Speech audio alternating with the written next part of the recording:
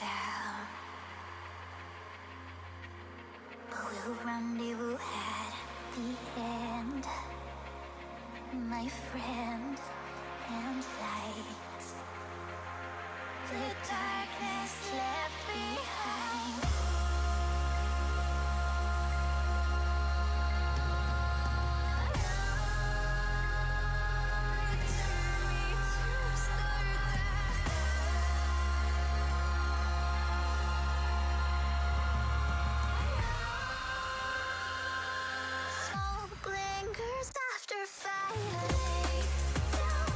Your troubled mind, we are only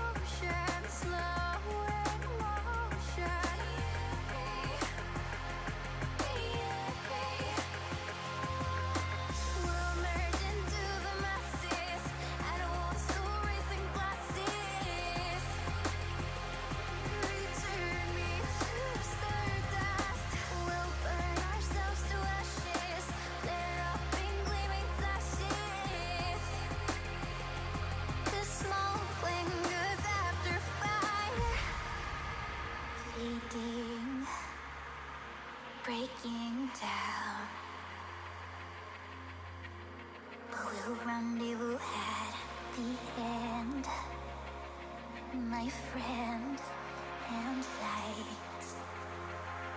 The darkness left behind.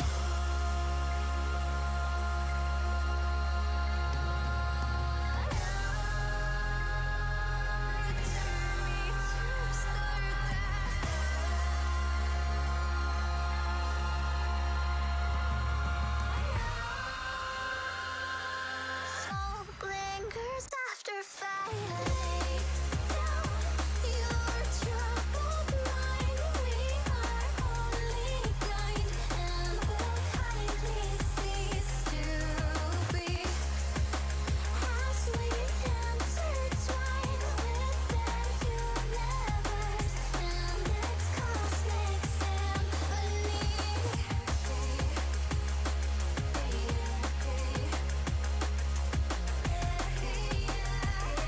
Return me to stardust.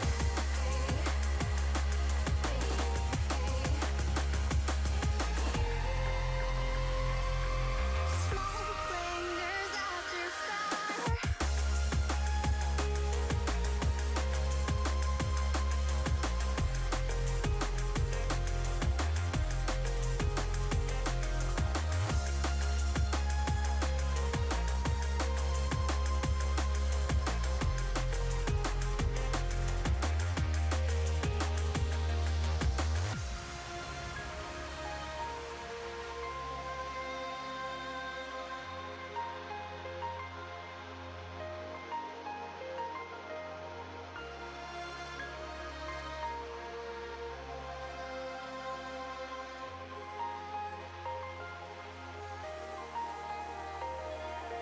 Limits boundless, heaven starless. Every forest cut down, river dried out. Spirit flown away, and life will go as it came, till nothing's left to sign our name. Return me to stardust. Once galaxies expire, we'll let our thoughts transpire. Smoke lingers after fire. Lay down your troubled mind. We are only kind and will kindly cease to be as we intertwine with the universe and its cosmic symphony.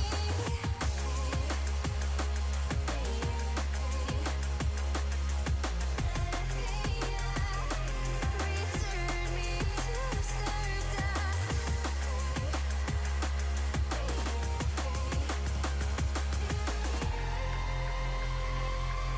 Smoke lingers after fire.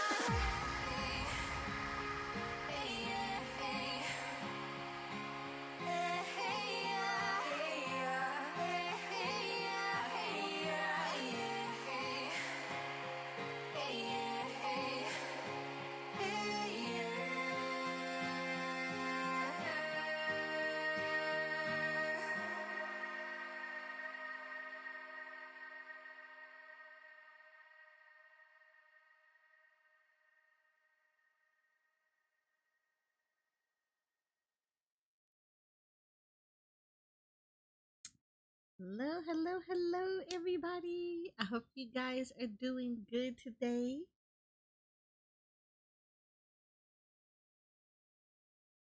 Um, so it's been a minute.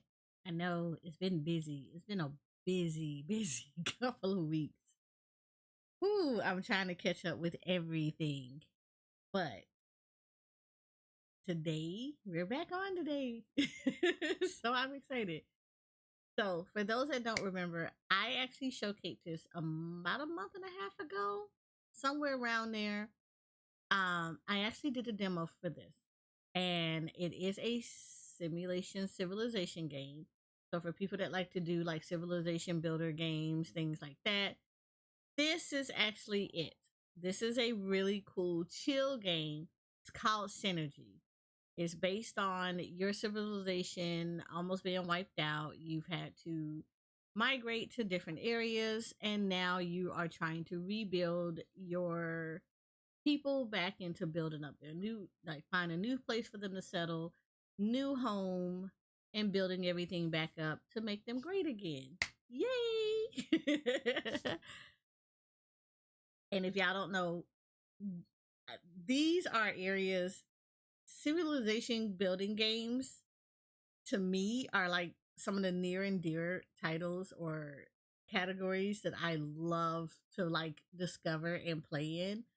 So things that are like city building, civilization building, things like that. I love those kind of stuff. I really adore that genre. So uh I'm excited for this, especially since I actually played the demo when it first came out just to like test it and see how it was, and it was really cool. So I was extremely grateful for Goblinz Studios to give me an early access key to hang around and play with this, to see how it is, to kind of put my hands on it.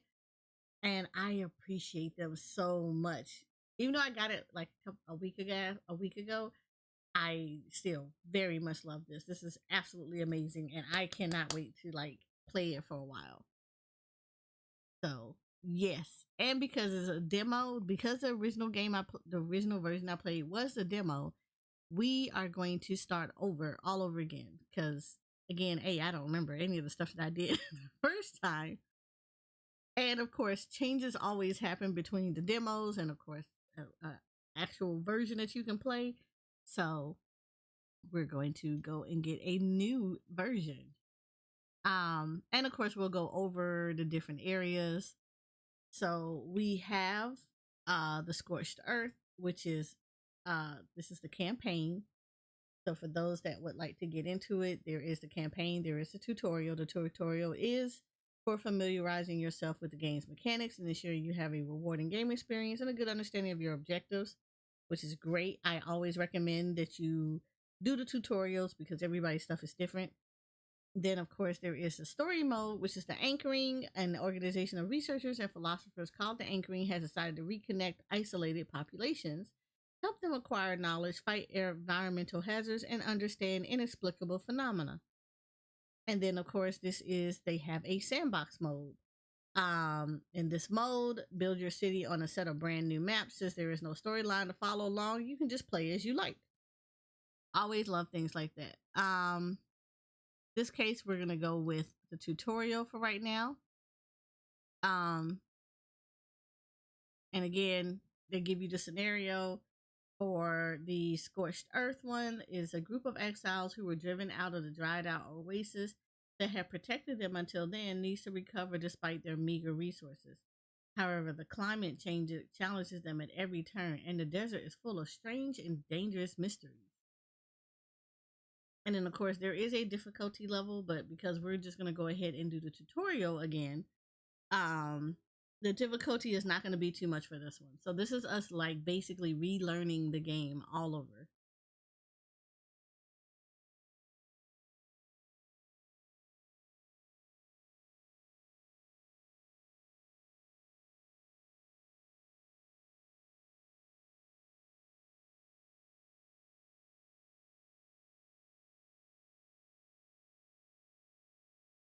Okay.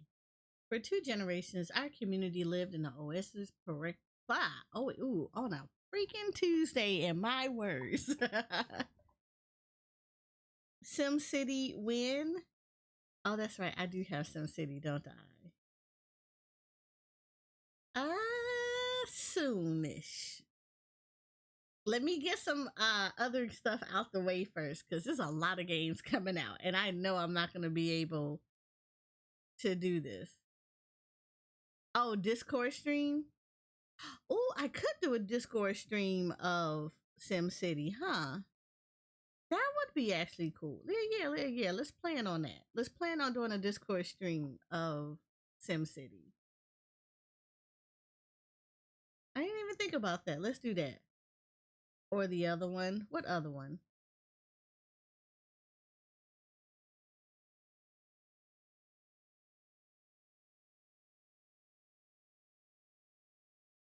Oh, Shoko.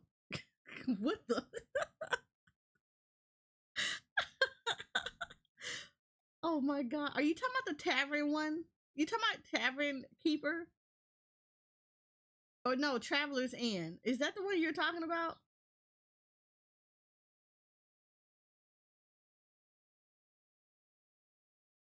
Oh, City Skylines. I mean, both of them, honestly. Uh, oh, what City Skylines? I don't know. I can do another one on console and see how it is. Like I said, I like City Skylines.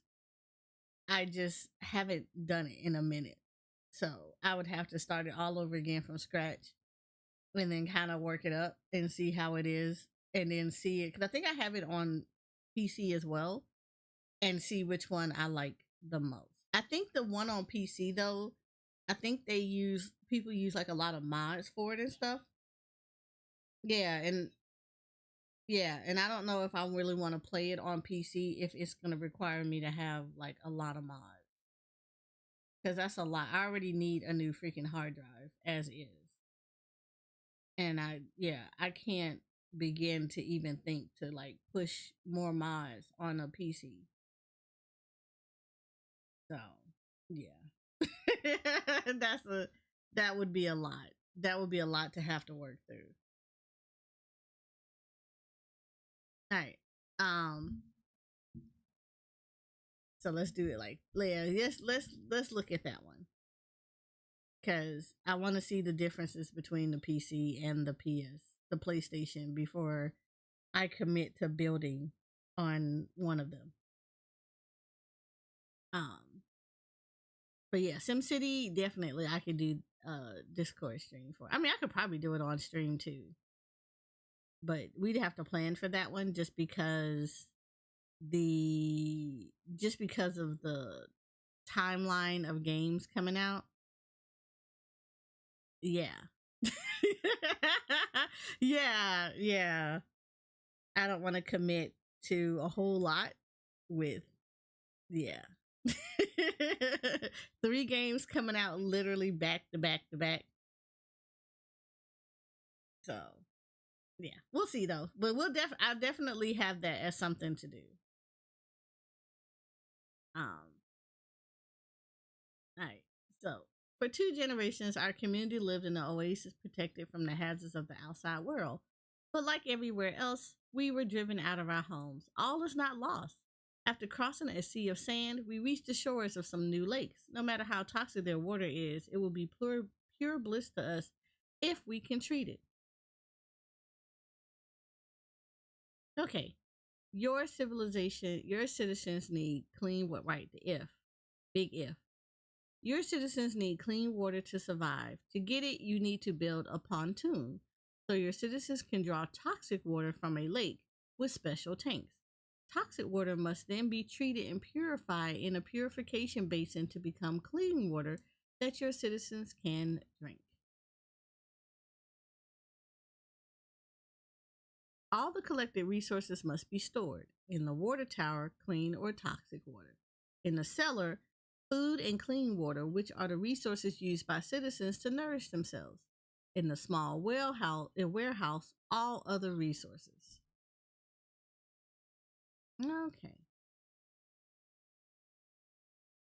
So here we're gonna move to a watering hole. Now last time I kind of spread them out a lot. I'm not gonna do that no more. Onto a water hole. Let's build a pontoon. Open the construction menu. And this is the pontoon. There we go.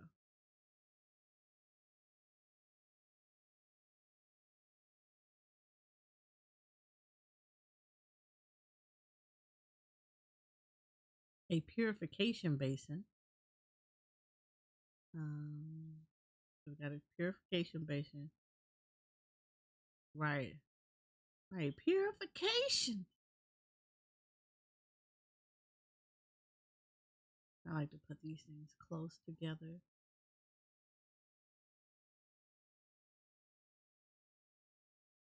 And then a water tower.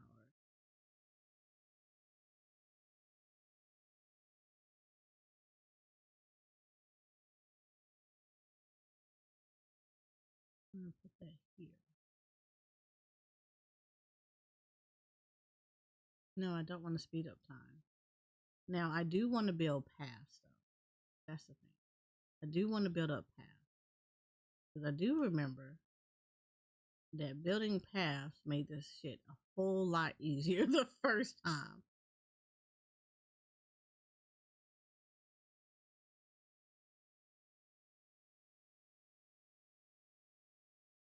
Yeah. Yeah. And so then I have to see starting to stop. So now I have to build up around all of that.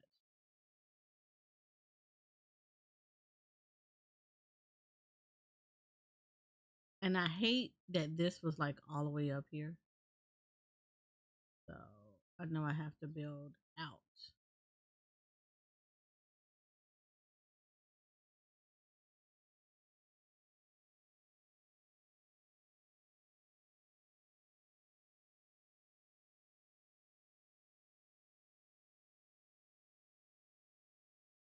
Oh no, I did not do that right.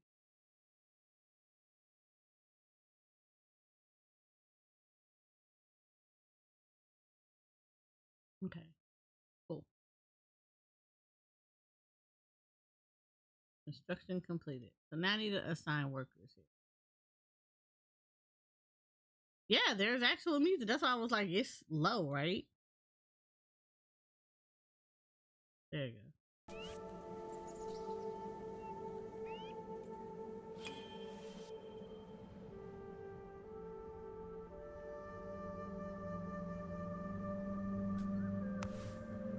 Okay, so now we need to actually put people in here.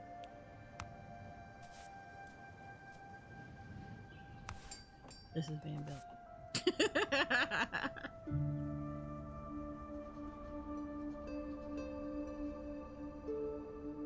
Now, this is one of the things I did like about the game is that it was super chill. It was really chill.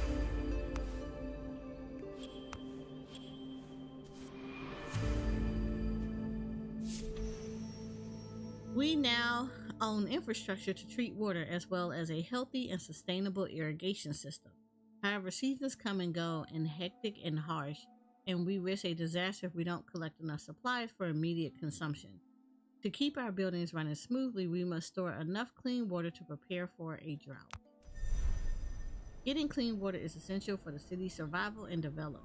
Scarcity of water means the growing needs of the population need to be balanced. Hi, Jay. These to be balanced with supply means and climatic conditions. Certain climatic events, such as the dry season, can be fatal for unprepared cities as water supply means are slowed down or even stopped. Fortunately, you can check on upcoming weather conditions in the interface, which shows the weather cycles for a current and future cycles. A cycle is a period of 40 days. All this information is displayed near the speed controls. Okay, so I need 2 purification basins. Assign 2 citizens to a purification bay and collect 20 clean water. I need to do another one. We're gonna do these side by side. Or do I want to? No, I don't. Let's do it. And then we're gonna assign citizens when they're there.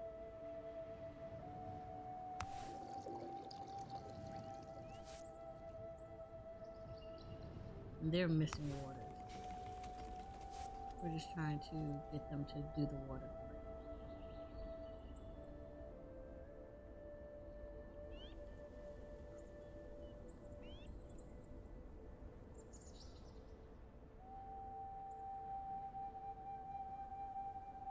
Hi Jay, how you doing? Only thing that I say hate that is just when you click out of here, you don't get to hear the audio again.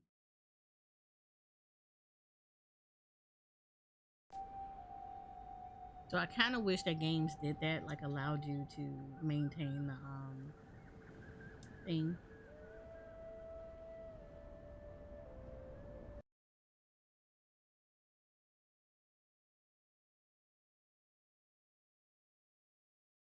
Sorry if I'm clicking out, it's because I'm checking something else.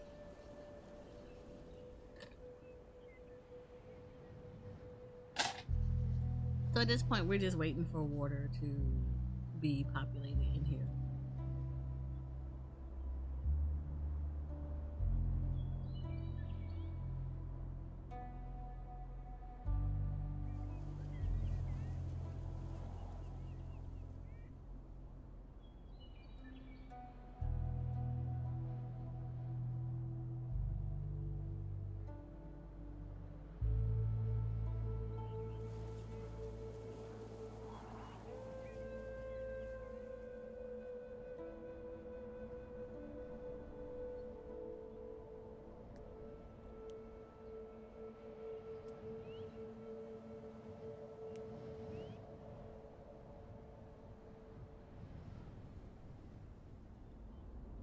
There you go.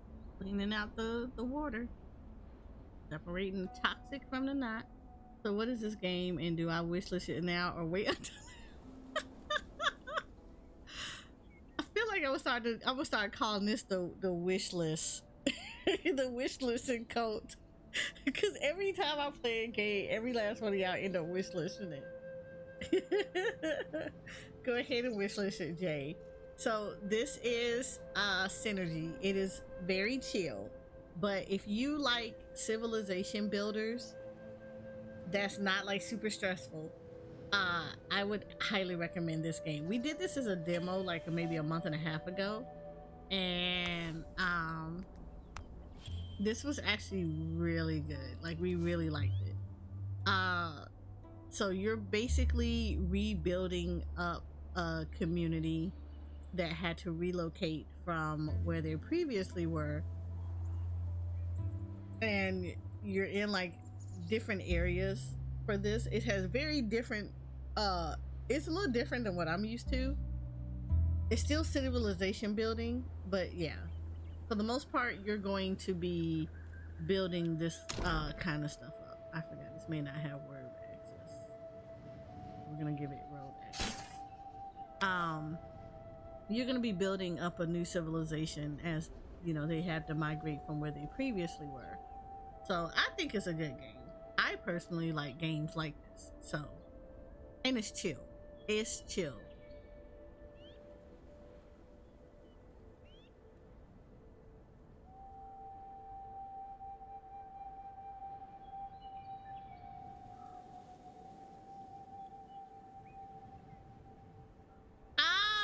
Probably a little bit cozier than I'm normally used to, but this is actually a really nice thing. So if you look here, this is pretty much what this is. Right now we're doing the tutorial just so I can relearn my bearings about this again.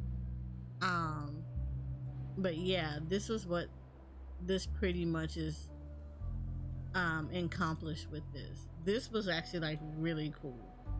I think the last time I played this, I was learning how to do like research on the different plants and stuff around, just so people could like, because that's how they actually, you get more materials by researching the thing that you're getting ready to try to harvest, and then harvesting it later, because now you know what their use is for, and then you can kind of assign. The thing that I liked about this game is you can actually assign people to do stuff. So that was actually really cool. Like, I can actually assign people to be researchers, or, you know, I can assign them to be hunters, or these kind of services need people first before everything else. So I thought this was actually really cool. And this can be found on Steam and on GOG as well. So those are the two areas that you can actually do, you can actually play this game in.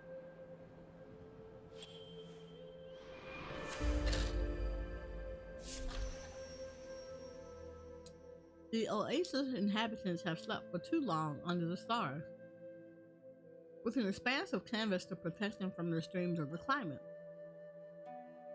Meanwhile, I got ice in my mouth. We need to provide shelter and sustainable buildings. For that, we'll need materials as well as a warehouse to store them. Heaps of rock that can potentially meet our needs can be found all around the area. Let's use them wisely.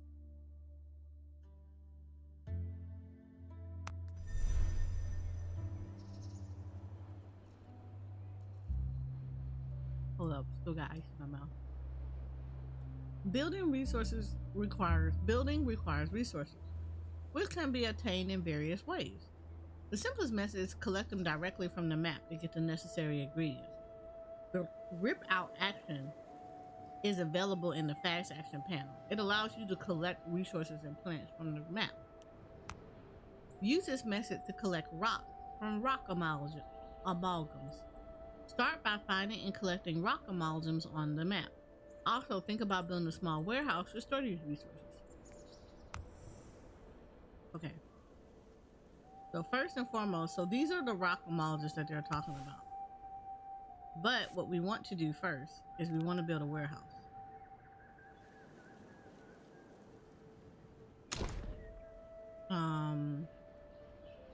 But yeah, shift.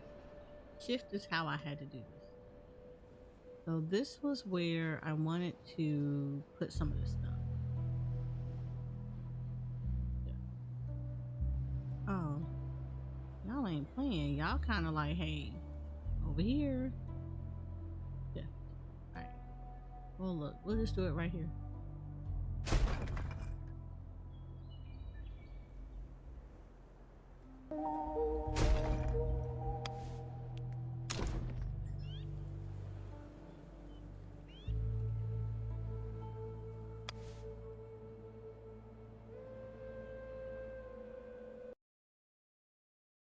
Oh, I have no idea what just happened. Thank you for the sub. The alert did not come up. I don't know why it didn't.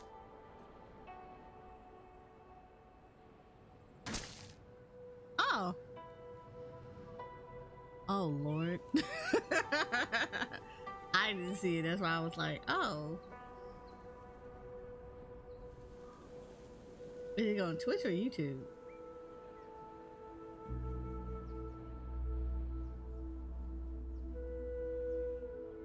Oh, okay.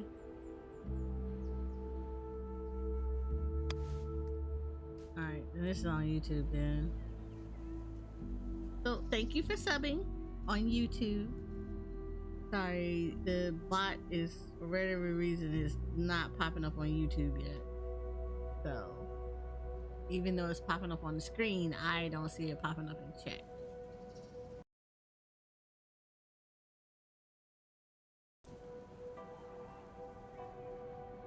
Alright, I need to get these up first, because they don't have anywhere to go. And I like to make sure that our stuff has places to go before I start ripping stuff out of the ground.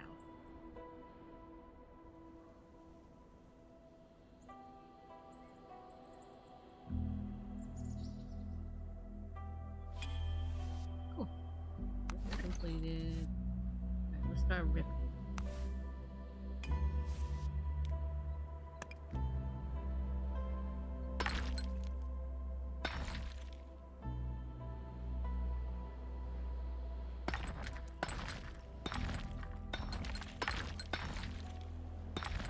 I don't remember how much is actually here, so we're just gonna grab all of these.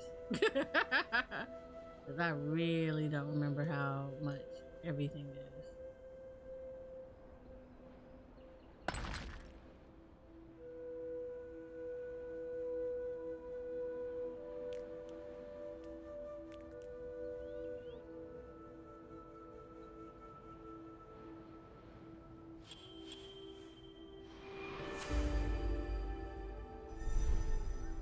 Citizens need a roof over their heads to protect themselves against rough water and live in decent conditions.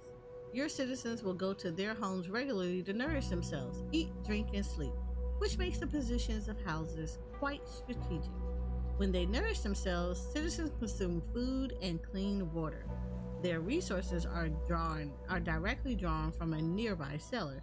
This is why houses must be positioned within a range of a cellar. To nourish themselves, citizens also need cellars to have clean water and food. All storage requires 20 units of each default resource type. In the storage interface, it is possible to change the number of required resources or even refuse a resource. This can help in determining where resources are stored or preventing citizens from consuming certain foodstuff. Since all resources must be carried by citizens from one structure to another, it is important to have enough citizens that are not assigned to any building and are therefore available as carriers. Citizens naturally prioritize your direct orders, and then the tasks they consider most important. However, they may make any order or city or building a priority. For instance, your citizens will give priority to bringing and collecting resources from a building marked as a priority. Okay, so now we have to build a cellar. This is where I wanted to build a cellar over here. Like I wanted to build this stuff out over here a little bit. I kind of wanted to build like different little communities.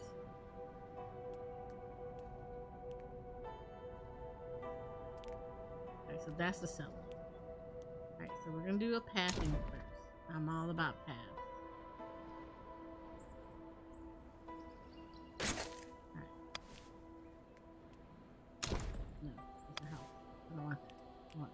Okay.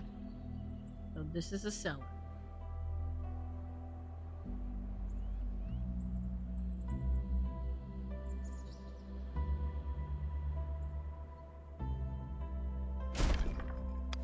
Alright. And then of course we're gonna do housing. Hello, Cannon Bush. How are you?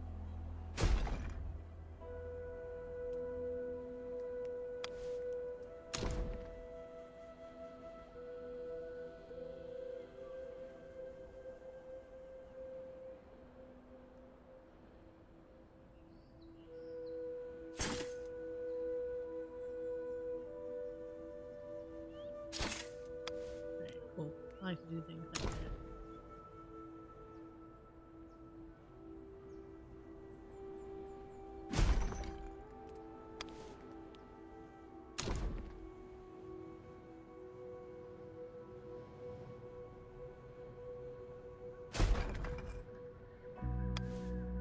Alright, we got 3 houses for a run. Is that roads? Well, guess I'm not getting past TOS soon. Huh?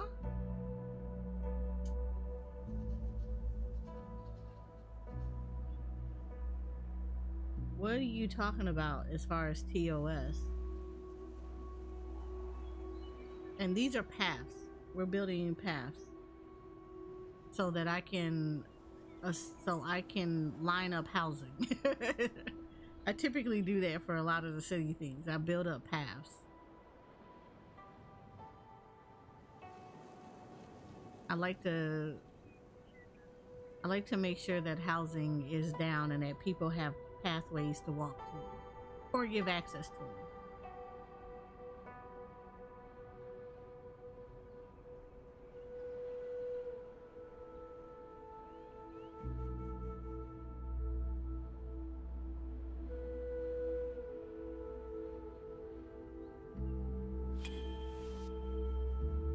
Right, so we have a cellar that is built, so that's good.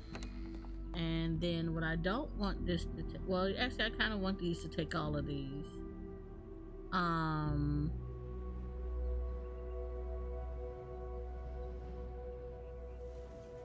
Well, I'll probably build more than one though. So like we will have all the foods go here. Actually, yeah, let me build that. Let me do a cellar here as well.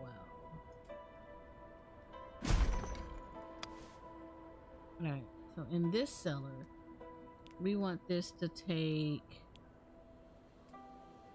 I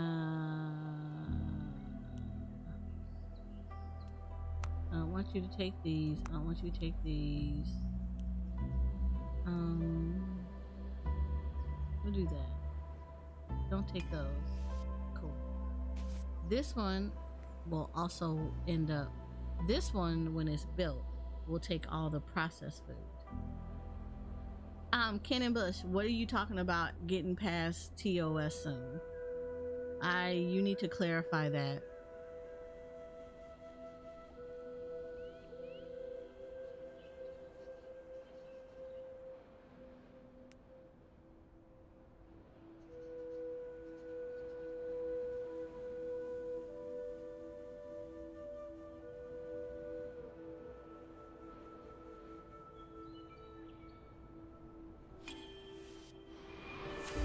Cool. Instruction complete. The food we brought with us is dwindling by the day, but picking the strange and prickly fruit growing in the area, not to mention eating it, is risky. Before anything else, we must eliminate any danger related to the exploitation of these plants. Although we do not have a lot of specific knowledge, the Oasis Oats Distiller is able to perform basic chemical experiments, equipping it with a mobile working station. We should start our botanical studies. Okay, so environmental analysis. So this is the part that I really liked about the game. Performing environmental analysis with field laboratory enables you to discover the characteristics of nearby plants. Understanding the environment is the only way to get resources without causing your citizens to suffer or destroying the environment. The first analysis, the surface analysis, gives you the result of the rip-out action and of harvesting actions on plants. Surface analysis only provide information on harvesting actions that are already unlocked. After unlocking a new harvesting action, you need to perform a new surface analysis. To be available to citizens, harvester actions require a harvesting building. When a harvesting action is performed on a plant, the latter changes its growing state instead of being destroyed. This action is therefore more sustainable. Also, since the actions doesn't destroy the plant, the latter sticks to the harvesting order. Therefore, citizens will interact with the plant each time it reaches the appropriate state of growth, which I absolutely love. Because most of the time, once you knock something down or grab it, it won't grow back. So this one, I like that you actually harvest it and they go into harvesting. So that's actually pretty cool. Okay, so now we need food, right? And this is why I like this game so much. All right, so here we need a picker's cabin. We need a field laboratory and we need a picker's cabin. Okay, so we Gucci with this, right? So we get the picker's cabin, which if y'all notice, I had already planned for this. Right here, that's a picker's cabin. And in the field laboratory, we're gonna put here, I wanted to say. No, I wanted to put this here. Put this. We'll put this here. 3 houses sharing 1 cellar. Hope these people are honest. Right. You know what? It be like that.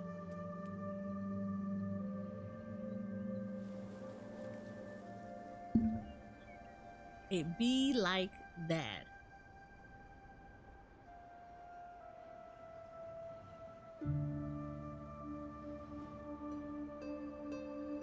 So once we get the field laboratory up, we'll be able to start analyzing plants and seeing like what they do and then collecting. Okay, so we're up.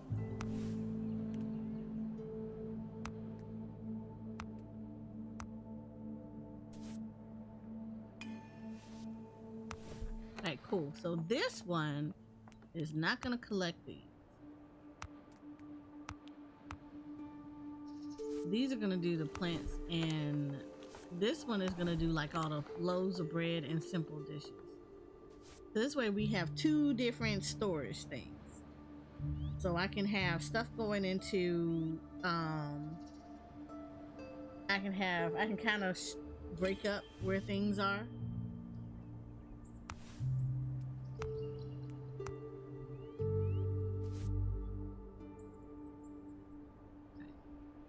Action available. Surface analysis on this. Let's do a surface analysis on this. We do those. I want them on this. There's quite a few things I actually want them to do a surface analysis on. So, oh, we do not that. I'm gonna pick something.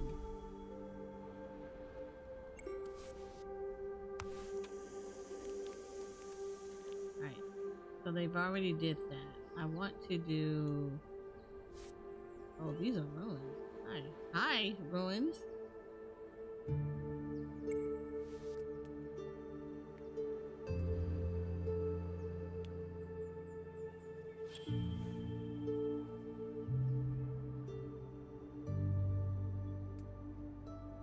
Okay, cool. So we can pick these.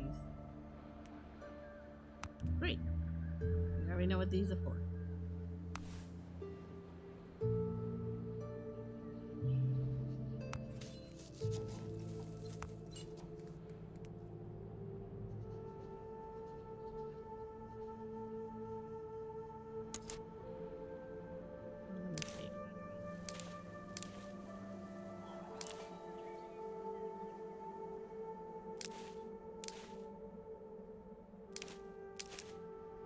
Try not to make them go too far.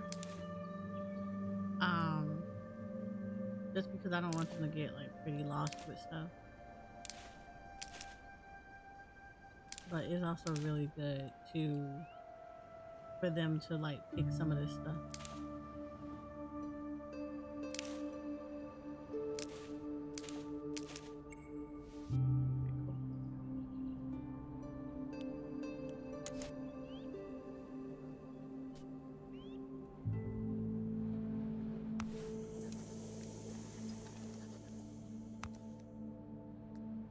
Do another surface analysis because I do want to find out what some of this stuff is.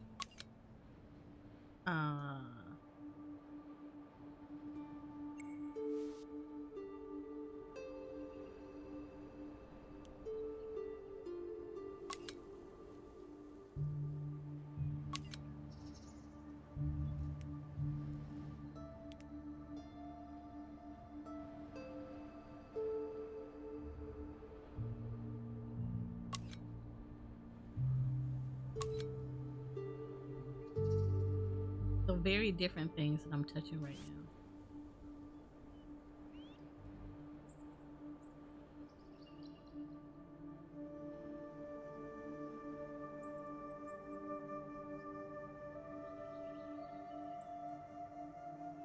Look at that, see? They're grabbing this stuff. They got plenty of stuff that they're doing. Alright, resource refining.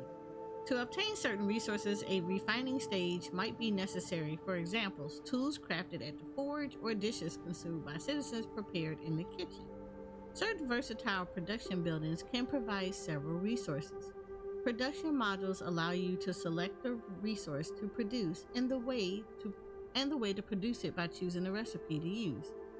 This allows you to adapt to the resources available in your environment.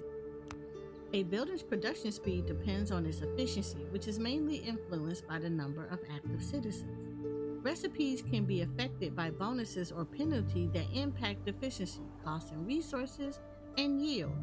These may come from several sources. Bonuses unlocked through research. Bonuses due to proximity with other buildings. Bad weather penalties. Alright, cool. So now we have another action.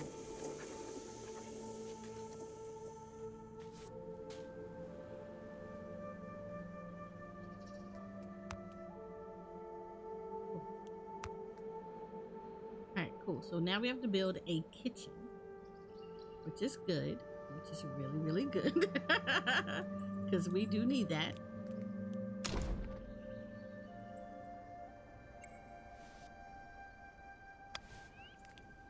I do want to continue this roll up though. We're going to prepare for some stuff.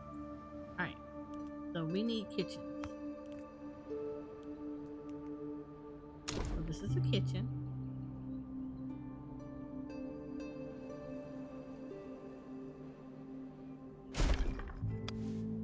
That's the kitchen. And we also need a forge. We're gonna build a forge up around here. Actually, no, I want to do this.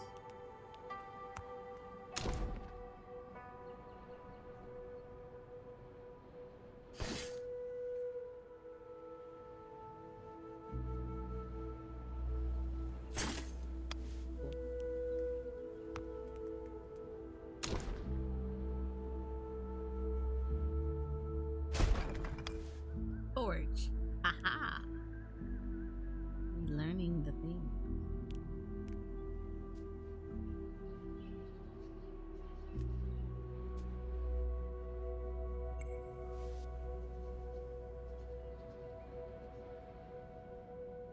So now we can picking, we have trimming, we're ripping out these.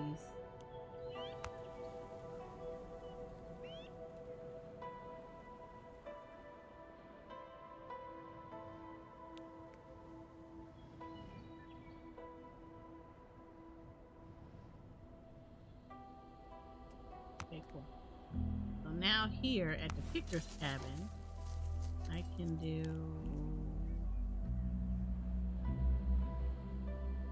maybe I can do 2 of these.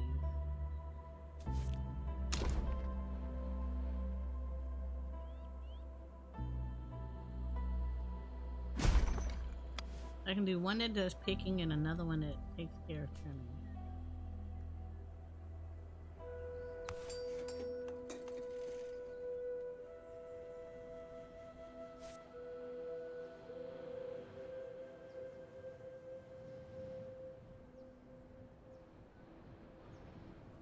Yeah, we'll do one that does picking and another one that does trim.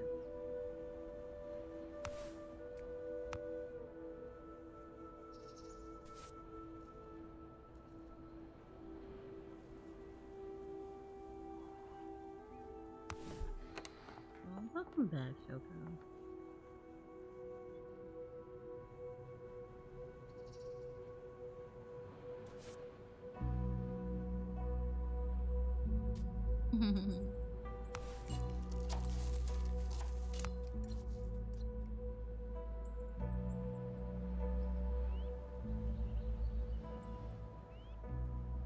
Yeah, I gotta do that.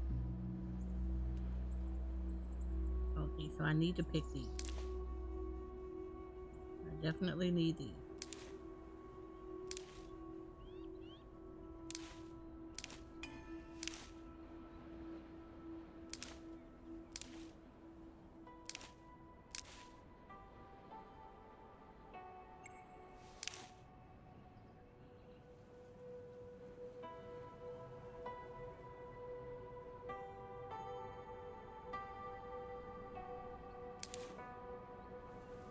Ooh, there's gonna be a lot over here. We're gonna get these for right now.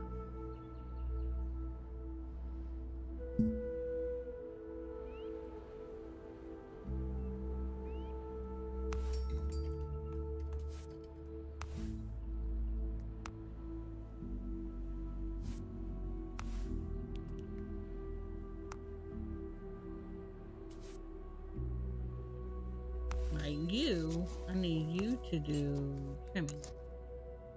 What can I trim? These. I need these for medicinal purposes. Oh no, I don't know. I don't want that.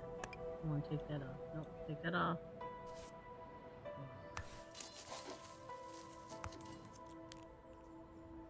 You're gonna trim that anyway. I don't even know what that's. It's okay though. We're just gonna trim stuff. I need this for medicinal purpose.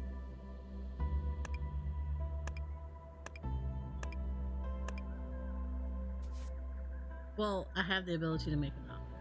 So.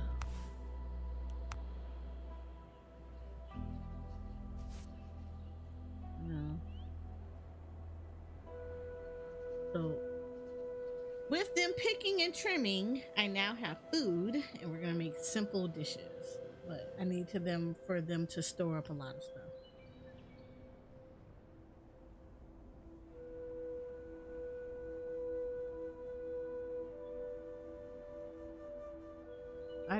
actually need a lot more citizens too, because I would really like to get some of these people other things.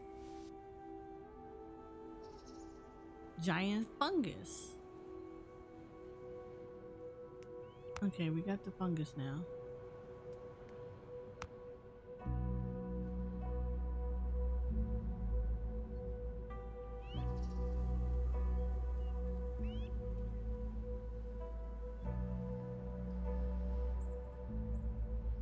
Whipping gourd.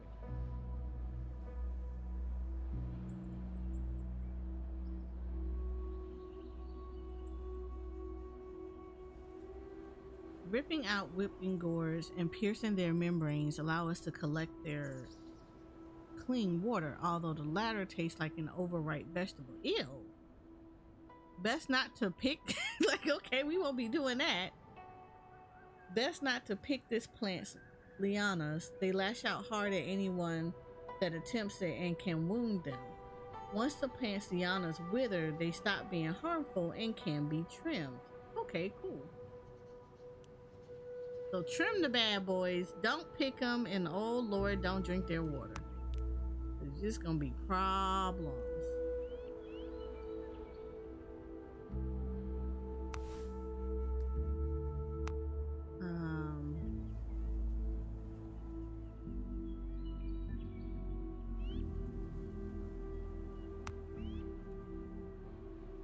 Yeah, let's start that.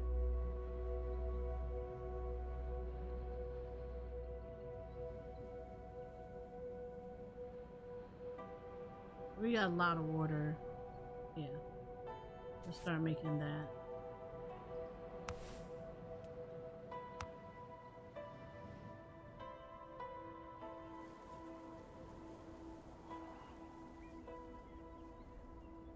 Ashy pancakes. That's a whole mood.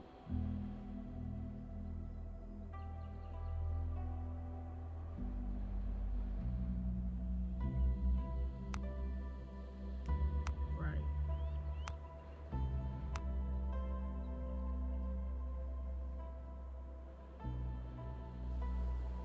Alright, there you go. I'm done.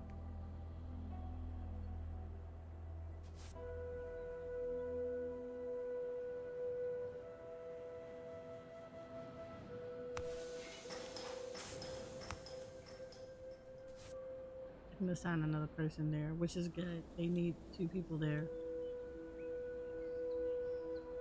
There you go. We're making some food. We're making food! Ashy pancakes, because, you know, right now that's what they got closest to.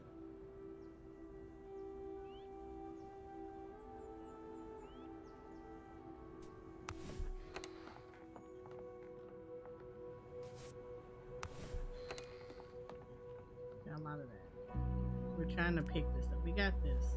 We're trying to pick some of these, but they're kind of out there, so I don't expect for them to come anytime soon. Right now. Yeah, see, that's a whipping gourd. I can't have them pick. Culinary confirmed.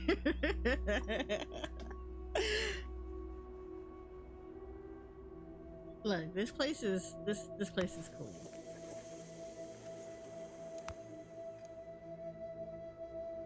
Okay, we have new actions.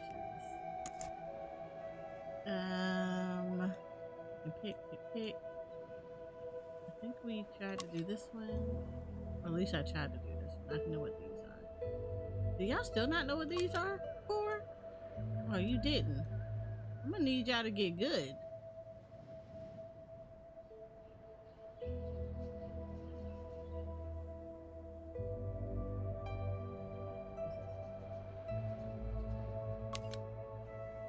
I feel like I did this, but I just don't know what it is. It's not showing anything to me. Yeah, I feel like I know what those are.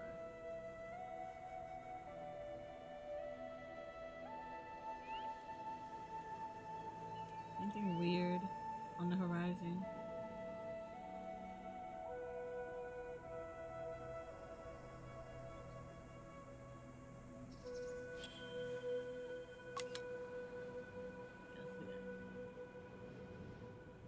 wonder what consists of a simple dish. I wonder what consists of a simple dish as well. I'm gonna assume that simple dishes is probably things that are like this, like things that are really, really simple to make.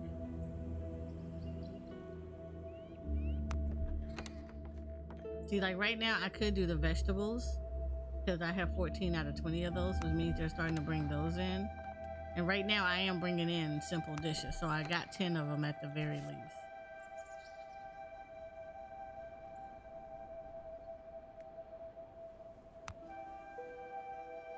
Okay. River rank fingers. Okay, these. Ripping out this plant by the roots provokes its toxins to dry out. It is then possible to extract the seed safely. Okay, so we're ripping them out.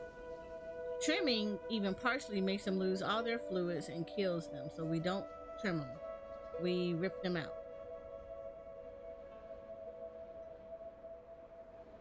So we rip them out. We do not trim them. Okay. Well, at least I know.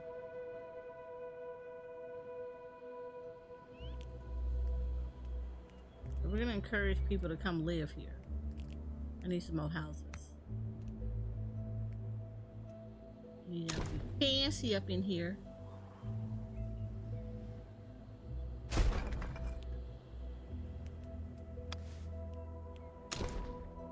Be fancy pansies. Yeah, we do pinky up living. It's the best kind of living around here.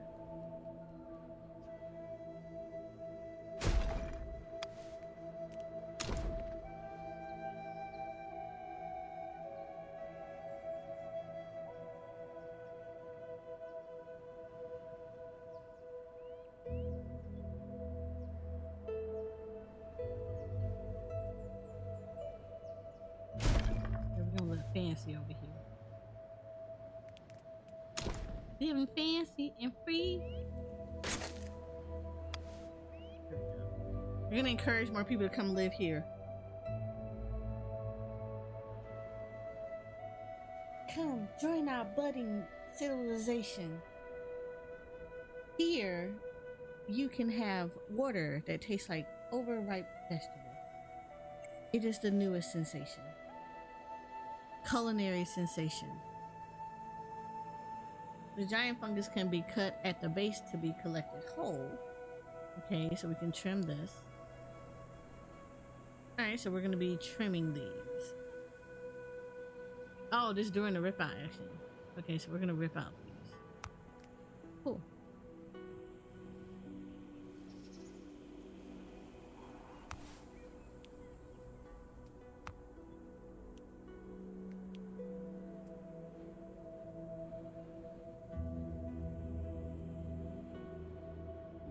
I'm not going to do the ashy pancake.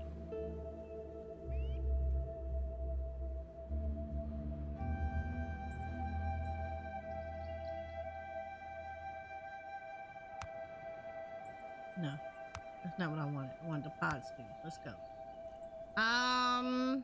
Yes, we have enough of that right now. We are going to do harvesting. I want to rip out.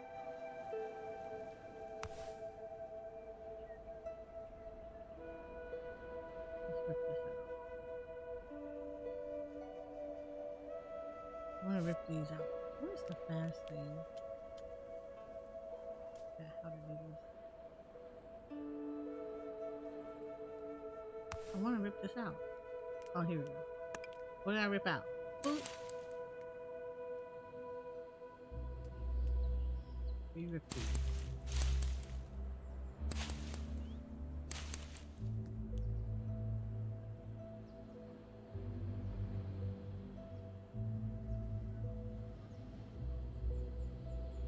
I want to rip some of these things out.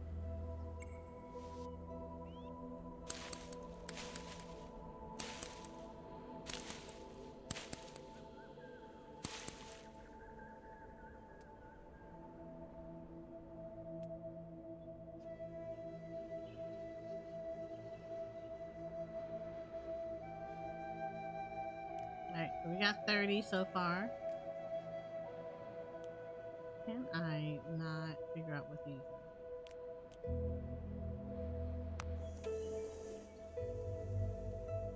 Nope, can't figure out what these are yet. Interesting. Is there anything around here that I don't know what this does? I'm coming for you, Mr. Postman.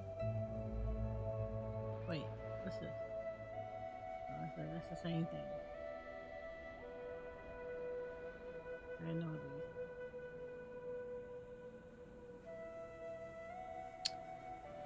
I don't want to know. Oh, I gotta rip out these too. Where's my rip out? We rip these out too.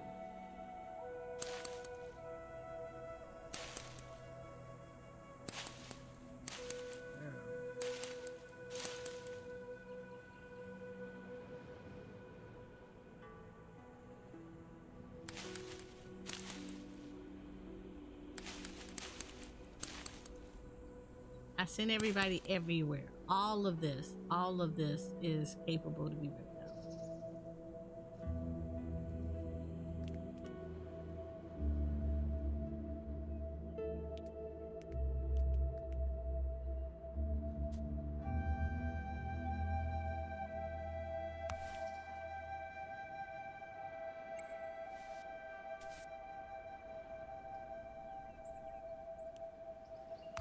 Cool.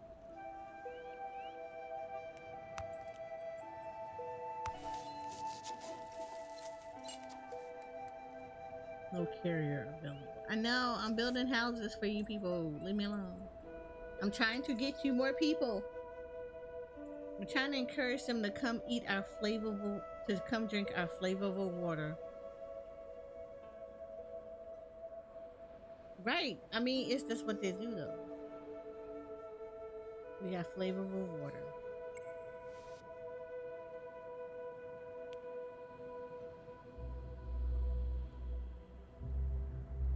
So we can rip the plants and get their branches, which is great.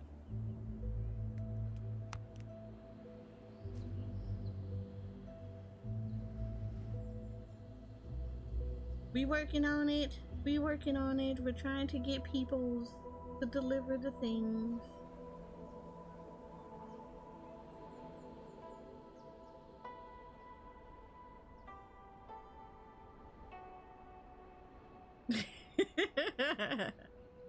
Look, we're just trying to get new people in here. We want them to come and live in here and drink our flavorful water.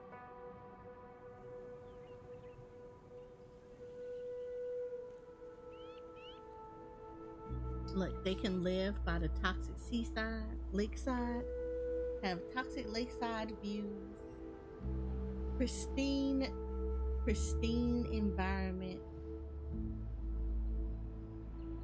closeness to all facilities,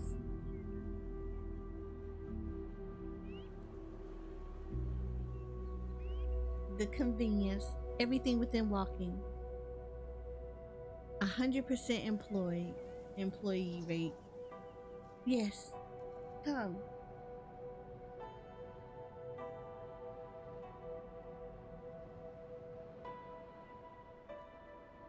Come live in our gentle oasis.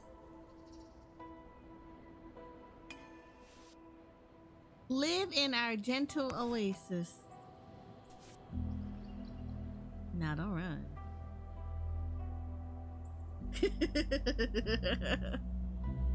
Never run. Never do that, because we gonna get you.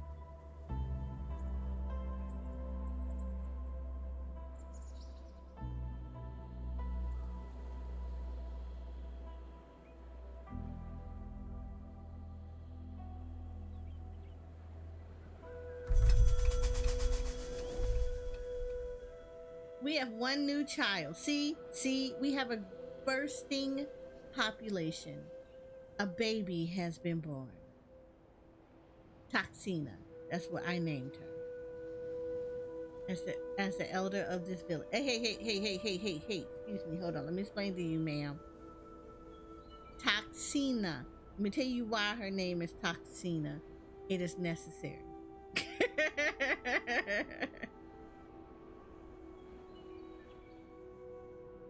You need stuff. We need bark. Okay, I forgot how to get bark.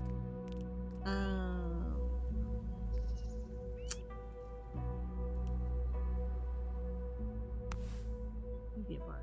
Okay, I need to get you some bark, right? Okay, we're gonna get you some bark. Bark. We're not gonna take all of it because I'm gonna need some of this other stuff.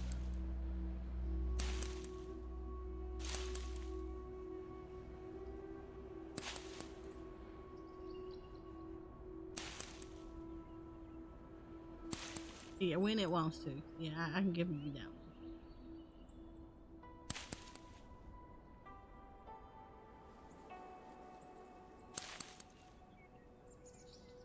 There you go. You need bark. We're good. One new baby has been born to us. Unto us a child been born.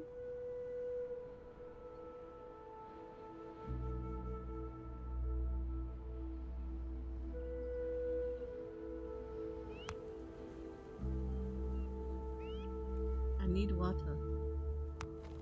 He needs water.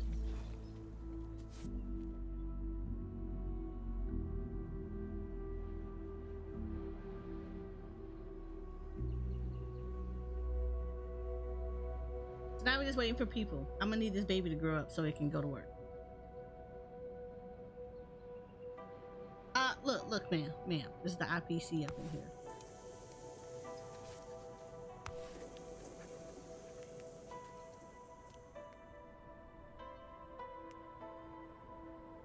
A book of knowledge. Look, I got a book of knowledge. We learn things here.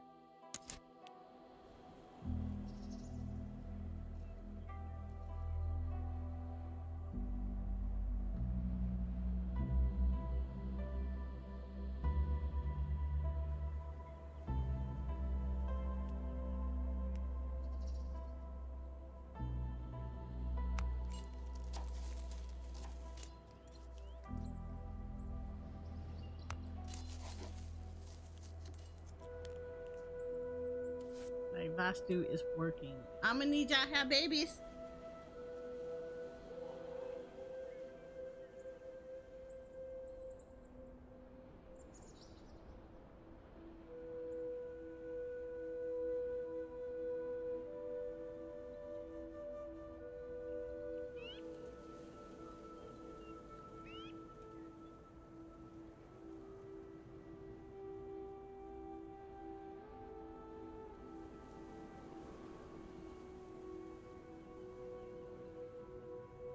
Yay! Are you like off work? Like you want to be heard off work? Oh, okay. Hold on, y'all. I'm gonna let y'all hear who's in my ear right now. Hey, Her imagination. my imagination's about to come to life. There we go. Wow.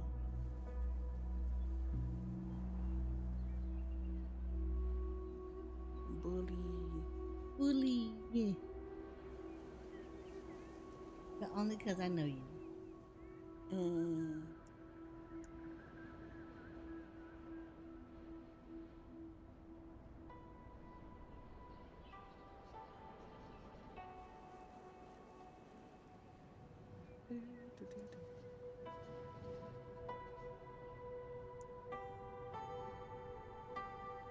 See, they building up houses right now. Look at this. Isn't this amazing? Look at this. You're building. I'm gonna need y'all to go work faster. Mm.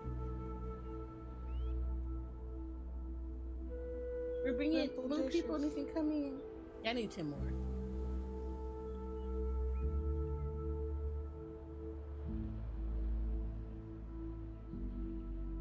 Where are these people coming in from? Just from all over? All over. All over. There's a city settlement. There's a town. They Yeah. got overripe vegetable flavored water. Let's go. And views of the toxic lake landscape. Don't dip your toes in though. You might come up with toeless. No, I don't think you're gonna come up toeless. I mean, you may get an extra toe. You know, like the fish in The Simpsons with the extra eye. Wow. Look, better for them in the society. look, environmentally, it would be better for them. Get extra grip.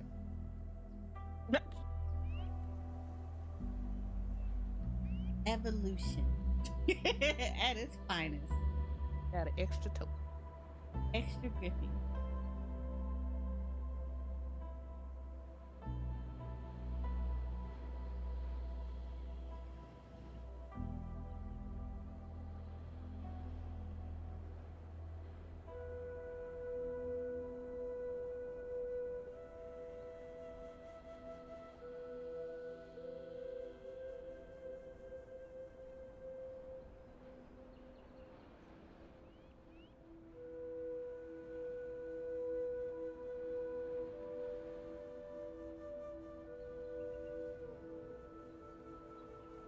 I do like that they do different animations because normally in most city builders it's like, oh, you have people that mine and then people that just harvest, and that's just assumed that everything. Here I like that there is actually levels of stuff, like you trim or you pick or you go rip out stuff. So I like that they break those down as very different options. Instead, it has a very all of those actions have different consequences or benefits. So I really love that. Is that Mercy? It's Pink Mercy.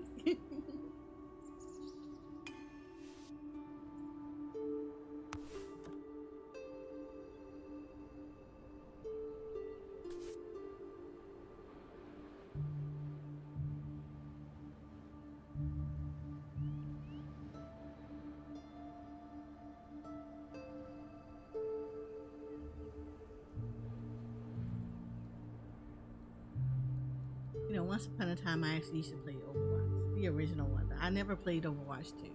I played the first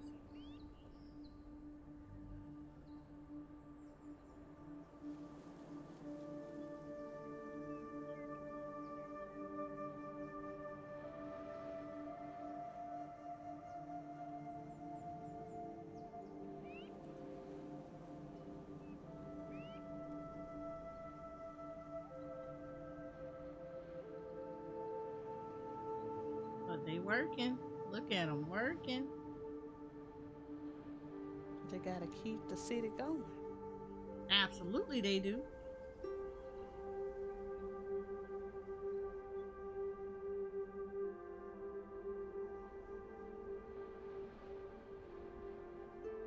I need them to feed everybody. Feed the needy.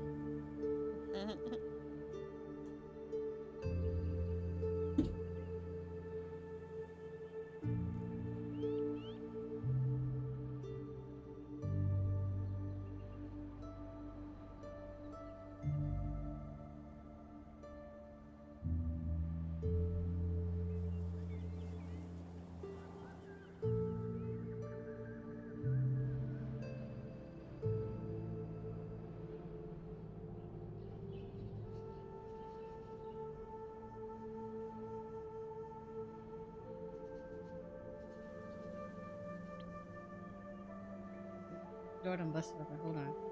It's been windy outside. It's actually really nice outside today. Nice. Because it look like it wants to rain. So, we getting a nice cool breeze. I love it. I love it. Yeah, it's actually thundering outside. I like that. Give me a second.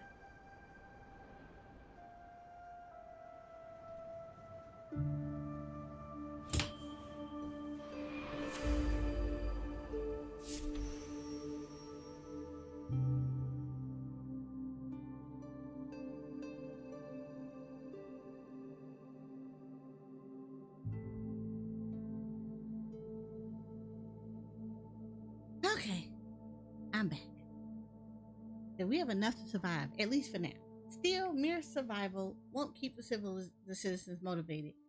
And many are already moaning, what now? Why toil and work every day just to get a ration of food and a sip of water? Because that's how you live. To keep the population motivated and allow the community to live again, it's high time to think of this camp as a real city. We must plan and build calming living spaces, dedicated to sociability and leisure. 4 adults have joined this city. Good. Basic needs. You now know how to provide your citizens with food and clean water. Their basic needs are therefore activated. With no food or clean water, they might suffer from malnutrition or dehydration. If this persists, they may develop a weakness, sickness, or even die of hunger or thirst. When a citizen is suffering, their moving and working speeds are reduced. Sickness can be treated at the infirmary.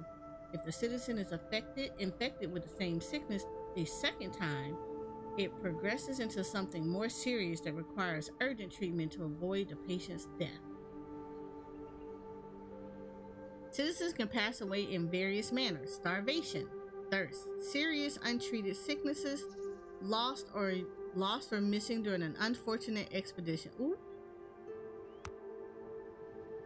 Well, some of y'all better get that compass ready. Once you have guaranteed your citizens' survival, it is time to conceive a city with architecture that makes sense and that is pleasant to live in. Building a square allows you to start forming a district. There are several squares and various different types per square, each having its own specifics. There's a cultural one, there's a market square, and a botanic one. Buildings belong to the district of the nearest square. To be valid, each district needs a specific building. Other mentioned buildings add to the district's points. Bet. But do they have kids? No, but we're going to have them have kids. Because then when the adults have kids, then we get more working adults. And that makes the world go round.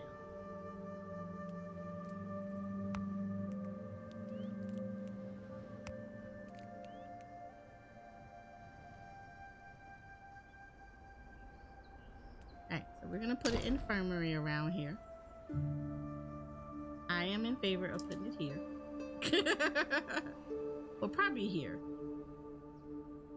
Yeah, we'll put it here. The infirmary right next to the research place. Makes it a peak.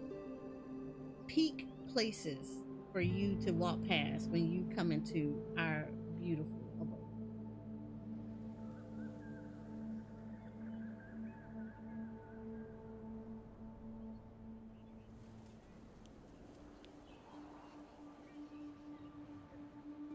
I'll be right back again. Mm-hmm.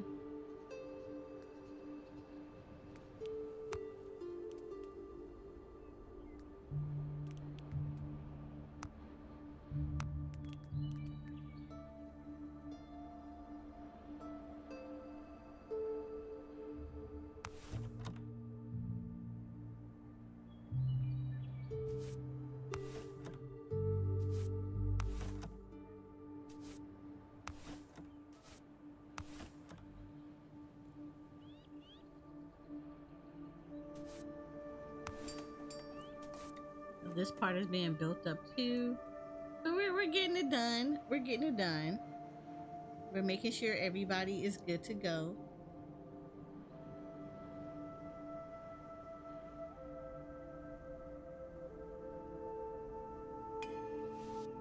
There we go. We got another house up there. Yes.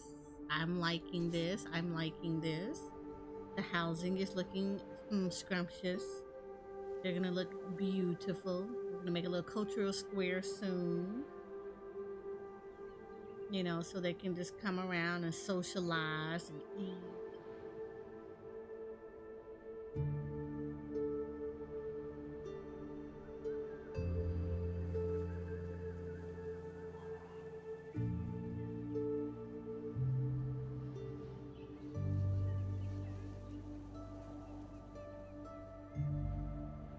I'm debating where to put this cultural square at. I might put it up here, you know, because trees and all that niceness make it look pretty. This might become a market area, you know, because markets, we got stuff around here. We all need stuff. Yeah, we're gonna go. Make some rough oatmeal.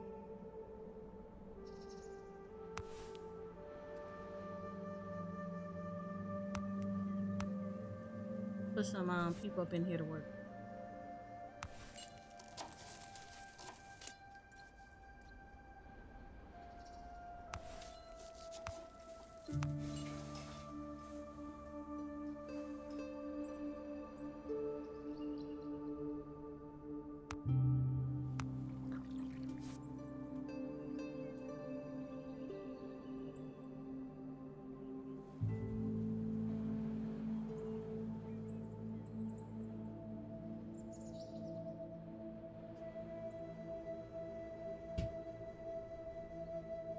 See, the infirmary is also going to encourage growth. You know,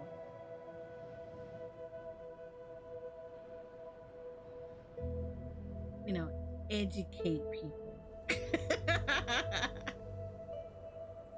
Educating people to do the things, being safe, proliferate everybody, grow our populace up.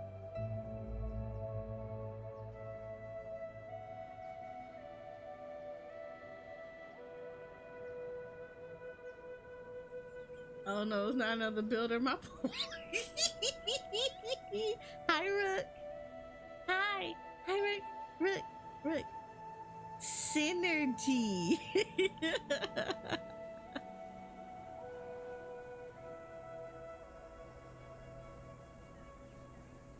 It is another civilization. Look, hold up. It's not my fault.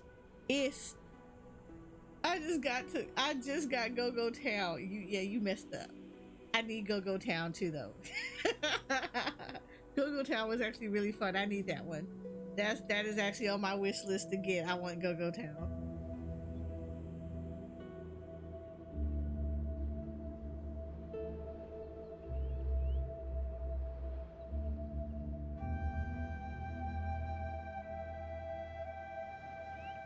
It is very addicting. When I played the beta, Shoko would tell you I was in here living my best life. I was running around all on the tricycle and everything. It is super addictive. I love that game. It is so cute. No, this is really pretty. When I played this as a demo, that was one of the first things that I noted was that this was very, very pretty. And it's super, super chill. Especially for a builder, it is a super chill game. And this is just a tutorial. That's the fun part. This is just a tutorial.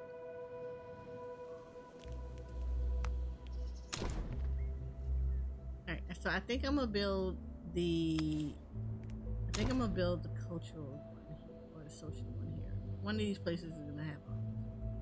So we're gonna go up. And then I wanna do this. Alright, cool. So I need a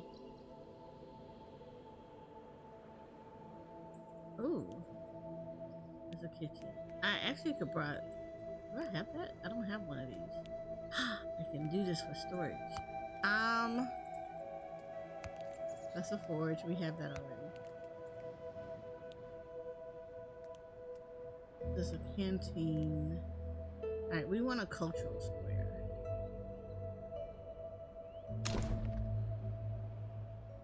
So this is supposed to be like a place that people can meet up at.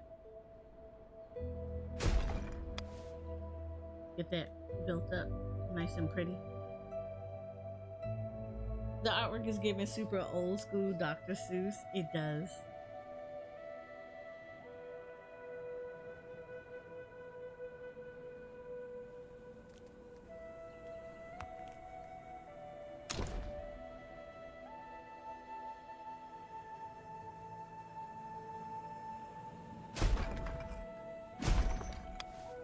I need these built up because this is a sign tower. This is storage.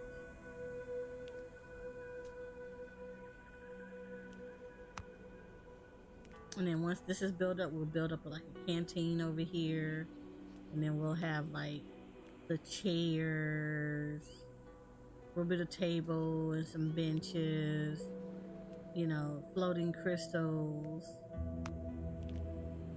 cubic statues, some street lamps, a bird nest, sun awning. Probably not that because I don't know what that is. Informative signposts to say keep off the grass. City banner.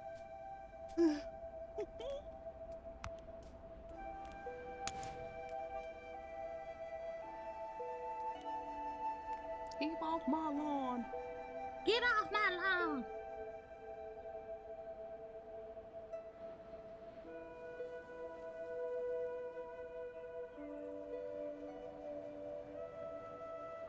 was nice and even and dirt.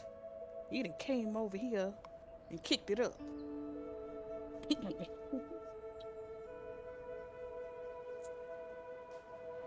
Now they should be grabbing.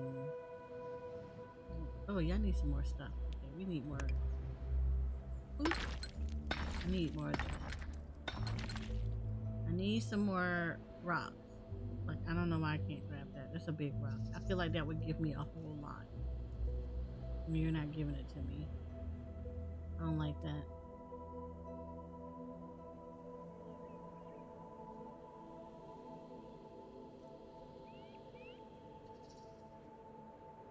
So, you know, rocks for days.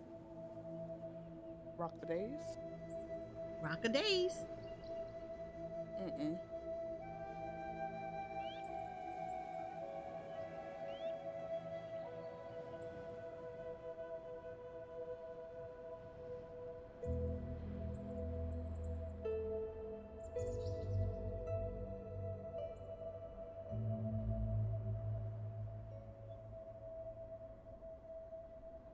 Okay, so every time we do something, there is some actual new analysis that has to be done. We use research to unlock a new type of analysis. Okay, that's great. We're just going to do some more of this.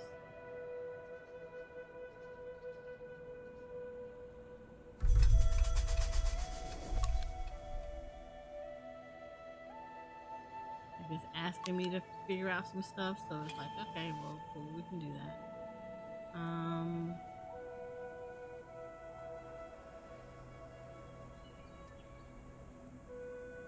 Well, basically, every time I get anything new done, I have to research it.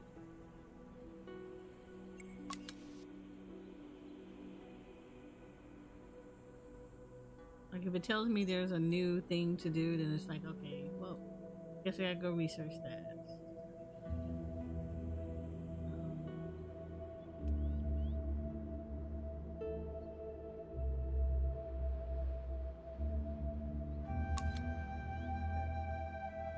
I keep basically researching stuff every time I get a new ability to do something.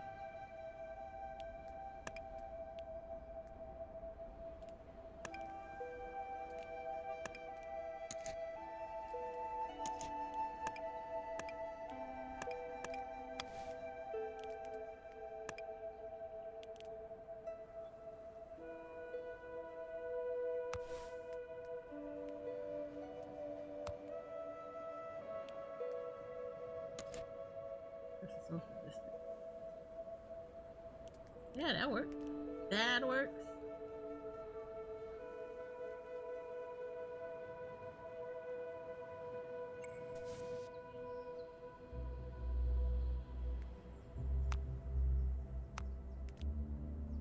Alright. Build a culture square. I need to complete a social district. So I need a canteen. I figured it was gonna be the thing.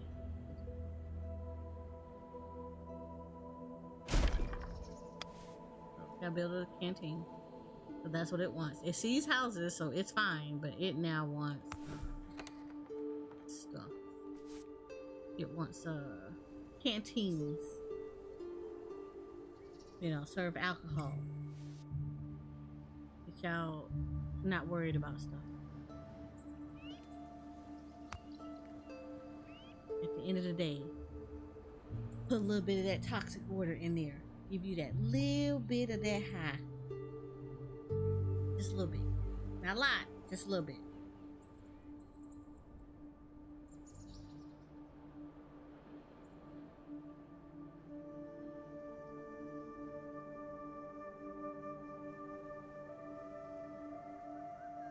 Then we're gonna start making everything look pretty. Get this cultural up.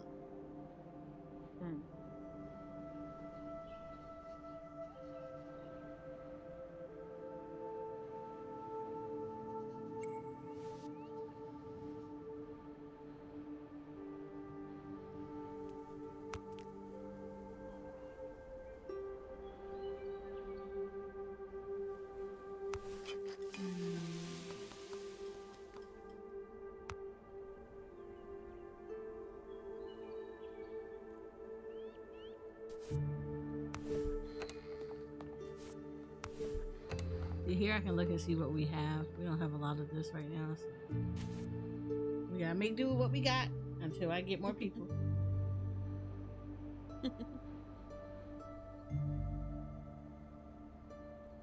Alright, I think I'm gonna step away real quick. Okay. Oh.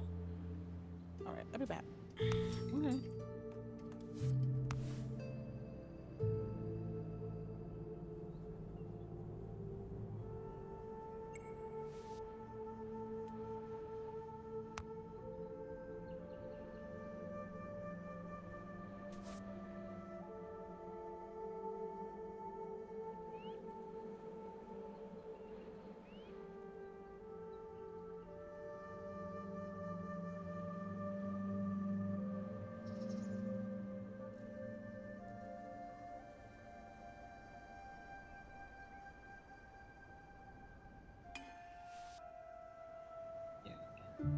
This. So now I can actually secretly I can turn around and actually assign people to just be carriers. So I need more people, but I can assign them to be carriers. They won't build nothing.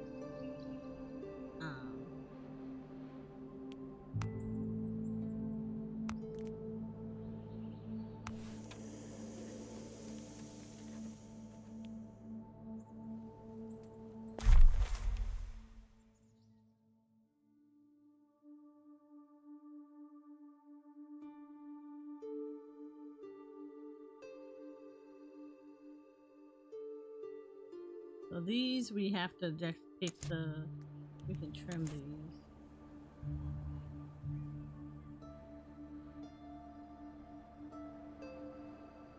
So these we would trim. Actually, no. What was that again?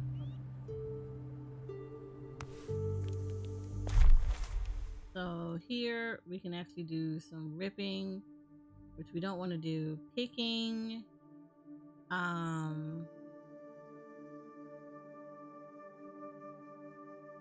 Oh, so the agricultural farm can actually do this too. And then trimming.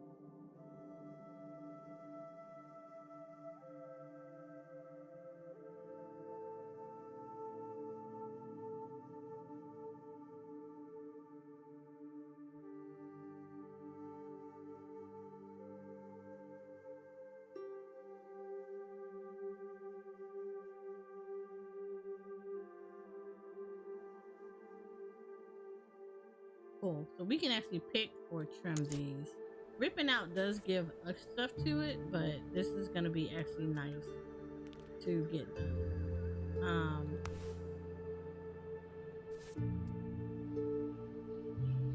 What are you? You're picking this. I need you to pick this stuff.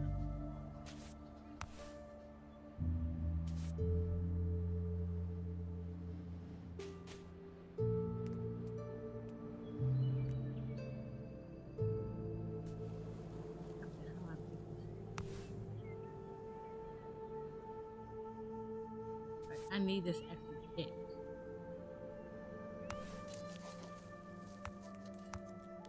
Great. We pick these.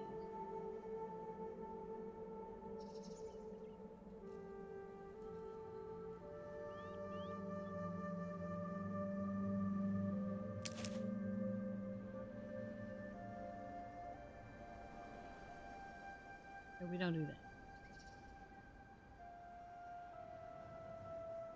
Alright, cool. I need to bring in like more stuff.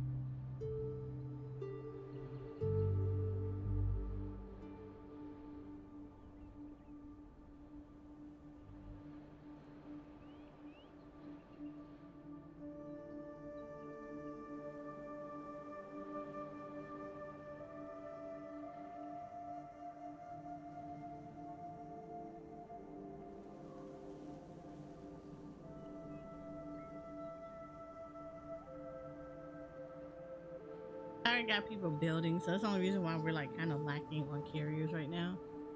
Once they're finished building, yeah, see, once they're finished building, we're good.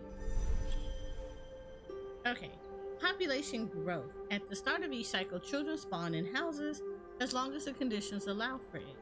For a child to spawn in a house, they have to have access to food and water, an appropriate temperature, an adult, and an available spot.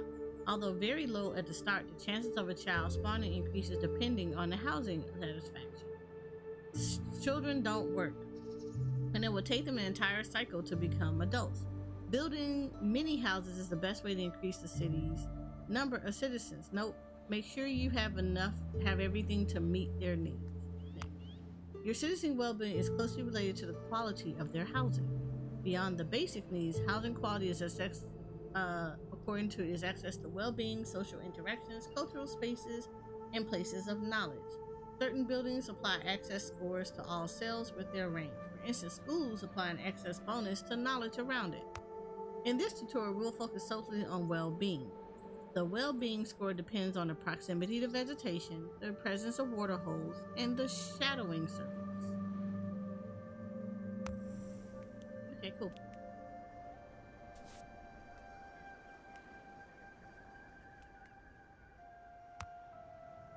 Right, I need a scent guard.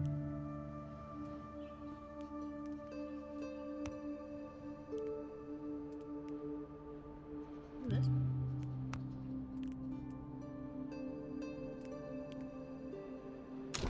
I need a scent garden.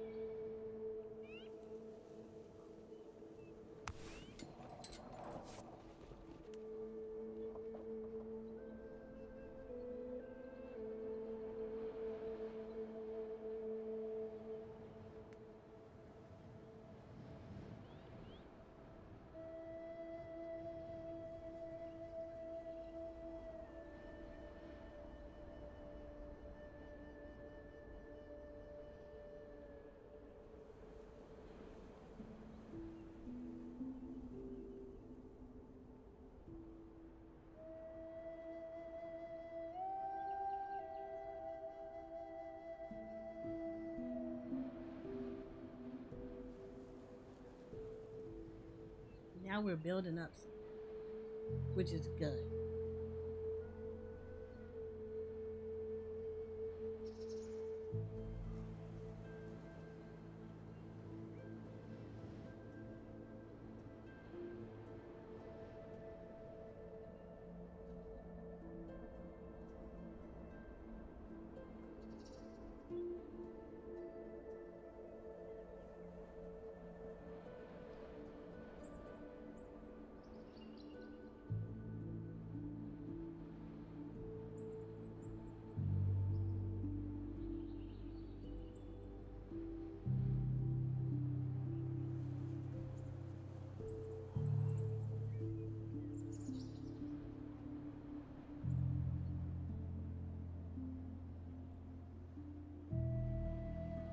I love this. I love this about this game. It's so chill.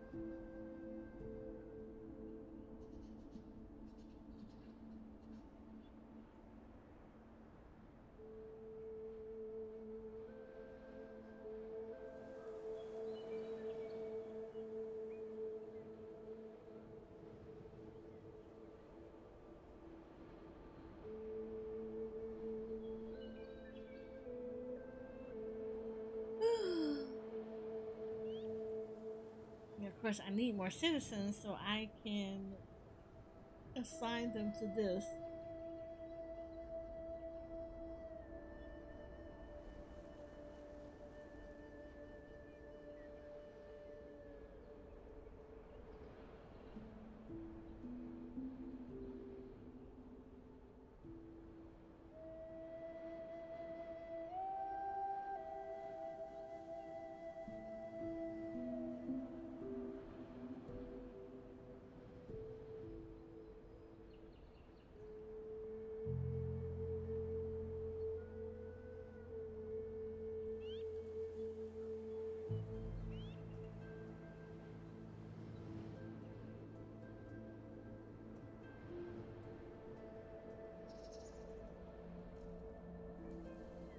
Lord, I know y'all need stuff. I'm trying to get you there. Oh, we done ran out of food. Okay. Hi, Jay.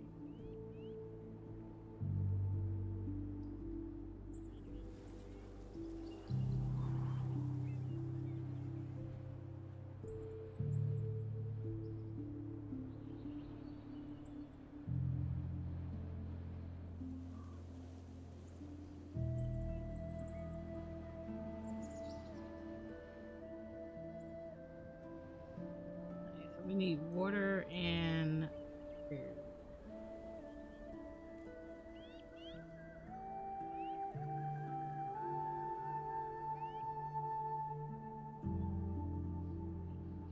Right, food they're fine with. The water they need. Yeah, they're back again. They're happy.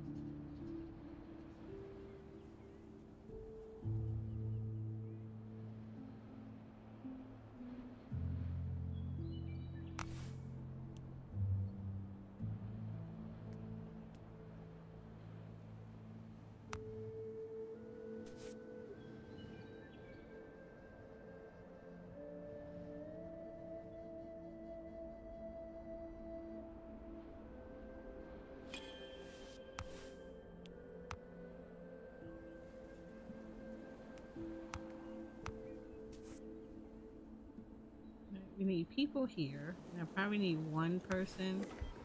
I don't think like we need two people here.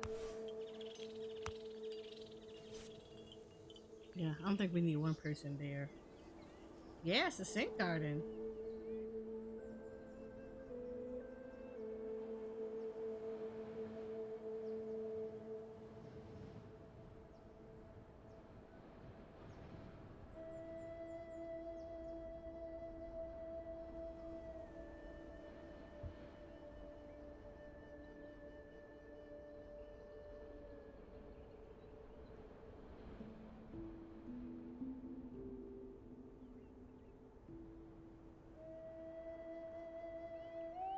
I need more people though. That's the whole thing. I need more people in here.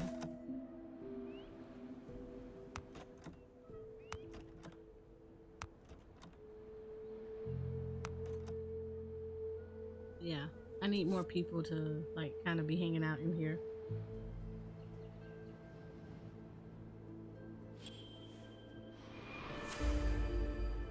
So they can kind of build out. Call of the unknown. The citizens have noticed a strange phenomena. A luminous dot blinking chaotically and only visible at night. They fear it could be a distress signal. Numerous volunteers have asked to investigate and organize a rescue operation. If need be, let's select some explorers and equip them for the trip. Okay, so now I got 6 adults. 2 systems shape the game's progression by introducing new possibilities, research and exploration.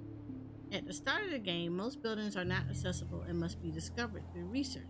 Research can also unlock effects for buildings such as bonuses or new tasks.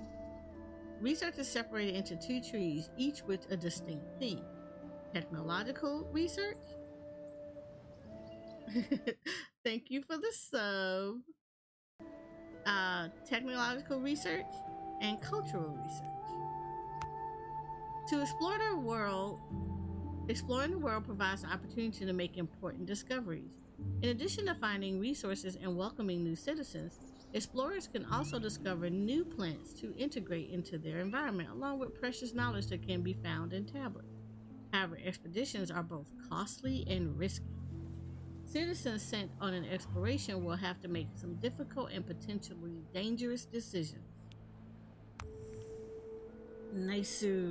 Okay, so we got to build a research center.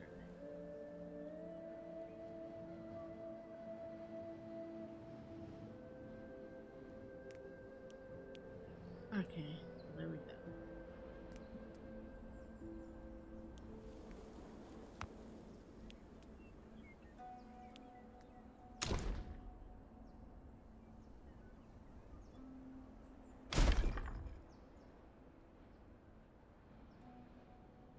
And we gotta build an explorer hut. What's an explorer hut?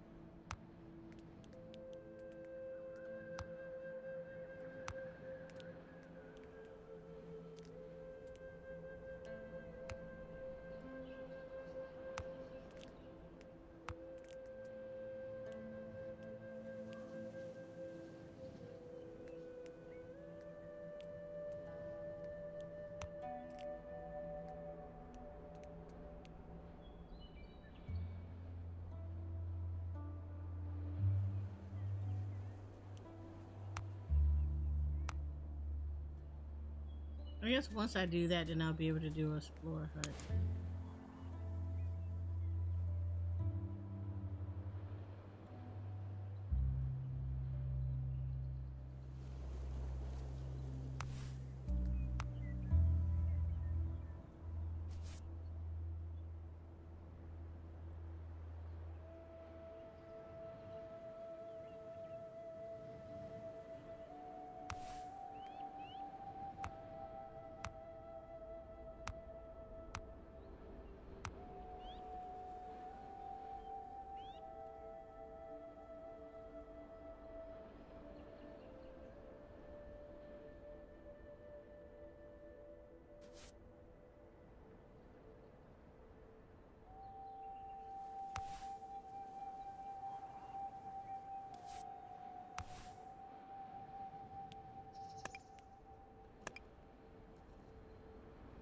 I'll prioritize that. So I kind of do need this to be prioritized a little bit.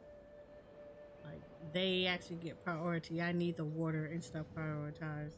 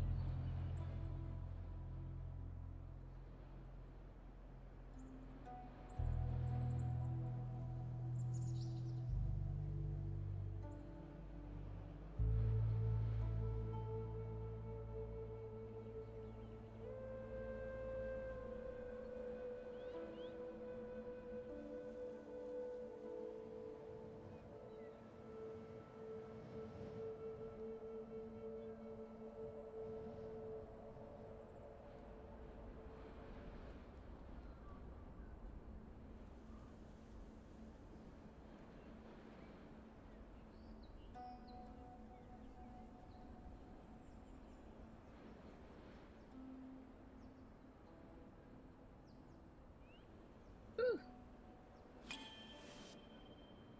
All right. So we have done the research center. I'm gonna assign this right here. Action available. What's that? Okay, select a research project to start. You can only perform research linked to an already completed project. Each research project requires resources. Tablets discovered during the expedition may be used to reveal or instantly unlock new sources. So I need an explorer hut.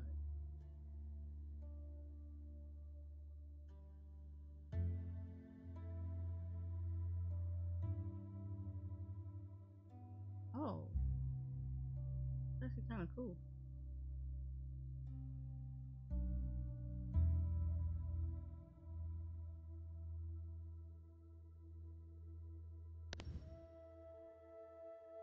Hmm.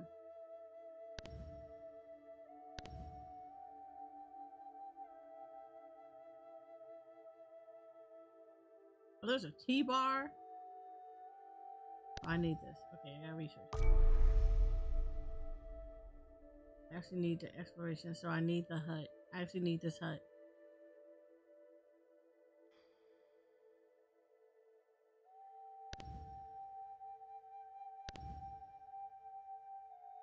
Kind of suck, but I do want this. I do want the arboriculture because this is gonna help out a lot. All right, so we're gonna do the exploration hut, and then after that we can do the T bar, because that'll probably be really nice to do too. All right, so we're going to unlock exploration missions, and then we're gonna build our explorers huts.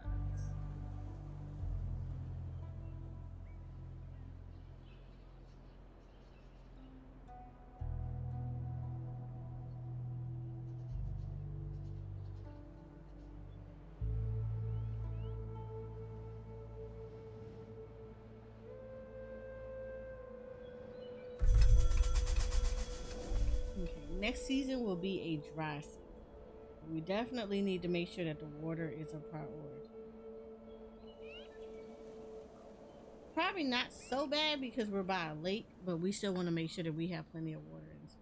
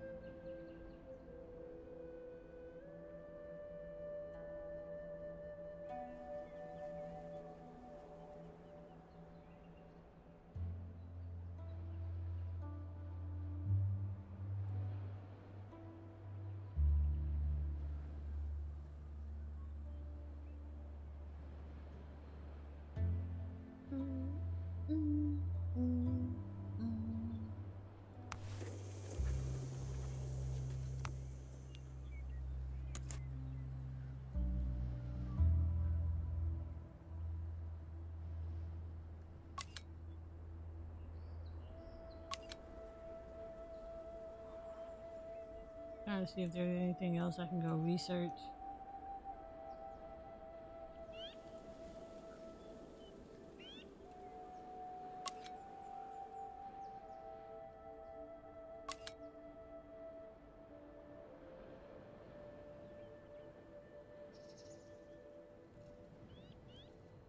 I don't think so.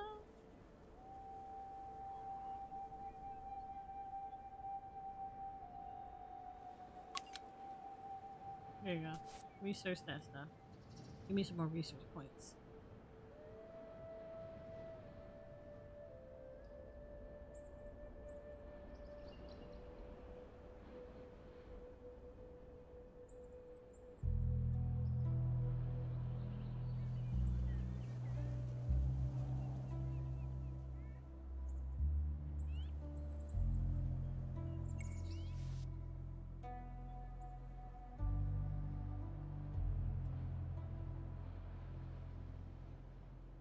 Okay, so we can trim these pretty regularly.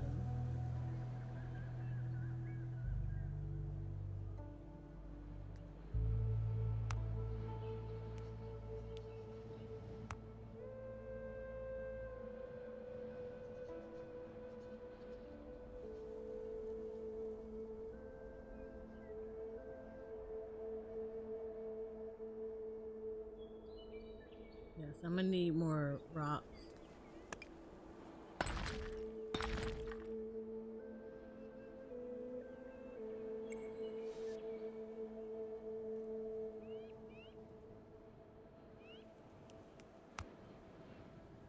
Alright, yeah, so this is where the arbalist is going to come into play, because the arbalist can handle the trees, which would be good because then I can keep the other people from off the trees, and the arbalist will actually handle those.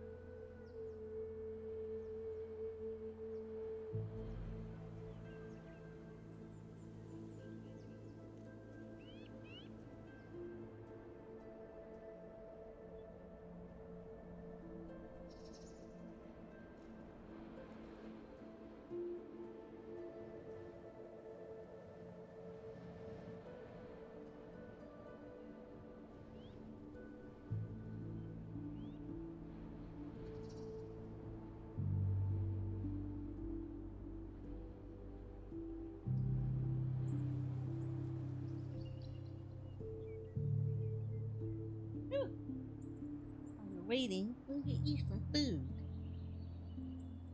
I hope y'all Tuesdays is really good. And again, this is Synergy. This is a civilization building game. If you are interested, it is done by Goblinz Studios. It's actually a pretty chill and very nicely designed game. I love it. You can find it on both Steam and on GOG.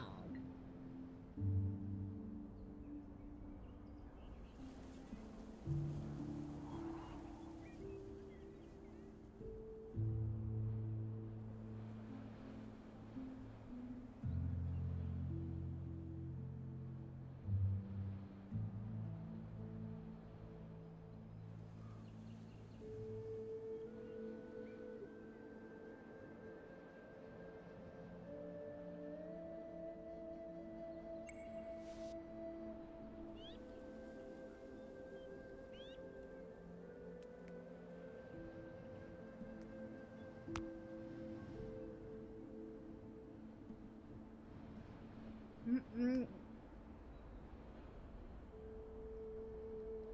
And yes, this is a sponsor stream, courtesy of Goblinz Studios. So we always show them love and support.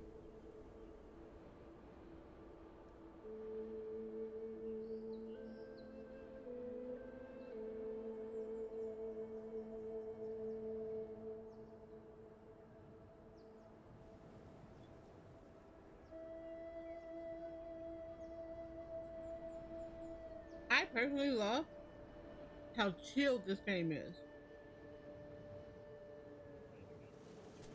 Like I can go to sleep on on the music alone.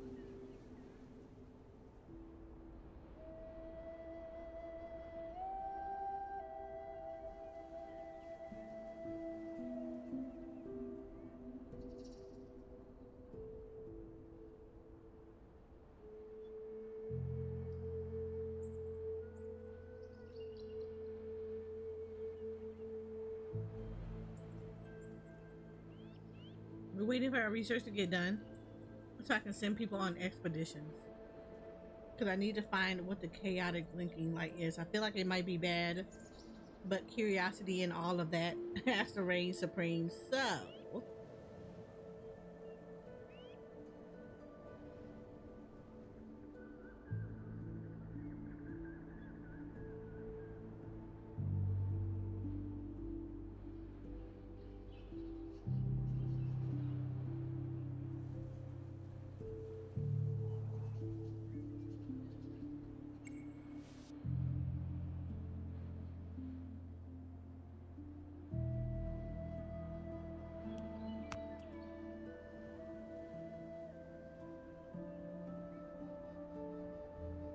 we need people to have babies so the babies can grow up and become workers and fill up my city.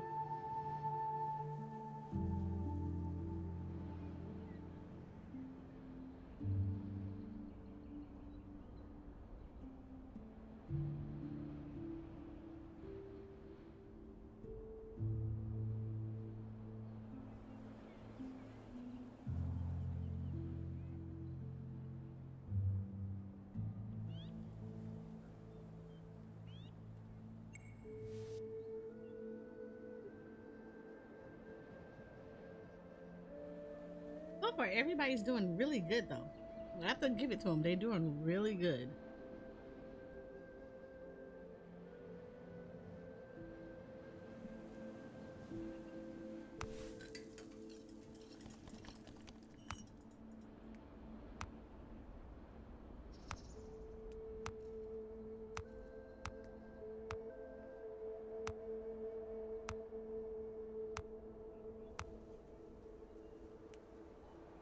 We'll make some more ashy pancakes.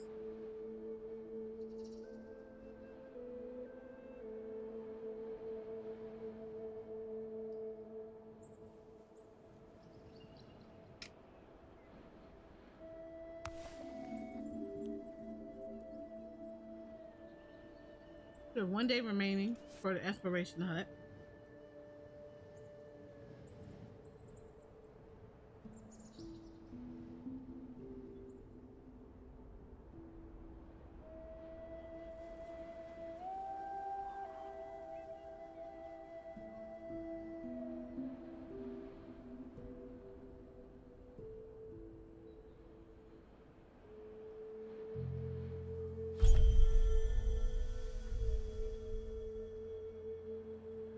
So we have our research now. So now, what I have to do is I can either research this. Ooh, what's this? Oh no no no no no no no! I said I wanted to build this up.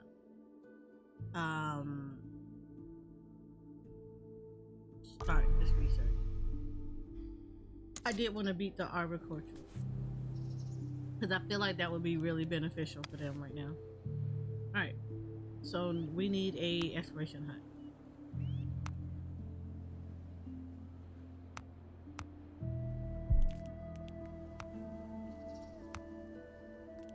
Where do I build that? The kitchen and infirmary. There we go. Look how cute this is.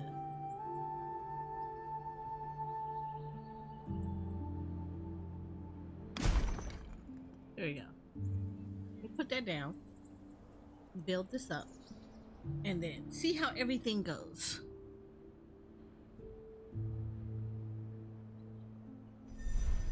Okay. When a citizen suffers from malnutrition or dehydration for too long, they may succumb to weakness. It is essential to make sure your citizens have enough food and water. In cases of weaknesses, the patient needs to be taken to the infirmary.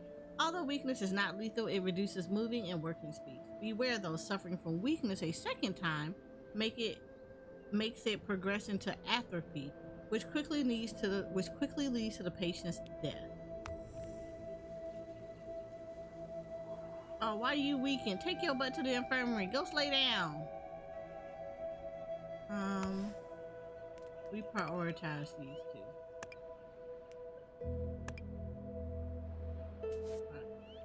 So we make sure we have water. We need water. My people need the water. I'm trying to make sure they get good water. I don't want them to have ripened vegetable water. As tasty as it probably sounds, I'm pretty sure it doesn't. Yeah, I'm pretty sure they don't want to drink that on a day-to-day basis.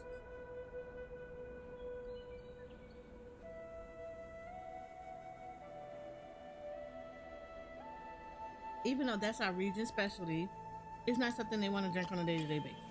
You know what I'm saying? You know what I'm saying? Okay. Okay, aspiration. On the world map, yes, girl. So one of these plants around here, if you rip it out, it gives you over-ripened vegetable water. That's exactly what it tells you. So it's like, even though you get water, you get the over-ripened vegetable flavor of it. So it's our region specialty. It's an acquired taste. After a while, you get used to it, and then it's nutritious. It's nutritious for you.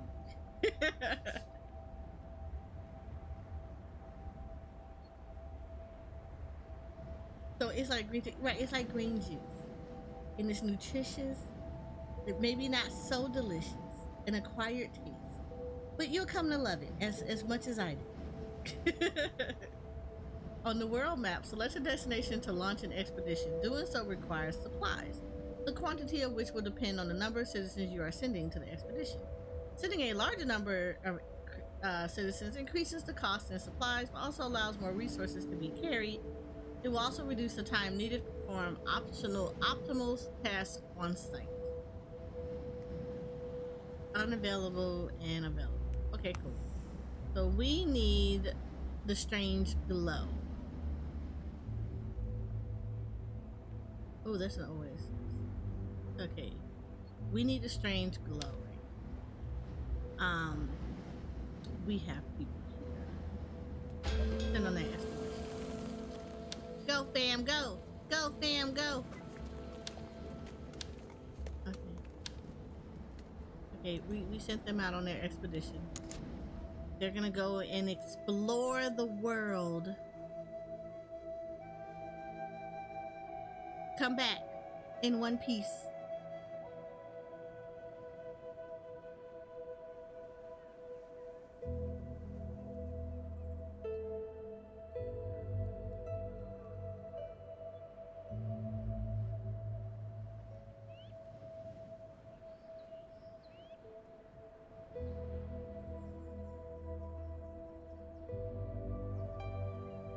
How's my infirmary patient doing? How you doing in here? It's being healed. Great. Good. You just needed to rest. That's all that was. You just needed a little bit of rest. I told y'all this is not 24/7 working. We do provide adequate rest hours. I suggest that you kind of chill out on that overtime. Just a little bit. Just a little bit. That overtime is not necessary. You can actually rest here. Like, it's not required for you to do maximized work here. We do it at your pace, but we still want you to do it. But you still have the, nice every other weekend, 3 days off. You do that. You get your 2-day weekends, and then every other weekend you get the third day. So you get a 3-day weekend. We got A and B schedules here. I need you to utilize those. I need you to realize those resources, sir. We also have a mental health place where you can sit down and just kind of talk about it. I understand that, generically, we may not be like the most pleasant person out there, but we talk it out. We talk it out. We have a variety of food. We have a full canteen. You can come over, eat anytime. Just let me know. I'll send you a little bit of extra sweets here and there. Don't worry about it. It'll work. Why y'all getting sick? Explain this to me. Why are you getting sick? Do you all need the vegetable water? I feel like you need the vegetable water now.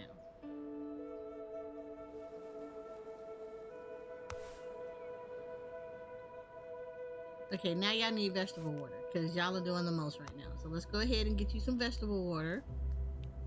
We're just gonna go ahead and we're gonna get y'all some vegetable water. It'll make everything better. I promise you it will be okay. We work on these a lot.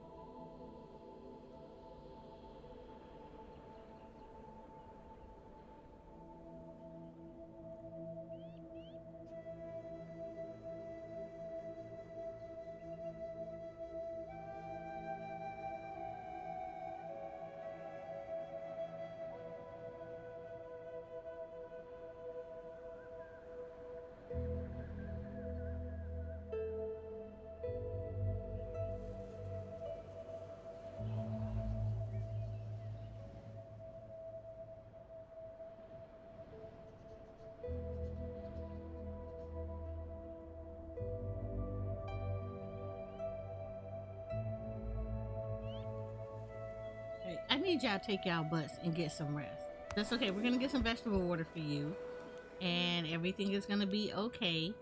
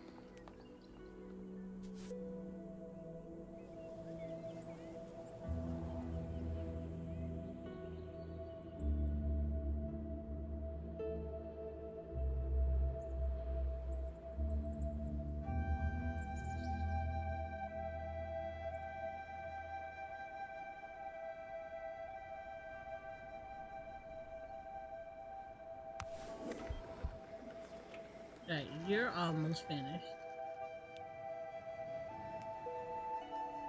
Oh, y'all left to eat? What the hell? I hope you treated them before you eat.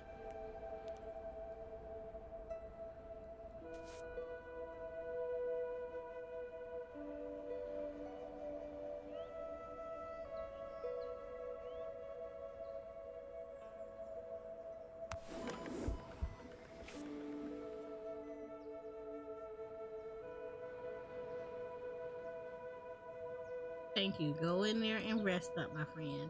Go rest. We're gonna get y'all some vegetable water.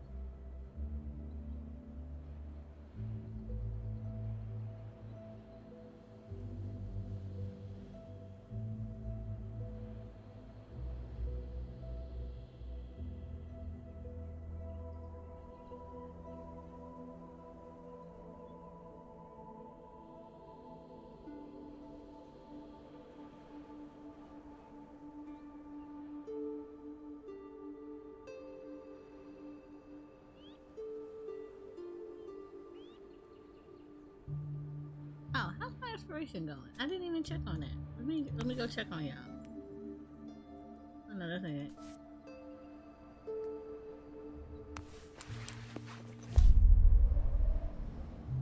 Oh, vaporous images. The explorers discover a dozen small courtyards made of stone and set close to one another. At the center of these courtyards, there are two symmetrical cylinders lying diagonally. When one of the explorers triggers a slab in one of the courtyards, the left cylinder starts hissing steam up towards the sky, while the right cylinder projects some light into the steam. Water droplets are used as a screen for a projected image showing a rampart in ruins, overlooked by massive tires. Let's analyze the images. Much to the party's disappointment, it turns out that the projected city was never built. The projectors only contain the memory of an ambition, a city that would transform with its inhabitants' natural resource desires, instead of creating and structuring said desires.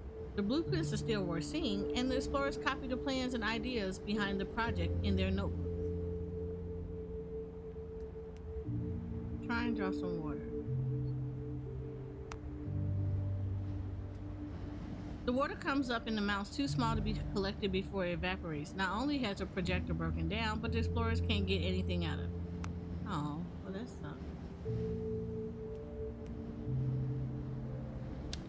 So now you're on it.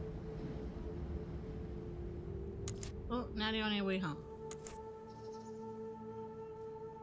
They're on their way home now.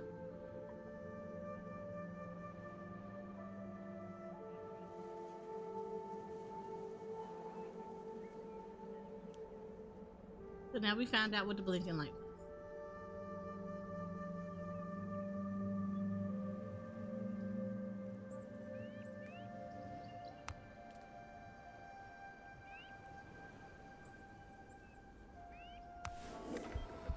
Okay, you're almost done.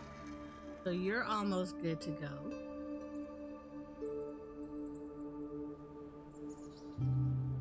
And then we can get one other person back in here so you can not be exhausted anymore. Yay. You are good to go. Look at you. Look at you working. See, rest. Rest is always good.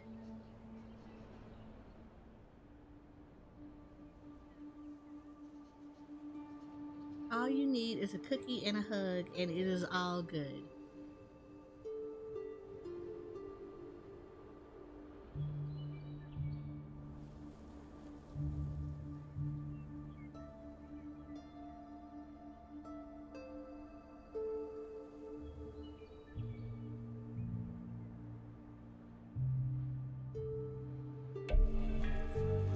Expedition return. You got your students have returned from the expedition and brought back culture. We got 20. Cool. Now we can do a new expedition. Okay. This is the source of the blinking light. Guess we gotta go here. We should be good. Send y'all back out here.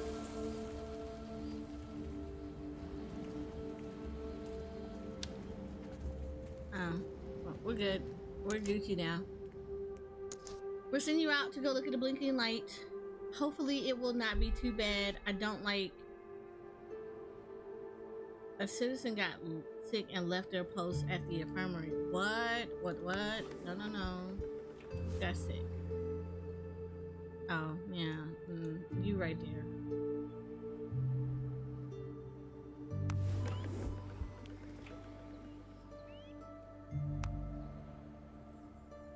Okay, so we're gonna go ahead and put that up there.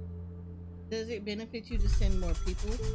Yeah, so the more people that you send out, they tell you that you get a little bit more benefits out of it. Like stuff get expedited a lot more and things like that. Your tasks get completed a little bit quicker. But I don't have a lot of people right now, so I don't send a whole lot out there. I have enough for them to send like exactly what they're asking for.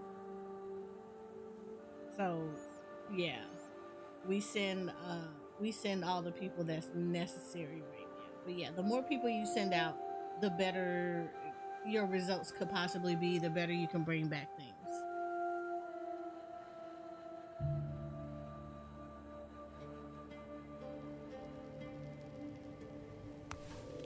I got 4 days before my arboretum is done, and then I can send stuff out. The expedition has reached its destination. It is probably bad because this is the tutorial. In the bed of what had probably been a strong stream long ago, the explorers followed the luminous signal they spotted from their city, and that leads them to a cave entrance. Although the cold coming out of the cave appeals to the thirsty travelers, it forebodes something strange. Once they enter the cave's narrow entrance, their path stops, closed off by a rectangular slab. The entrances on both sides are lit in a rather chaotic way.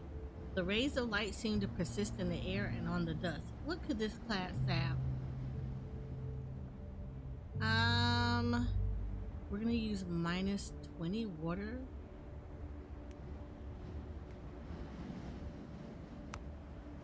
Oh look, I gained stuff. I use water. The explorers freeze and hold their breath, listening to the water seeping into the cracks and cavities of the gate of caves ground. Using echoes to guide their action, they discover a side passage. The tunnel has obviously been dug by human hands. Some tools lie on the ground, apparently abandoned by their owners. The party collects them before carrying on their exploration. Enter. There is a vortex in the middle of the room with a glow that provokes headaches. A metallic contraption forms a perimeter around the whirlwind, but it's hard to guess its use as it seems to be out of order. One of the explorers introduces a tool into the vortex by fixing it to a rope, and the item came back unharmed. She asked for permission to explore the inside of the vortex.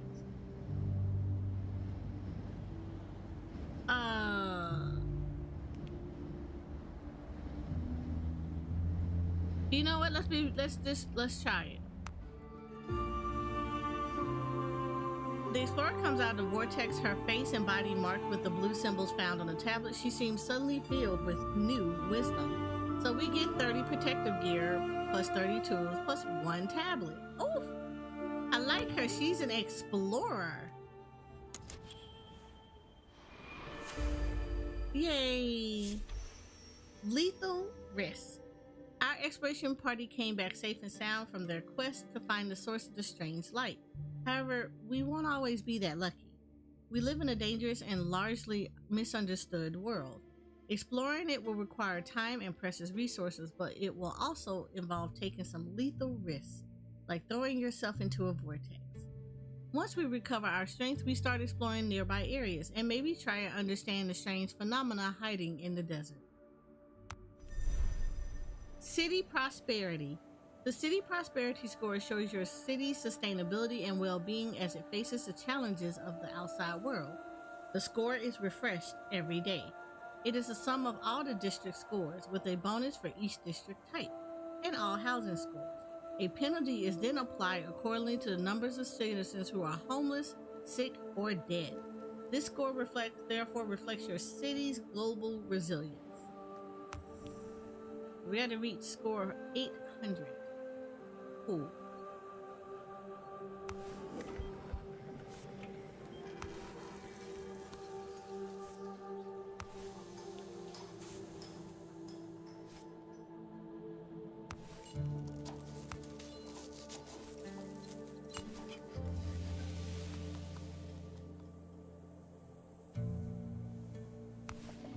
We got 3 days left of this. Ah, you're the one that got sick. Oh, you can't do that.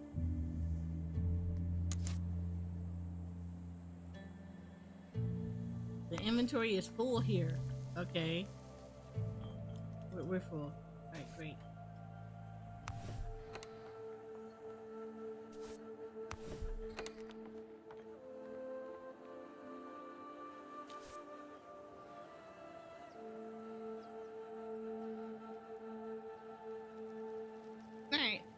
So we're gonna make everything work.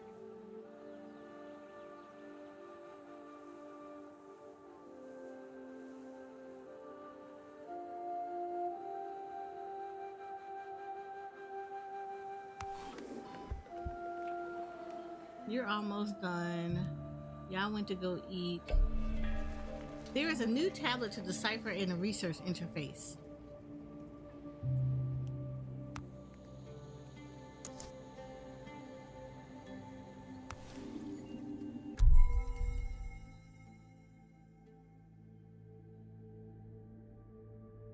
Where's that? Oh, decipher tablet.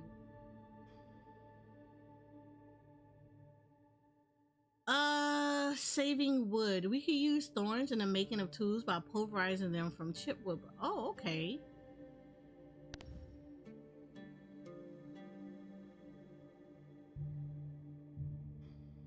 Okay, cool.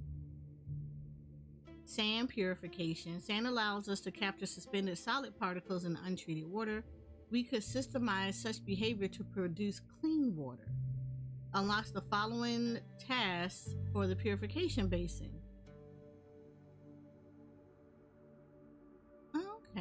Okay. Alright, cool. We got new stuff to do now. I like this. Yay! We got an arboriculture now. Okay. So we're gonna do this. I want to say we want to do... That takes 10. Do we have this? I don't have sand. Let's do this. Let's start showing from. Let's do that. Let's get that unlocked. Because we can definitely build some much better tools like this.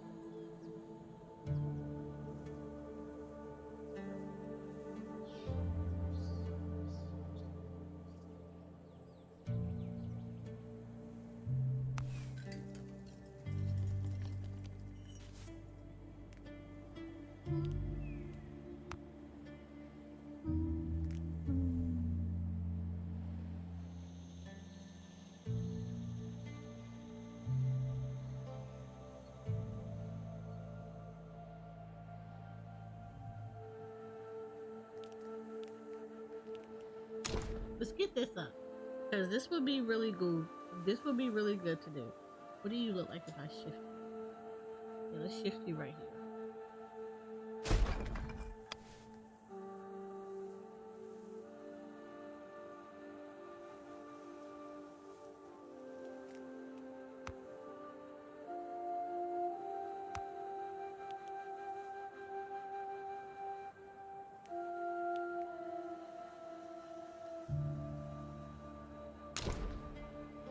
Oh, this is nice.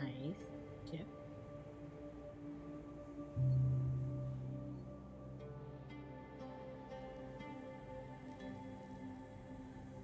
Let me shift here.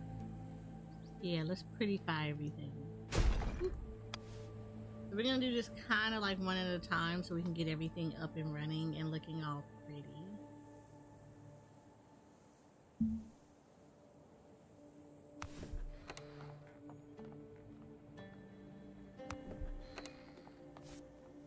Everybody needs water. Of course they need water. Of course they need water. Water.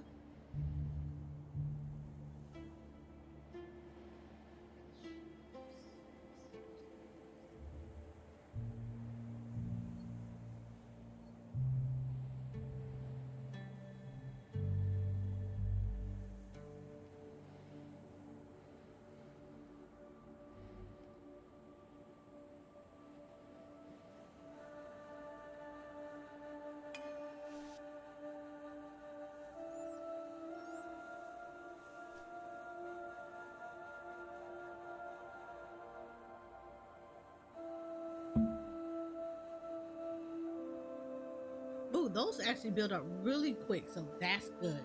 That's really good.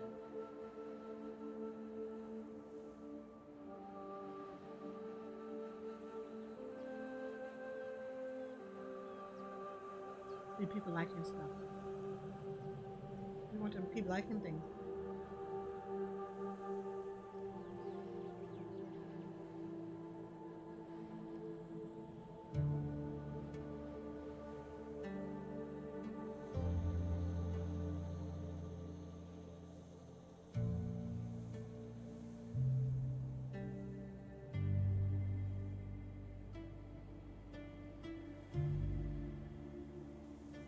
We want to encourage people to grow and be nice and happy here.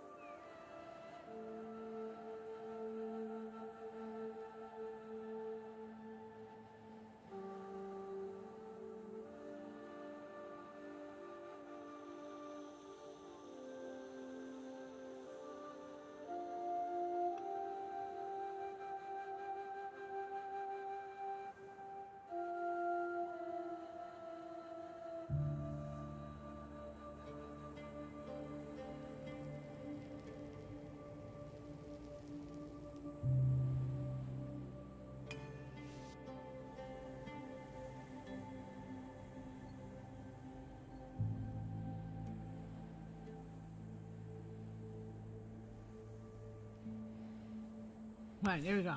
See?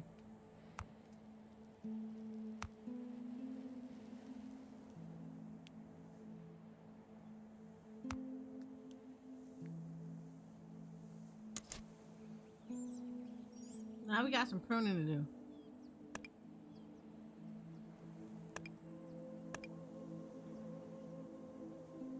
See, I like that they actually highlight what it is that you can do with these. This makes this so much better.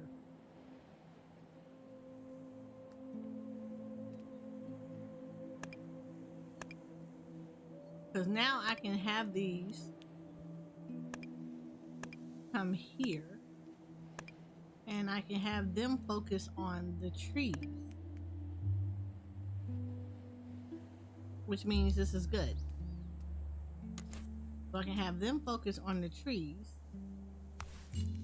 and then I can have these, they take them off cool, so now I don't have to worry about them messing with the trees. The arboretum will now do it, so that's actually really good. I don't have to worry about that now.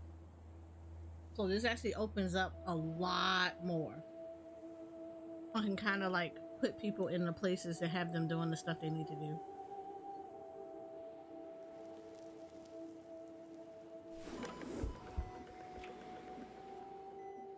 See, now I can have 4 people in here now. Cool.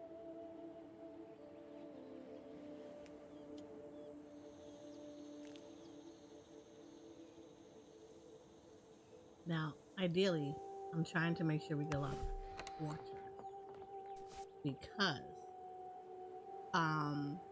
the more water I can get, the better I can do this with the people, which means that I can add more people here. So I'm trying to grow us to be a little bit more prosperous. So I can add another house in here.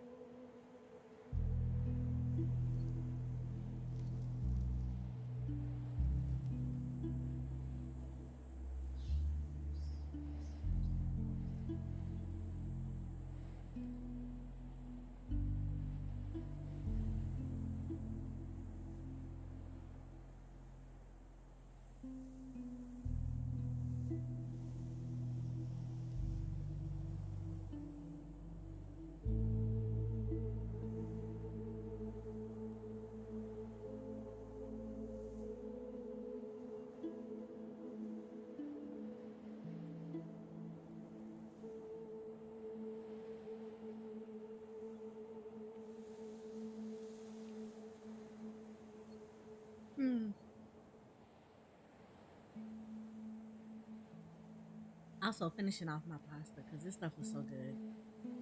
I make good pasta.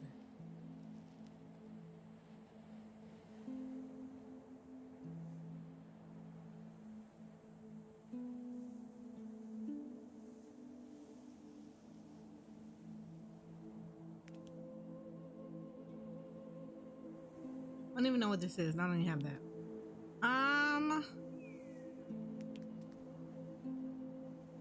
Can I put this down? No. Yeah, let's put down table.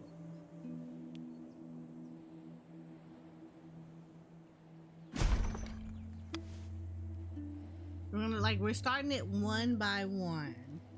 So we can just kind of build things up a little bit, make it pretty, make people want to come over here and hang out.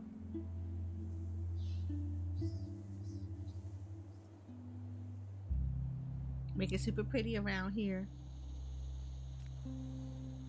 I do want to put one here though. You know, people can go sit across from there and eat. Oh, I do need to get more of this. So we definitely need to do this and this. I hate that the rocks grow back at such a slower rate. I mean, I get it, but like, when can I hit this big bad boy right here? I feel like he would give me a lot.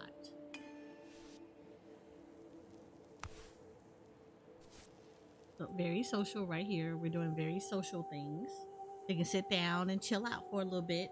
You know, help you guys with your weakness. Walk around. You know, I know your feet hurt a little bit. You just sit down, get some food from the canteen, and then you sit and eat and enjoy the scenery around you.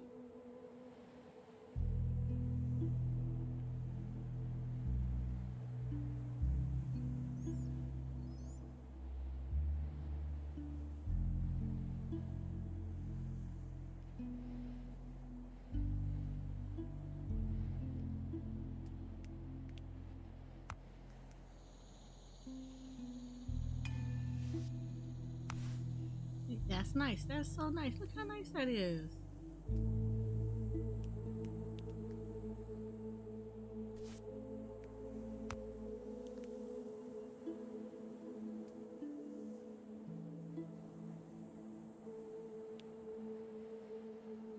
Okay, we can get on the do not sit on my lawn signs out here. I'll let y'all know we don't do that here.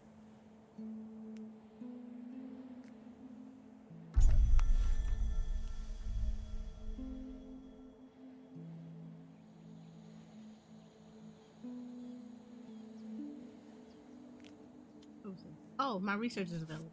Ah, great.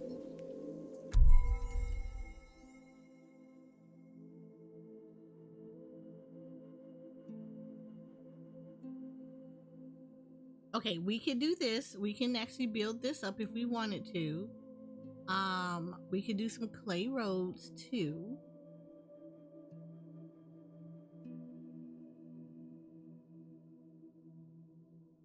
I actually kind of want to do this. Nope, can't do that yet. Apparently, I cannot do that yet.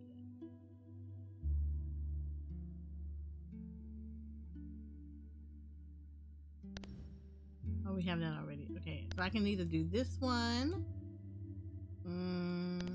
Can't start this research because I already got this. We got this going on, so we're not worried about that right now. We have this already. This is all stuff that we have. Can I do this? No, can't do that one. So it looks like I'm gonna have to do the technological one. That's fine. We can do technology because technology is good. You know, make them get nice and smarter than normal.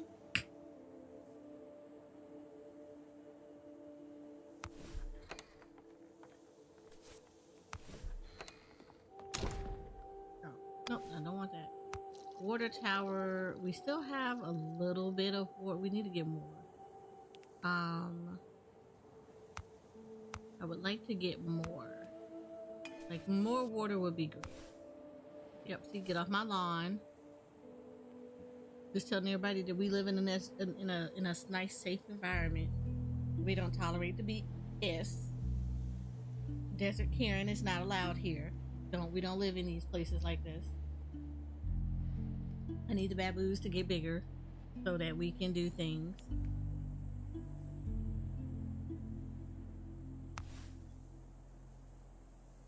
We have 168. We have 65 of these. We have 41. I kind of really do need some bark.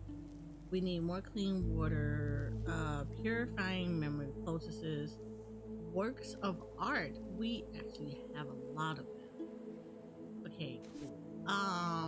Let's put up some works of art.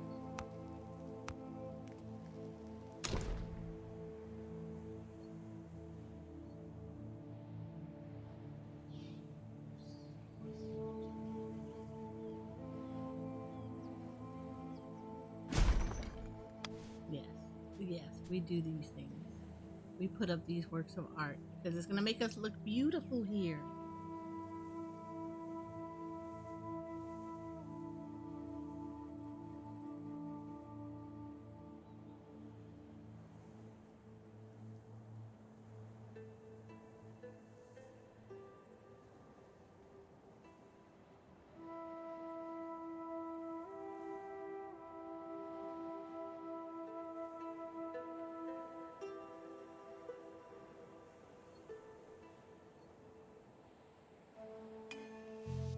Here we go. Look at that. Oh, beautiful. Look, you're beautiful. You see pretty works of art here. See 793. We just need 7 more points.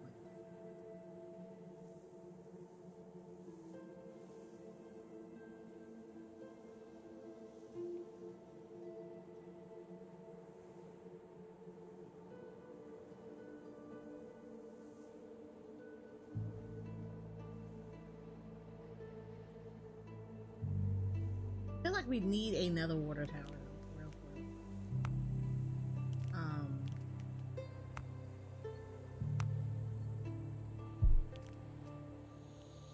I also feel like we need like another pontoon somewhere, so let's do that. We only got one operational right now, and I can put more down.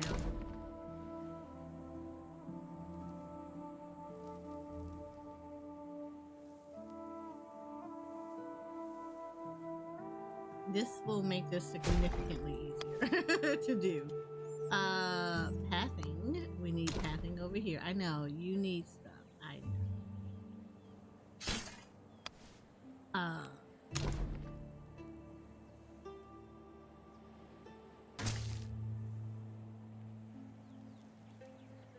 Oh, can't build anything here. That's good. Nope, we're gonna leave that alone. Okay. We're gonna need bark. So we're gonna wait for our people over here to come out here with some bark. Go get us some stuff.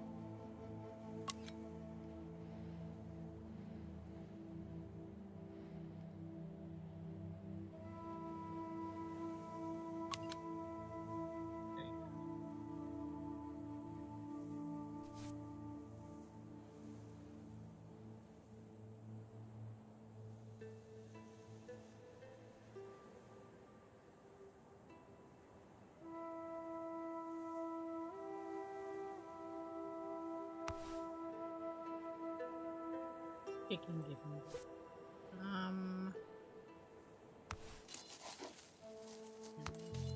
You gotta pick some stuff.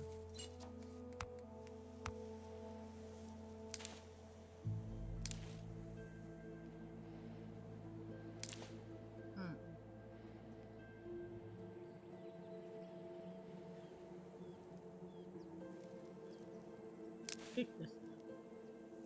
Trying to make sure we're picking like kind of full blown stuff.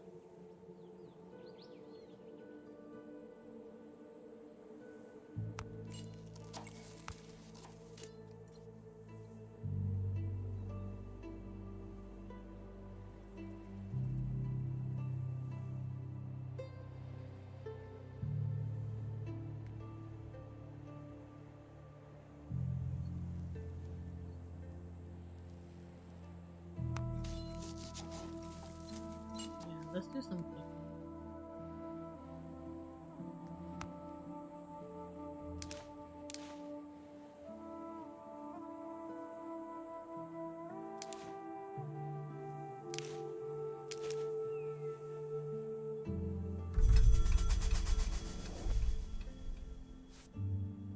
Alright, cool.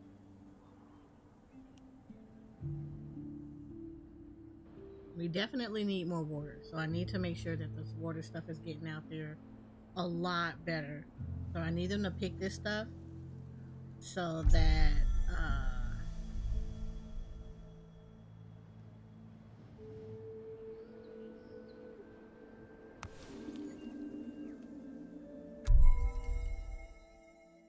oh yeah, cool. We already did some stuff.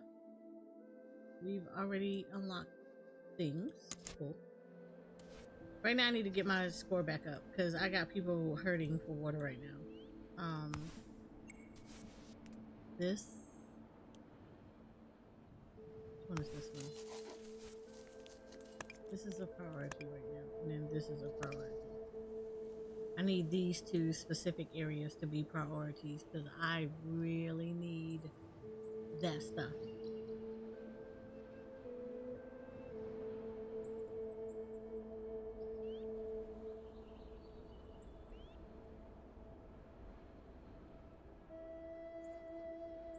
Can I prioritize? Yeah, prioritize this stuff.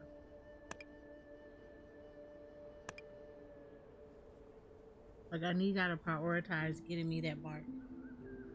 The list of wishes grows ever longer. I like the look of this game. Yes, I actually really do like the look of this game. Like a lot. This game is really good.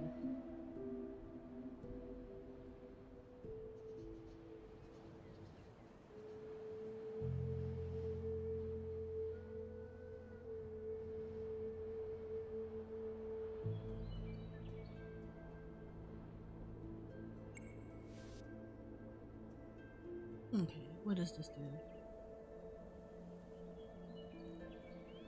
Pruning sun-dry trees is not just good for them, it also allows you to collect their branches. See, look at this. We learn.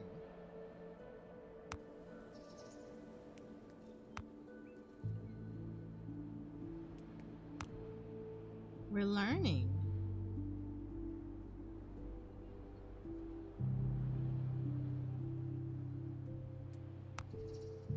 We're learning new things. But once I get this done, then we can get the more water out there for the citizens. Right now, I was just only operating on one. I should have just put, from the beginning, I should have just put down two. So they were like overflowing with water and this wouldn't have been an issue. But right now, we're making it so that they prioritize gathering so that they can get this bark and then I can turn around and get the rest of the stuff.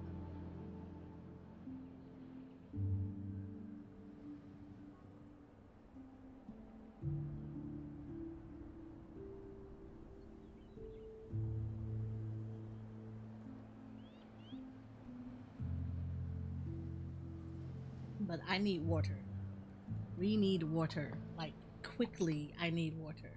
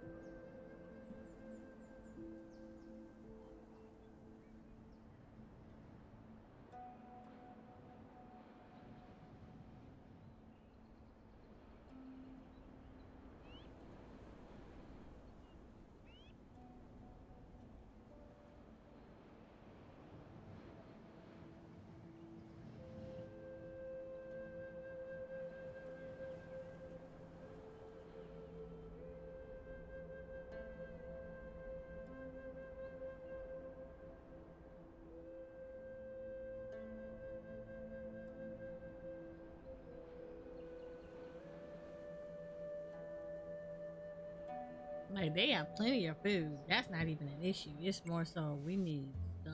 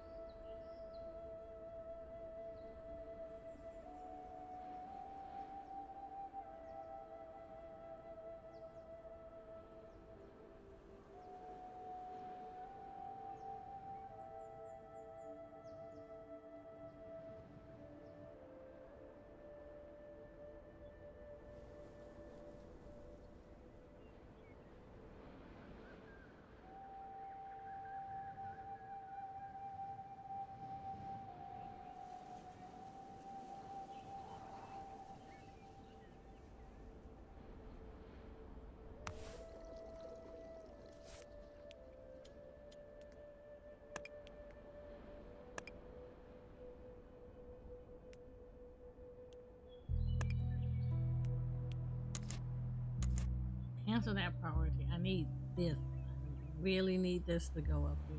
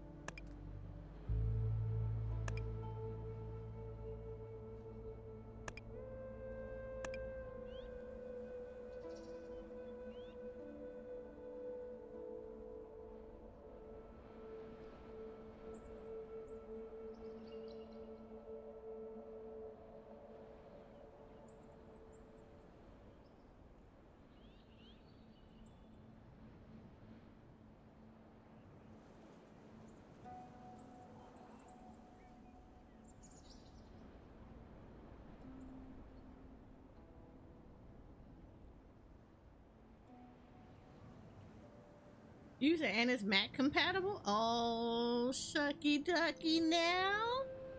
Look, no reason for you to not get this game. Go ahead. Go ahead.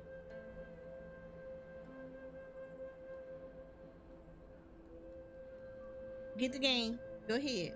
It's Mac compatible. Now you have no reason. Get me at get me in trouble at work. Look. We talked about this already, Jay. We talked about this already. It's not getting you in trouble in work. Okay? It's not. It's not getting you in trouble.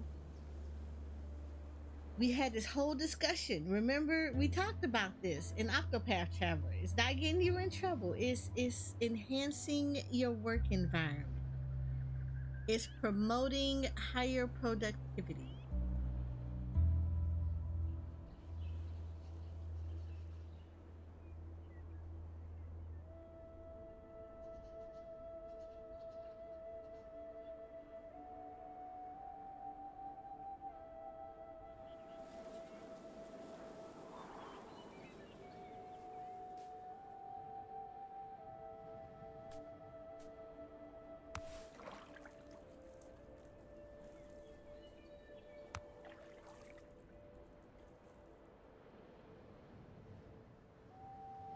I can say that it improves my organizational skills.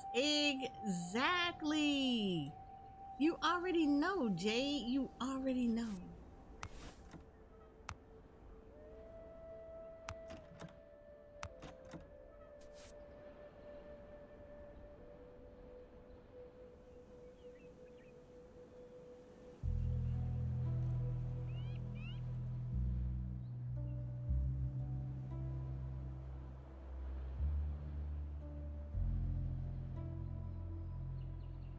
Planning and the like. Exactly. You already know how this is. Jay, you already know what is necessary for this. I feel like this is a good this is a good business expense. Go ahead and write it off as a business expense. It's teaching you about organization and planning.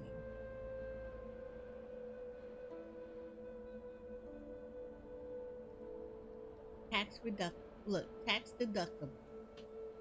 This was increasing your your workplace environment.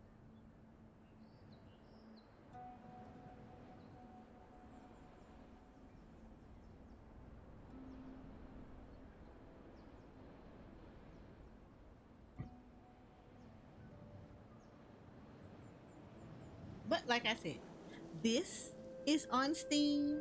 This is also on GOG, as you can hear. It is also Mac compatible. I highly suggest you guys go check out the game Synergy. It is very relaxing. It is very cool. I enjoy it so much. We always thank Goblins. We always thank Goblin Games for giving us the opportunity to play.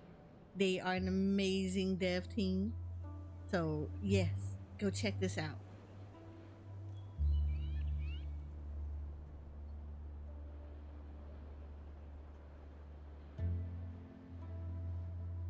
Meanwhile, my people dying.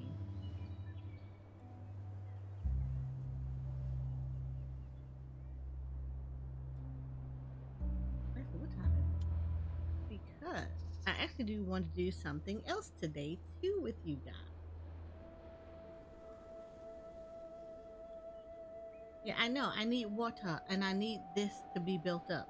Without this being built up, I can't do anything about the water situation.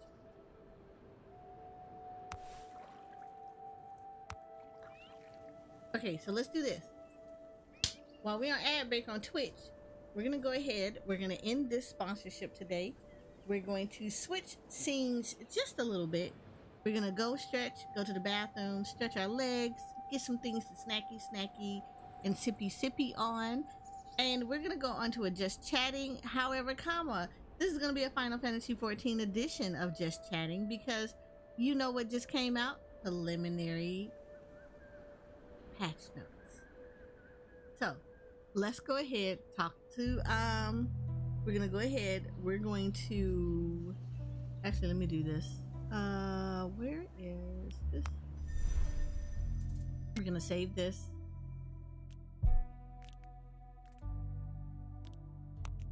Save it here, confirm, and then we're gonna go ahead and quit. We're gonna go on Be Right Back, and then we're gonna go over the preliminary patch notes.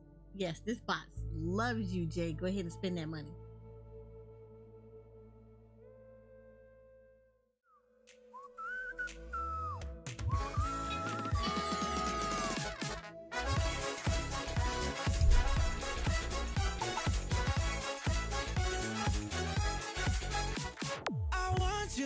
Show me your fantasy. No past and no future. That's what I need. The groove takes it over. We'll wait and see. Even I might blank out you and me. I thought that dream could light away. Take me higher, take me away. Whoa, oh, be my savior, take me away.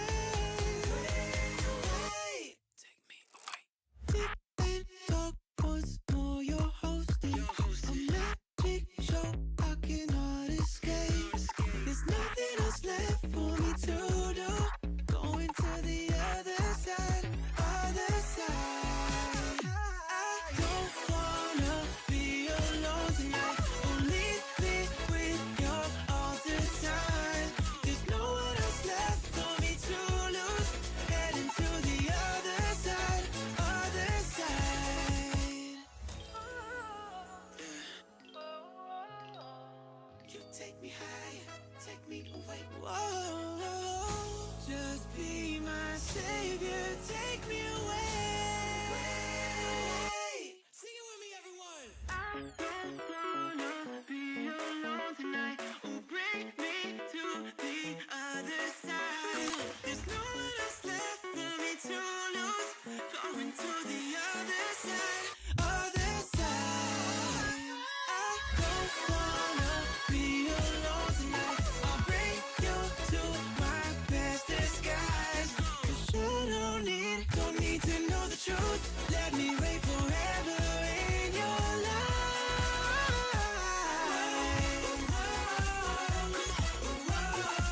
Let's go.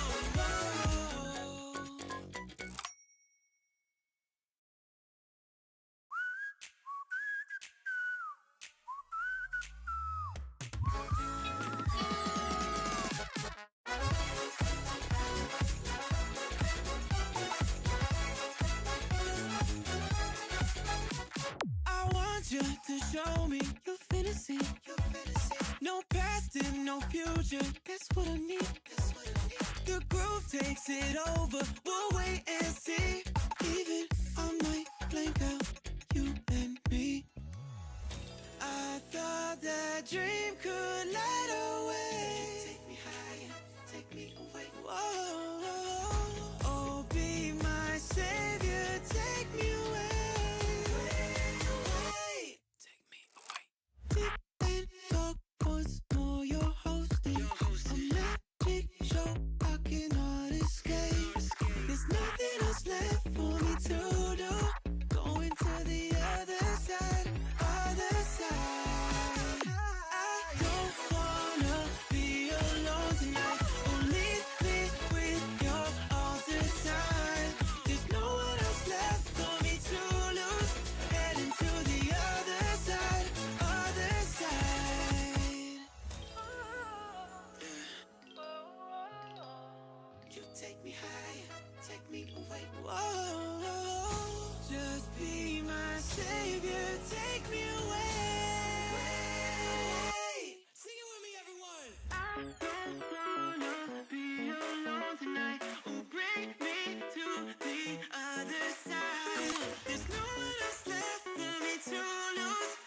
Going to the other side, other side. I don't wanna be alone tonight. I'll bring you to my best disguise. 'Cause you don't need to know the truth. Let me wait forever in your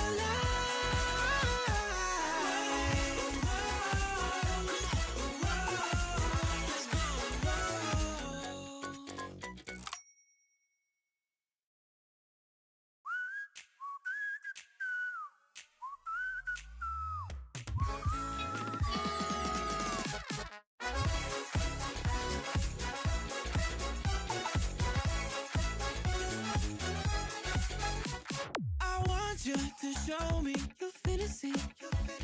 No past and no future. That's what I need. The groove takes it over. We'll wait and see. Even I might blank out you and me. I thought that dream could light away. Take me higher, take me away. Whoa, oh, be my savior, take me away. Take me away. Deep in dark once more, you're hosting a magic show I cannot escape. There's nothing else left for me to do. Going to the other side, other side. I don't wanna be alone tonight. Oh, leave me with your altered side. There's no one else left for me to lose. Heading to the other side, other side. You take me higher, take me away. Whoa, just be my savior, take me away. Sing it with me, everyone. I don't wanna be alone tonight. Oh, bring me to the other side. There's no one else left for me to lose. Going to the other side, other side.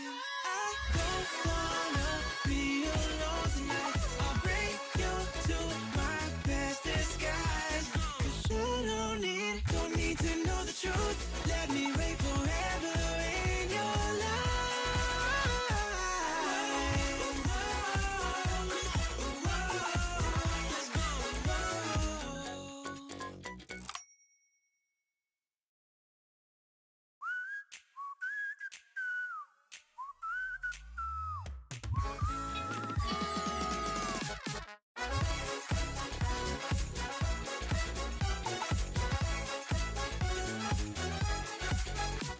I want you to show me your fantasy.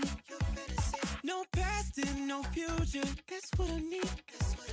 The groove takes it over. We'll wait and see. Even I might blank out you and me. I thought that dream could light away. Take me higher, take me away. Whoa, oh, be my savior, take me away. Take me away. Deep in dark once more, you're hosting a magic show I cannot escape. There's nothing else left for me to do. Going to the other side, other side. I don't wanna be alone tonight. Oh, leave me with your altered side. There's no one else left for me to lose. Heading to the other side, other side. You take me higher, take me away. Whoa, just be my savior, take me away. Sing it with me, everyone. I don't wanna be alone tonight. Oh, bring me to the other side. There's no one else left for me to lose. Going to the other side, other side. I don't wanna be alone tonight. I'll bring you to my best disguise. 'Cause you don't need to know the truth.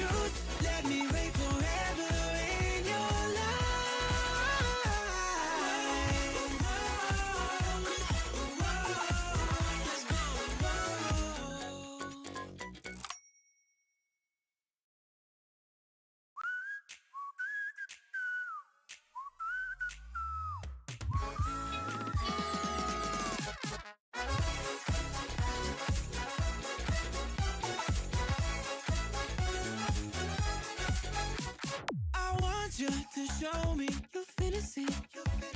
No past and no future. That's what I need. The groove takes it over. We'll wait and see.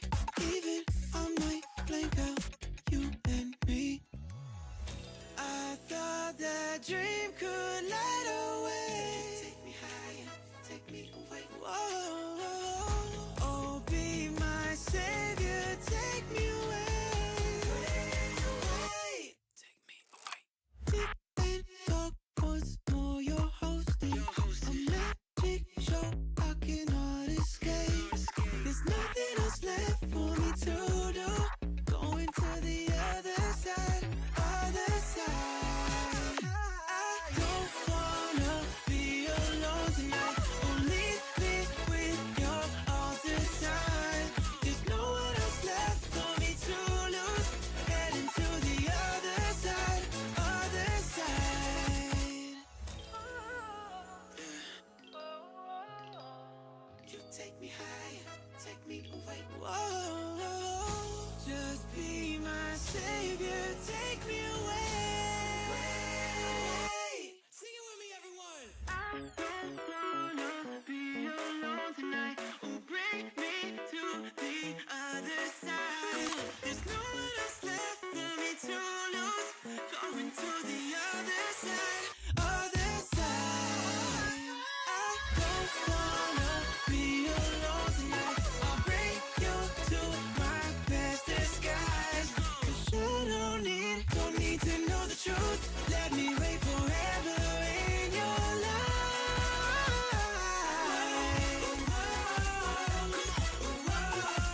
Let's go.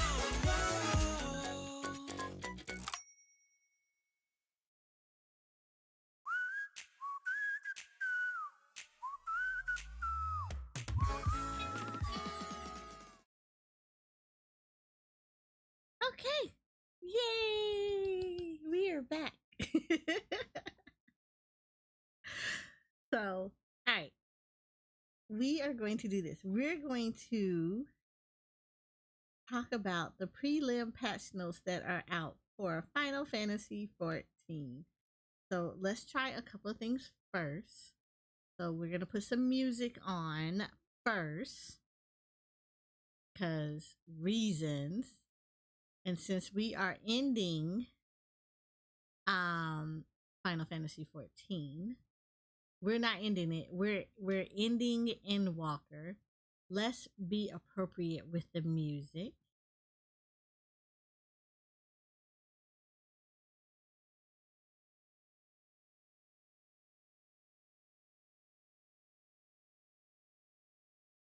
Do this.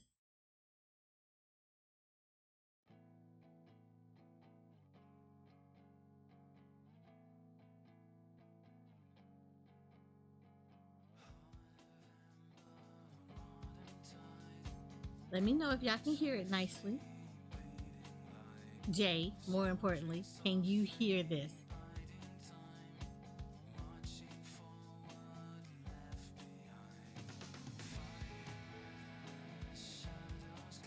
Okay, great. Okay, so this is what we're going to do. We are going to boop.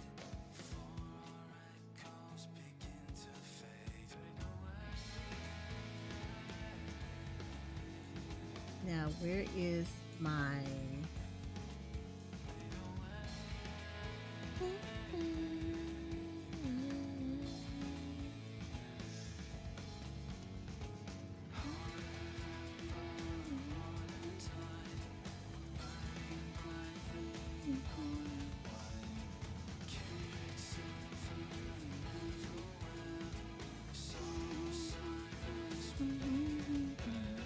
Let me see if I can get this up.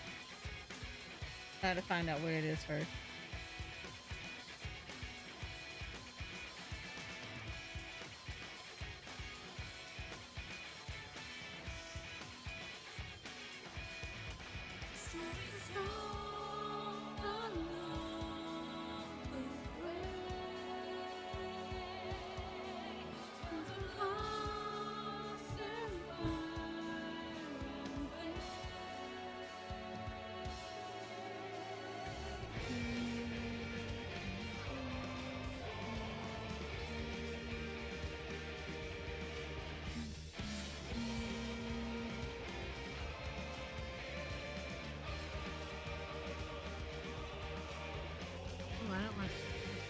don't want that. Delete that. No, wait. Property.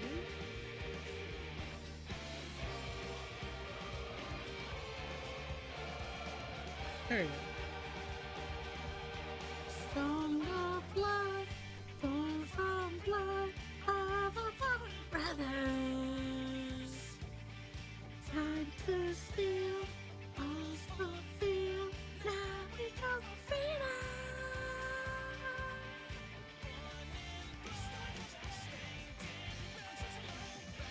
Alright. Yeah, we're gonna do it like that.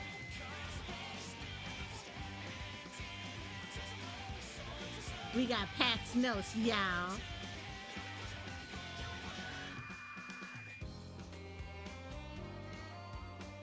Make this just a little bit bigger. Just a little bit so you guys can see some.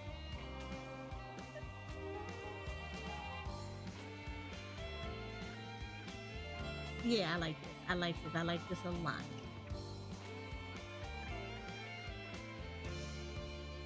You'll move me over just a little bit. Ooh, that's actually kind of hot. I don't want to be this high. I want to be a little bit lower. There we go. Okay. Right, Noodle? Right? It does. It makes you want to do it. Okay. Okay. Okay.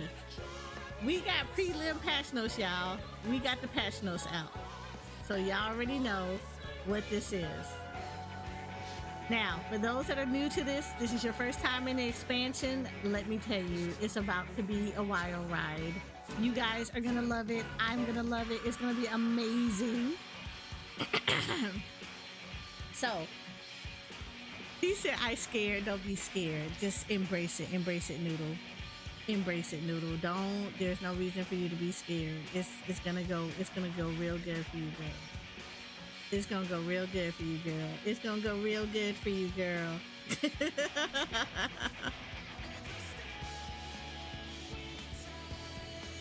We got you. We got you. Okay, so for those that are brand new to preliminary patch notes, oh shoot, YouTube. I should probably try to make sure, well, YouTube Shorts specifically. I should probably make it so that y'all can see it a little bit. So let me do it like this. I'm gonna be screwing all of this up, but don't worry about it. It's gonna work. It's going to work.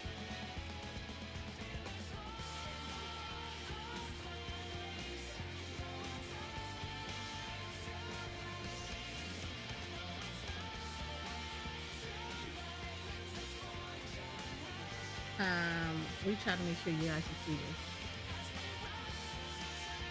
Okay, yeah. I feel like that'll work really good for you guys over there on YouTube.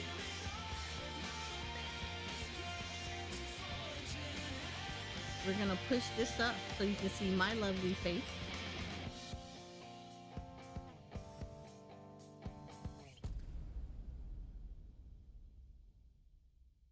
And if you don't want to see my lovely face, too bad. You're going to see it anyway. That is the nature of all things. You're going to see it anyway. Okay. All right. For those that have never went through a preliminary patch notes, an expansion. Let's start off with the expansion. For those that have never have done an expansion, there are always two type of patch notes that come out. The preliminary patch notes is going to be an overview. It's going to miss a lot of information because the full patch notes will not come out until literally hours before. It's either the day before or hours before the expansion actually is going to be opened for people to go in. So they kind of give people like a brief overview of what to expect in the patch that's coming up. In our case, we're going to get the brief overview of what to expect for the patch for 7.0. Right, so here you go. For those that don't know, 48-hour maintenance is about to go into effect. It actually goes into effect tomorrow. So today is your last day to get on to Final Fantasy XIV and take care of anything that you need to get taken care of before all the changes for Dawn Trail happens. That includes capping out tomestones so that you can turn them in for additional tomestones. For people that have not done custom deliveries, this is your chance to get them knocked out for the week. For you to do some kind of the activities that will be taken away, go ahead and get those knocked out. Last minute purchasing and buying needs to go ahead and get taken out as well. I highly suggest people that have FCs, if you are FC leaders, make sure that your tier 3 buff FC buffs are ready to go and are not activated but are active for them to be chosen. I done it last night. I can actually show you this later, but we, like for my FC, all the tier 3 buffs are now available to be activated upon launch. So first person that logs in can actually activate the tier 3 buffs. For everybody else, and buffs are always available for 24 hours. So if you are FC leaders, tonight is the night to get all of your stuff converted over into active buffs that they can be utilized. Fanfrit, you are fine. So are you, Ether. So both of my FCs on Ether and Fanfrit, you all are ready to go. Only thing I have to do is adjust the settings because I locked everybody out, just so when I do the conversions I don't have anybody accidentally touching them and activating them. But yeah, as of tonight, permissions will be restored so that once maintenance goes down, of course you're not going to have access, and when early access drops on Friday, you will be able to go in and activate the buffs. As always, I will be actually streaming this on Friday. The plan is at 9:30 a.m. I like to sleep. Okay, so I am not going to get up at old dark crack butt dawn in the morning to turn around and play this game. I love this game. I'm in love with this game. This game has not put a ring on it, and it does not marry me. So because of that, I will be on at 9:30 in the morning to actually start gameplay. Just throwing this out there, letting you all know in advance that's exactly what's gonna happen. But you can marry in it. I can marry in it.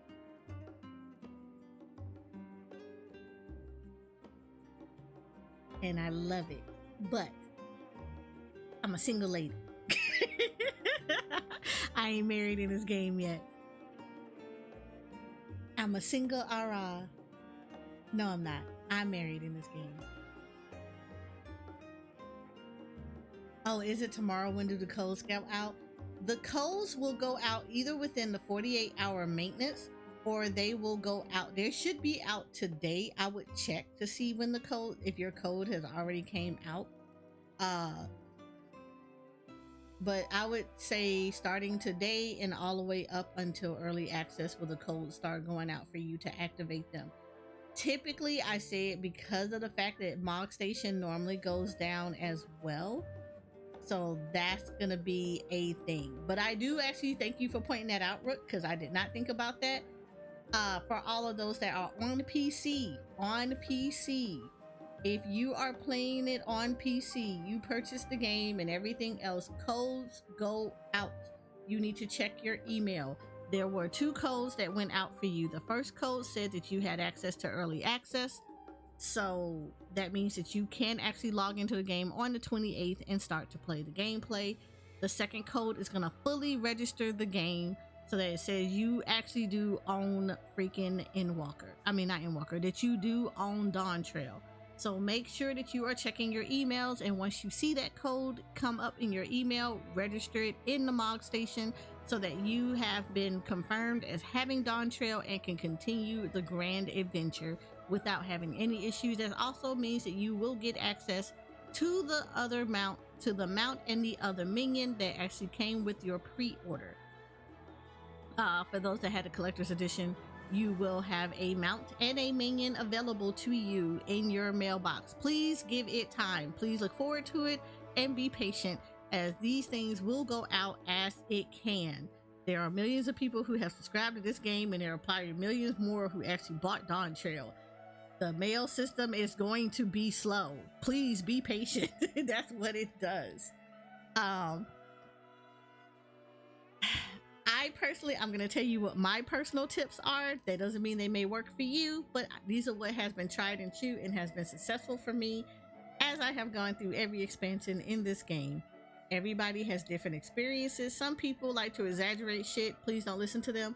However, I'm giving you a very real account of everything that has happened in every expansion that is coming out. First and foremost, please make sure that you log off in a safe area. If you are already 90 and you have been going through just doing stuff all the time, you already know what rested XP is. If you don't, it is the blue bar that sits over your normal XP. If it's blue, you have a ton of rested XP just sitting there waiting to be used. However, I do highly suggest that you log off in a sanctuary. That is a safe area. Anything that is considered a sanctuary is normally towns. So please log off in towns, in housing. If you have a personal or FC house, please make sure that if you don't want to go to a town, you can log off in those areas. If your friend is nice enough to allow you to share their estate, you can log off in at their estate as well. But you need to log off in sanctuary areas to accumulate additional rested XP. It is going to be the safest route for you. Please do not log off out of a sanctuary. You will not get rested XP like that. Rested XP always happen in sanctuary areas. So any of the major cities, any of the towns that you can actually teleport to, are additionally housing and residential areas you can actually go in, and it'll be considered a sanctuary. So please log off in those areas. Now, you're gonna hear conflicting stuff as far as this is concerned. This is just my personal opinion.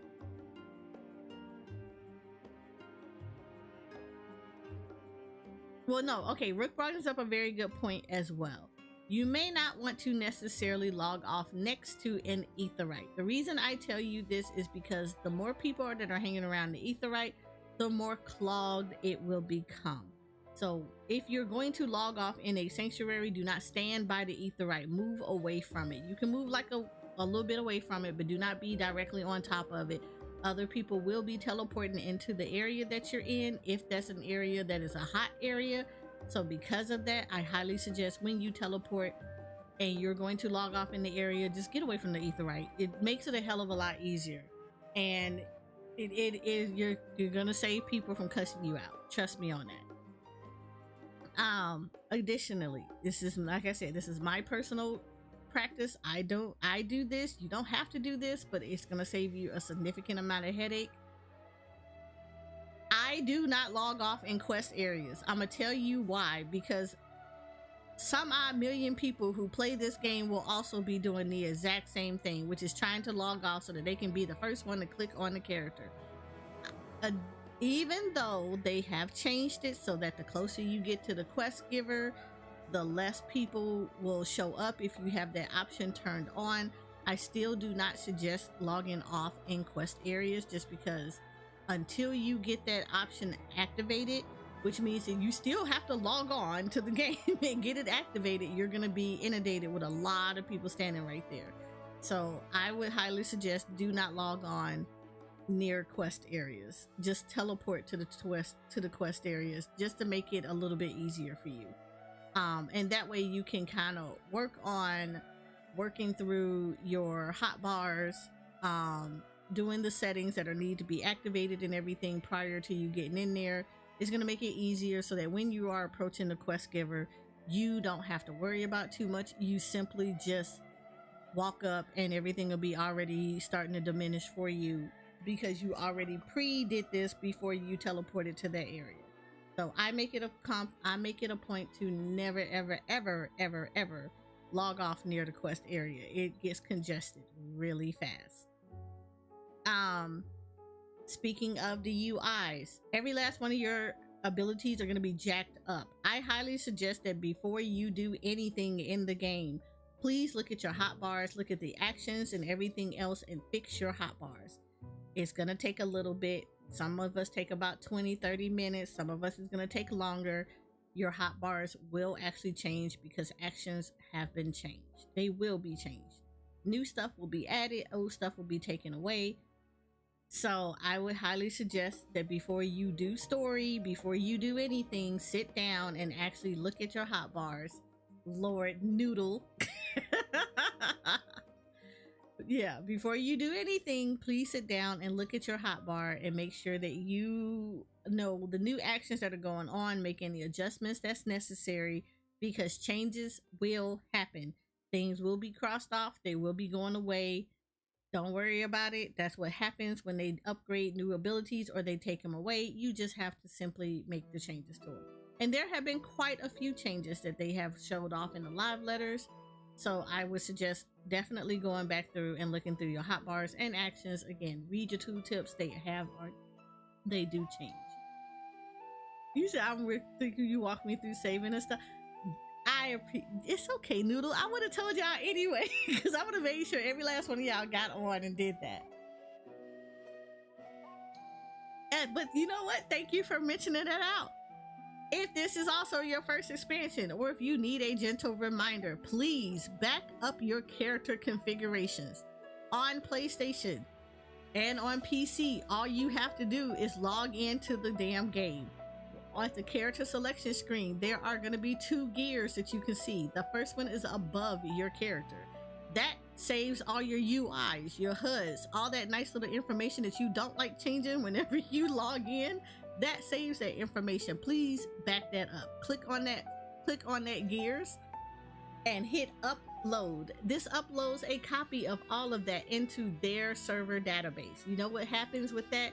Now you have a copy. If something has gone wrong, you can always pull down that copy of it and it will overwrite over whatever it is that's there. So please save a current copy. I suggest you do it tonight.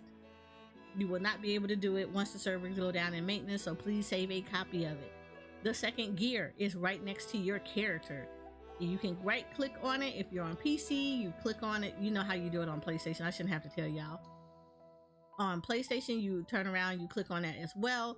What you're going to do is it's in the same options where it sits there and it says, hey, you want to go visit a home world, blah, blah, blah. There is another option that talks about uploading your stuff or backups or whatever. Please back that up. Click on that gear for that option to back it up.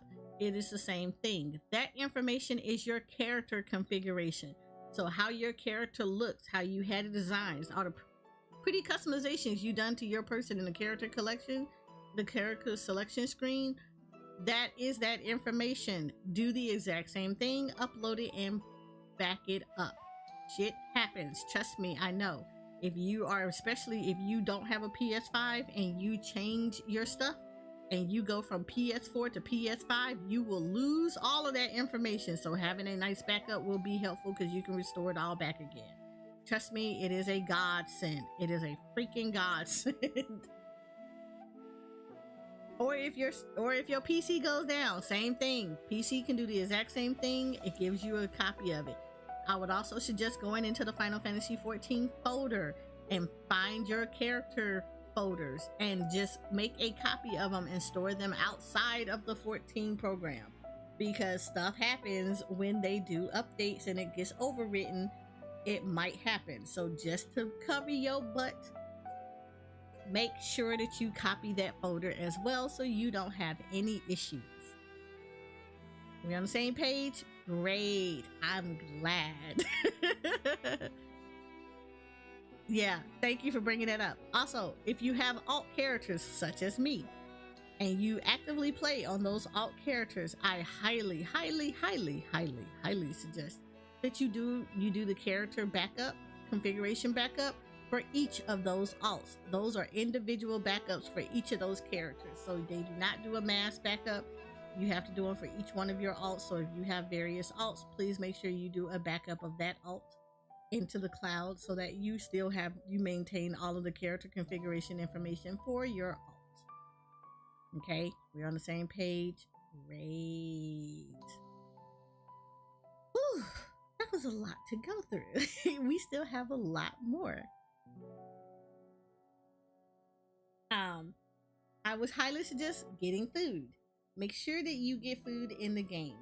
Food gives a 3% XP buff. It is going to be helpful for you as you're going through the game, so please make sure you do that. Make sure you clean out inventory as well. Tonight is the last night to do an inventory clean out. So if you have not been cleaning it out, Lord help you. Either sell it to a vendor or sell it on a market board and just kind of pray that people buy it. People are buying up on a market board, by the way. So if you want a little bit of extra gil, go through anything that you have gathered and just been hoarding on to. Sit there and just go put it on a market board. You can always go gather it back. It's not that big of a deal. It also helps you to get XP back when you recraft stuff. So, you know, that's a win-win situation for you. Utilize that stuff. Do not let it sit there like that. But like I said, these are all of tonight is the last night to do all your preparations. So if you need to do some hunts just to get some more etherite tickets, little things like that, do turn-ins, whatever the case may be, make sure you have all of that available for you to do. That way you do not have to worry about anything. Same thing for if you're gardening, please water your plants. If you have chocobos, stick them in the stable and get them fed prior to you logging off for the evening. That way they can just get some XP and they'll be in a centralized location. You don't have to worry about stuff. I know for my FC, I actually go in every day and I feed everybody's chocobos that need to be fed. So if your chocobo is not max leveled, put it in your FC if your FC has people that do that, and just make sure that you have a centralized place for stuff. Get your glamour plates and everything else ready. It is going to be a wild ride. So with that being said, I'll probably remember stuff as we're going through, but we're just gonna go through the patch notes. And if there's anything that anybody needs to remind me of to talk about, just let me know. Alright, so first patch note information. Patch notes will always give you, again, these are the prelim. That means they're gonna omit some of the information until it is ready to be talked about by until the full thing is ready to be released. This typically happens like the night before. So, and Yoshi P and Foxconn actually do a reading of it. It will be in only Japanese. It will not be translated into English. So if you are looking for an English breakdown of what the full patch notes look like, I would highly suggest checking my channel out, or any other person that is deep into Final Fantasy 14 like this, where they will be reading patch notes. I know quite a few people who do read patch notes like I do. So just look in the directory. You can find a bunch of us, aka also myself. Yes, that is my shameless plug, that we do read the full patch notes so that you get everything that you could possibly need to know on the patch notes. I will also link the full patch notes in my channels so that you guys have access and can read along with me if you want to like kind of pull it up on your own PCs. Like the prelims, I will actually make a link for YouTube as well as for Twitch. So, well, after I do it, after I'm reading, or unless one of my mods would like to do it, like they can pin it if they want to. But yeah, I typically will do a prelim, a patch notes. Actually, let me drop that in. And then Noodle, can you pin this at the top? Hold on.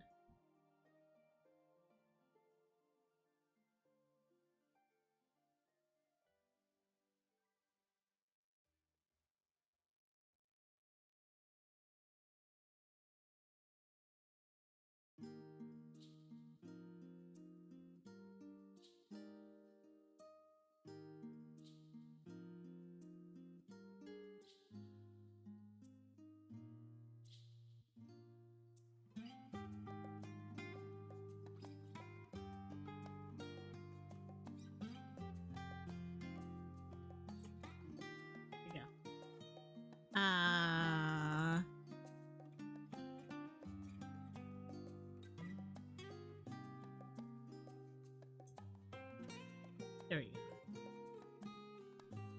Alright, so for those that are on Twitch that would like to follow along, there you go. You can do that on there. I will also drop this on YouTube as well for those that would like to follow along too. Give me a second so that I can go ahead and do that for you guys on YouTube.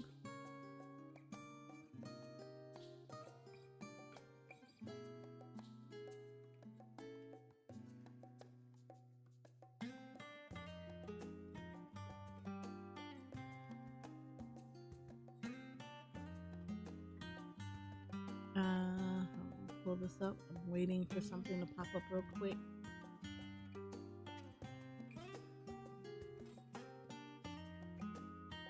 Give me 1 second. Waiting for chat to pop up.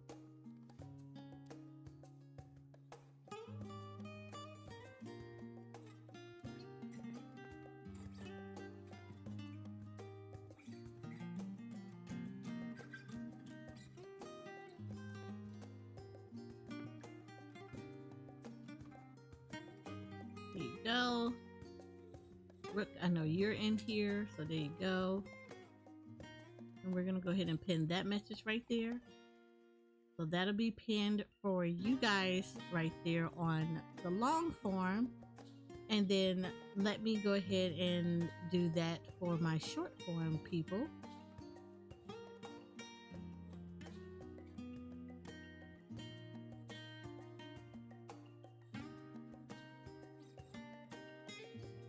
So that way you guys can follow along as we're going through, and you don't have to worry about me doing it all the time, or you thinking like I missed something or whatever. So we're gonna make sure that that gets done on this side as well.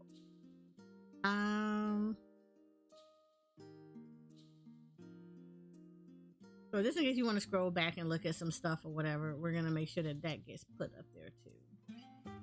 So for those that are on YouTube Shorts, we're going to go ahead and get that pinned up there for you guys as well. There you go. And there you go. Dawn Trail Preliminary Patch Notes. So it is on all of the channels. So that's going to work out for you guys. Yay!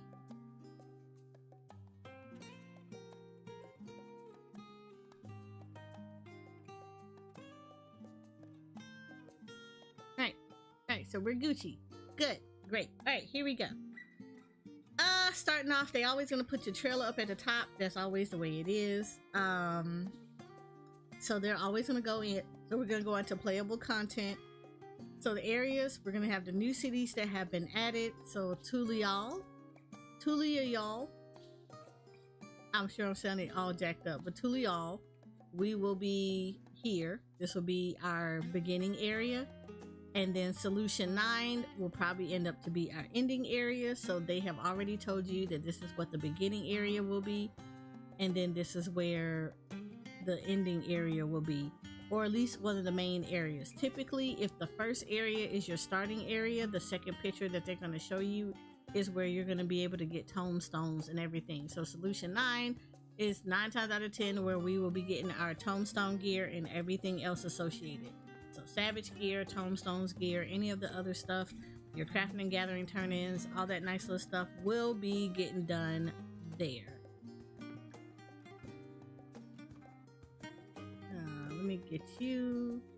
Delete the message.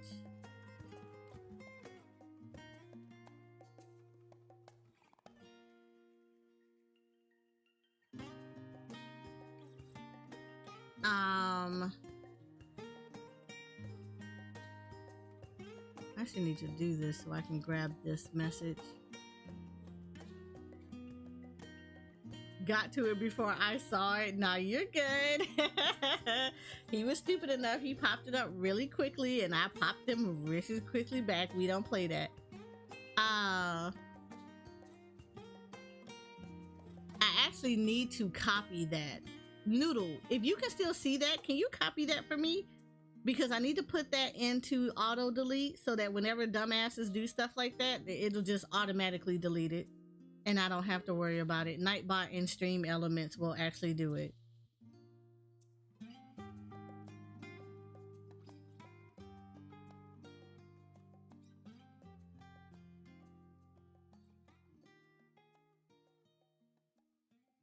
So, thank you. I appreciated it. There we go. So all right, we got that. So Solution 9 will always be where your so the secondary area is where our tombstone gear turn-ins, all that other stuff will happen. So just an FYI. New fields that have been added. So these are all the new areas that there will be seeing it. So there you go. Look at all this. I'm not even gonna attempt to say the names because I know I'm gonna jack all of this up. I know some of them like Yaktal we are gonna go here. I remember that because they said this one a lot. They concentrated on this area. I think it's Shaloni.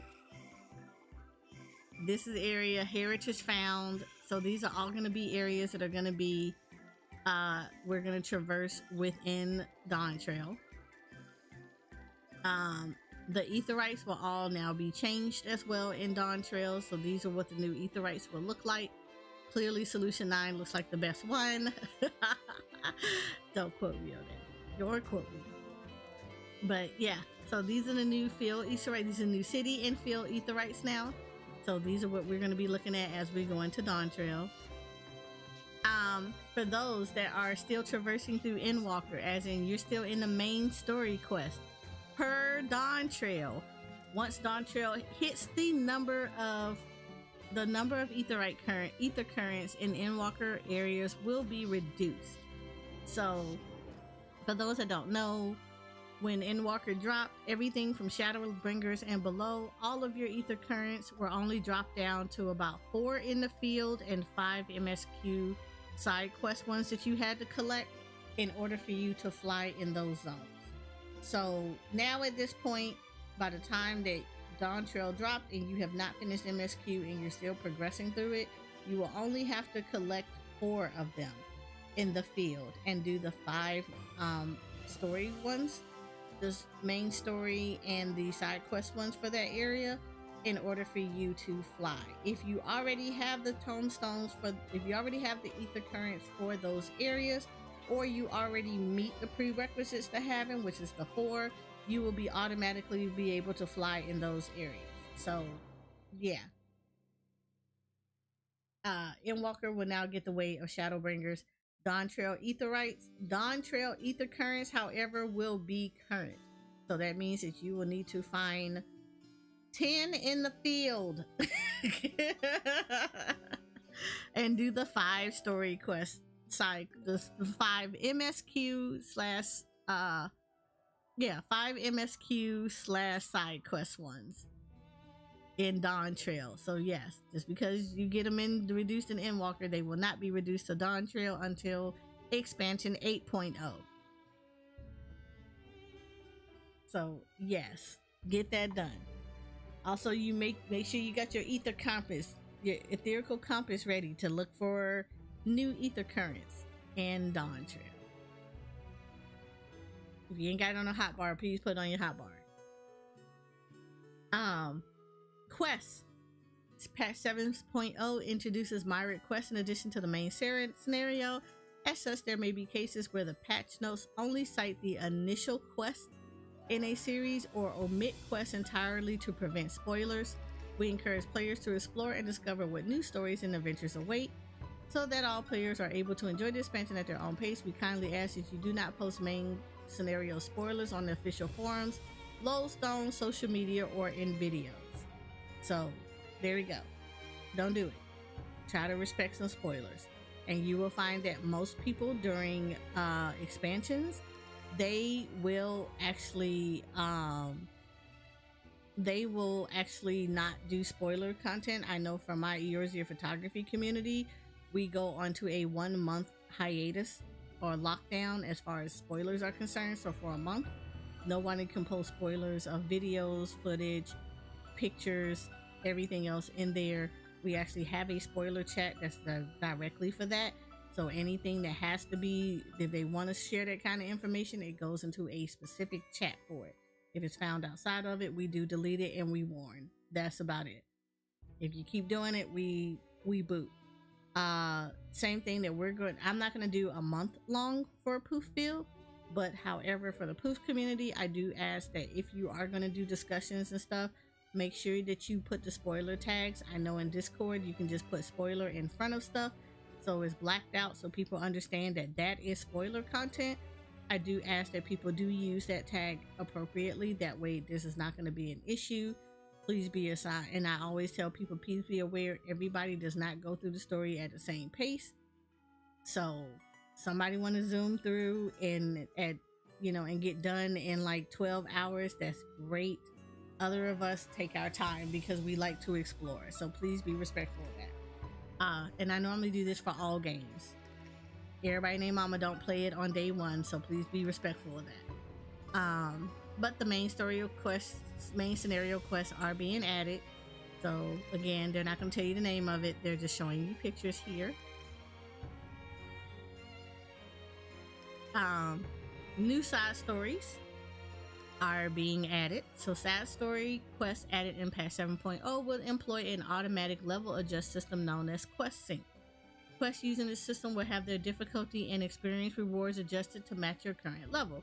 Certain side story quests do not use quest sync. So this is part of the reason why I tell you not to go hang out in some of the main areas. One of the side quests they're going to have is a bottled fantasy. This is to introduce people to the Fantasia system and to kind of give you a little bit of a teaching about how Fantasia works. This is where they will also give you a free Fantasia for those people that wanted to try Rothgar Mommy as a race on their character. Here is your Fantasia to do this. They actually made a really nice adjustment to Fantasias too. We'll talk about that later. But this is where you're going to get your free Fantasia from. You get one. You're only getting one from this quest per character. So make that count. But yeah, here's your bottled Fantasia. So it's going to be in Uda, the Steps of Thal. Make sure you go there to get your free Fantasia. Role quests have been added. Typically, these are quests that are always going to be locked behind you having certain classes unlocked or certain roles. So there's a tank one, there is a caster one, there will be a physical range, a physical ranged, a actual melee one, and you'll have a healer one. So there are normally 5 of them to account for all the different roles that are available. It is going to be highly suggested that you do them. This one looks like the way that it was told that you say you might want to start doing them. This is level 90, which means that they're going the same way. It looks like it's doing the same way that we did in Shadowbringer, which means you need to do these alongside your main scenario quest. Because for those that did not know or have not been to Shadowbringers yet, we actually have role quests in Shadowbringers that you need to progress because it directly affects the story at some point. So you actually do need to do these role quests. You had to do them for Shadowbringers and you had to get them completed by the time you reached a certain point in the story. If not, the main story quest will tell you could not proceed until you caught up with your role quest. So these, because they're starting at 90, looks like you need to progress these as you are leveling. So I highly suggest you pick them up. Especially since they're starting at level 90, which is the max level right now for Endwalker. So pick them up and do them. And for those that do it, the main story, the quest to start unlocking your main scenario, the side role quest is called Uncouth Customers. And it tells you have to progress to a certain point in the Dawn Trail main scenario for this quest to pop up for you and be available for you. Once it becomes available, if you are doing tanks, your thing is called the Narwhal Beckons. That is your quest. If you're a melee, yours is called the Hunter and the Hunted. If you're a physical range, yours is called To Steal a Steel Hog. If you're a magical range, it is called Power Forgotten. If you're a healer, it says In the Sting of Things. So those are the 5. I personally, if you are one of those people that play in all those roles, I highly suggest you do all of them because typically they will unlock a additional one that will be like the culmination of all of those together. And it's always like some extra little tidbit of lore and stuff like that. I like doing all of them. I highly suggest you do so as well if you have classes in all of those roles. But if you don't, that's fine. You can always come and find one of us who has done it and we can probably tell you what the story is after the fact. But they always add like a little bit of extra, like an extra quest line that you do that's related to you doing all of them. New job quests that will be unlocking. As y'all know, Dawn Trail every expansion introduces at least 2 new classes. Dawn Trail has introduced the Viper and the Pictomancer. For those that are going to switch your characters or your classes that you're going to be rolling on for this expansion, Viper can be picked up in Thal. You need to find a Worried Weaver. That is your Pictoman. That is your Viper quest line start. For those that are going to be the joy of being an artiste and delving into the artistic side of Final Fantasy XIV through the wonderful world of the Pictomancer, you need to go to Old Gridania and you need to find the cheerless here. So you need to do that. That will be your quest for the Pictomancer class. So remember, Pictomancer is in Old Gridania, Viper will be in Uda.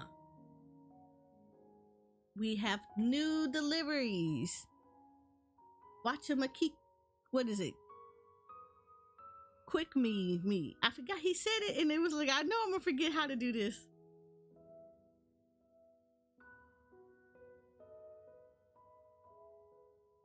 Watch you Makik McQuee. Whatever. Makik. The Watchu Me. We gonna call it that. Watchu Me. Watchu Me deliveries have been added. And of course, this is the Disciple of Hands and Lands delivery quest. These are what we would call the Studium or the Crystal Means. If you were in Shadowbringers, it's the Crystal Means. If you're in Endwalker, it is the Studiums for those that have crafters and gatherers. These are these specific quest lines for this. This is theirs for Dawn Trail. I highly suggest you do them. It gives amazing XP. Get them done. Get them done. You will appreciate it later. But get these done. Get these worked on. These will work out so well. So these are actually really good. I suggest you do them. They always have really good stuff. You will get crafter scripts and gatherer scripts. You will also need to make sure you complete the quest line Inscrutable Taste before undertaking the deliveries.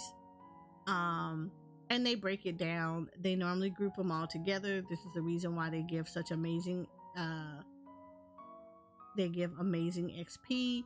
Your friendly neighborhood metal worker, these will have the blacksmith, the armorer, and the goldsmith, so you will be able to level the 3 of them together. I suggest you leapfrog these when you do the turn-ins because they need to be at the same level for them to take advantage of the turn-ins.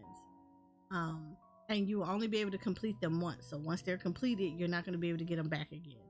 So I suggest that whatever you're going to be crafting, when you're going to do your crafters and gatherers, whichever ones you're doing, make sure you do them in the group for the studium for the turn-ins, for these delivery turn-ins. That way they can all benefit from getting the XP for these. Carpenter, leatherworker, and weaver will be Pamika the scrivener. So make sure you get those 3 together. Alchemist and culinarian will be Blame It on My Juice. Miner and botanist will be grouped together as well. So that's Hands for Hire, and Fisher always gets their own one. So it's be a Fishmonger Blues. So again, they're always going to be done in groups. So remember, blacksmith, armor, and goldsmith are going to be together for these quests. Leatherworker and weaver and carpenter are together. Alchemist and culinarian will be together. Miner and botanist will be together, and the fisher will also be together. Will be by itself. Additional quests unlocked upon completing all 5 of the delivery quest series will be added in a future update. So again, it's just like the role quest. If you get these all completed, then an extra quest comes in that you'll be able to see, like some extra little tidbit. You get some extra little rewards for. Requested materials can only be collected while undertaking each of those quests. You cannot pre-get these. Furthermore, these materials will not be listed in the gathering or fishing log, but will appear in the duty list. The location where items must be gathered or delivered can be confirmed via the journal or the duty list. When viewing the journal, select map, then either gathering location or delivery location from the subcommand menu that displays. When viewing the duty list, selecting the appropriate duty will display the same submenu to you.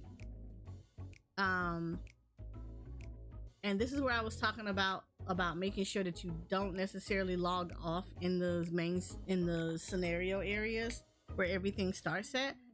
They say players can now temporarily hide a display of nearby player characters when interacting with quest-related NPCs or objects. Adjust this setting via the character configuration menu by clicking Control Settings followed by the General tab, then checking or unchecking the options under Quest Progression Settings. So this is why I said I would not necessarily log off in those areas, so that it gives you, if you go off in those sanctuaries that are not overly populated or like in a residential area, you can safely do this and have to just do all your setup first before approaching areas that are gonna have a lot of players there. These particular actions, when you do this, when you do the hide the display of nearby characters, hiding nearby characters, you can click hide nearby players when close to quest NPCs, which means enabling this option will temporarily hide nearby players when you approach NPCs or objects with a quest icon. You also have a secondary option of hide nearby players when interacting with quest NPCs. Enabling this option will temporarily hide nearby players when you interact with the NPCs or objects with a quest icon. Basically, the first one is as you're approaching them, the amount of people will go away. People will start to like kind of disappear off your screen to allow you access into the NPCs as you get close to them. The second option will do it when you click on the NPC. So as long as you click on them, then the other players will go away. This does not mean the people in your party will do that. I want to say that they brought out that the people in your party will be on your screen. It's more so non-party members that will go away. There are additional options available to also hide your party members. So by default, you won't have this, but you can hide them if you want to. But yeah. Now, these options are only applicable to NPCs or objects with a quest icon. These options will not be applied to players that are targeted or force targeted, and these options are not applicable to certain quests.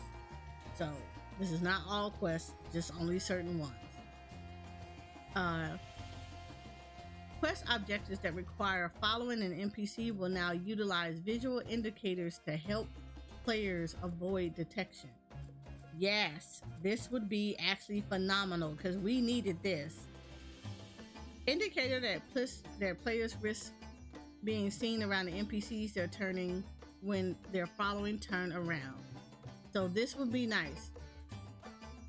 So you will actually get this indicator, which is like the green indicator, like you see the yellow and black like bars coming around you. This is going to indicate that you are being risked being seen if this pops up. And then you're going to get an indicator that the player should not approach, which means that this will be on the ground saying you should not approach at this point. Like kind of stay where you at. So I like this because the amount of times that you accidentally get seen by some of the follow quests was irritating in Shadow in Endwalker. So you will not have to worry about that now. Players can now select icons in the duty list to carry out quest objectives such as using emotes or opening the crafting room. This is actually really helpful too. So for those that have the know, you sometimes will have quests that will say, how about you to that boy in that quest? I swear, that little boy? Yes, that's the same one I was talking about. Yeah, that's the one. That's him. I almost yeeted him too. Especially at that one part where he runs around, like he runs the opposite way. Ooh, I was so tilted with him for that one. I was super tilted with him for that one.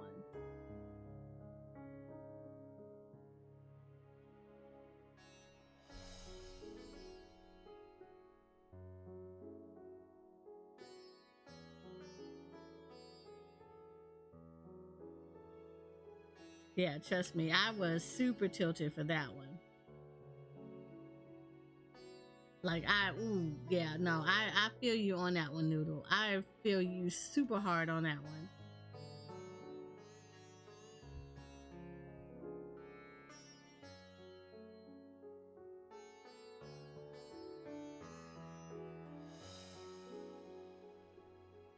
Hi Cairo, how are you?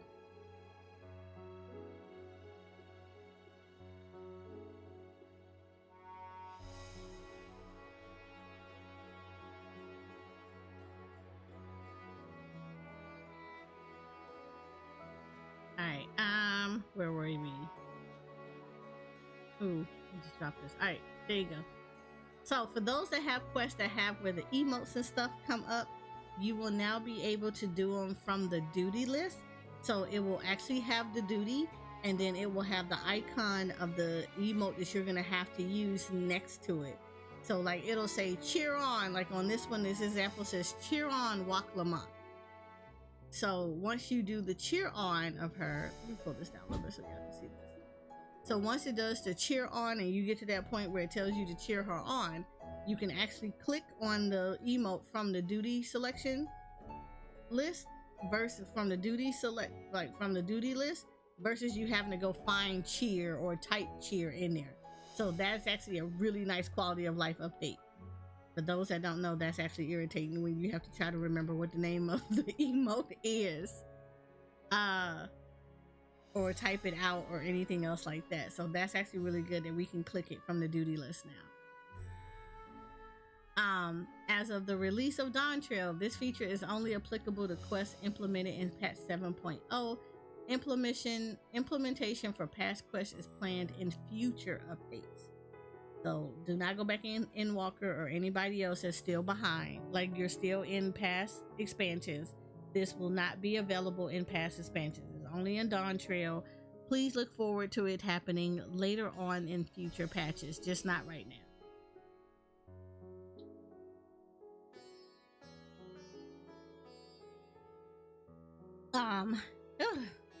Players may now adjust text auto advanced settings to apply only to voice dialogues. That's nice. That is nice. I like that. I'm definitely going to use this because I hate when I do the auto stuff and then you're trying to read it and it goes by really fast. To help alleviate issues with misinputs when completing quest objectives that require entering phrases with the chat mode in say, certain half-width and full-width characters will now be treated as the same character when typing. The category of certain allied society quests have been adjusted. So tribal quests are now going to be called allied society quests. If y'all didn't know, prior to Endwalker, they were always called beast tribes. And without spoodling, the relationships changed. So because of the relationships changing, within Endwalker, they've changed from being called beast tribes to tribal quests. But because of Endwalker, now things have changed and now they're going to be called allied society. So I like that they are doing a progressive change in the environment of the world as we're going through each of the expansions. I think that is so cool. I like this. Certain quest battles can no longer be undertaken using limited jobs. Suck it, Blue Mage. So yeah. Now Blue Mage mains actually play on your actual classes.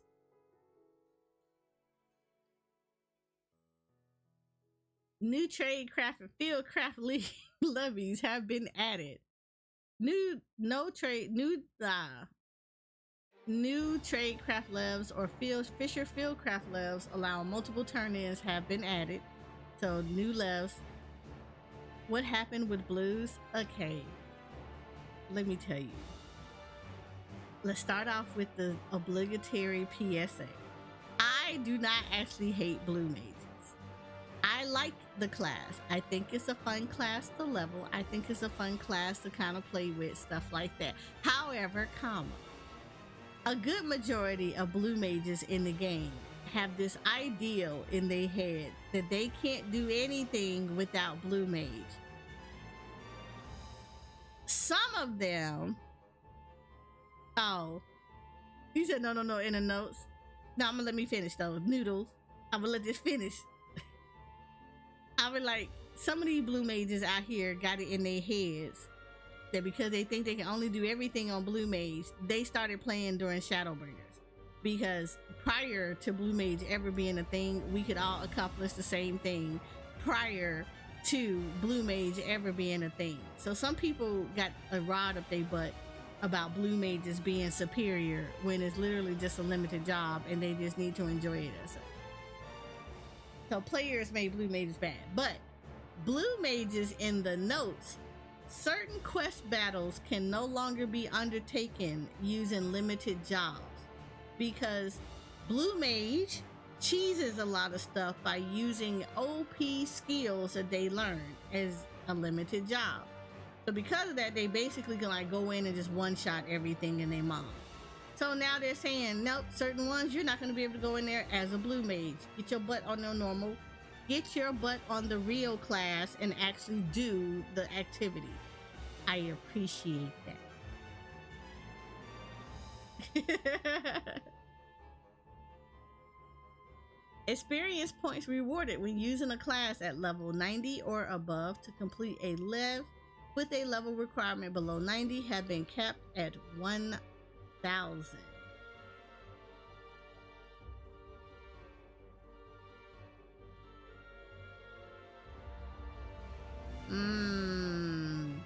So for those that don't know what that means,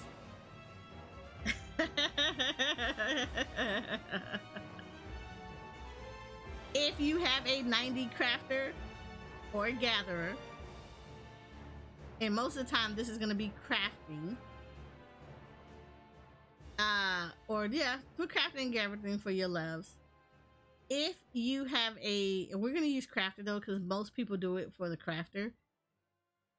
If you have something that can be turned in for multiple stuff, you can't craft something on one class at say you have a 96 crafter, you can't craft it on the 96 crafter and give it to your 80 something crafter and turn it in and expect to get more than 1,000.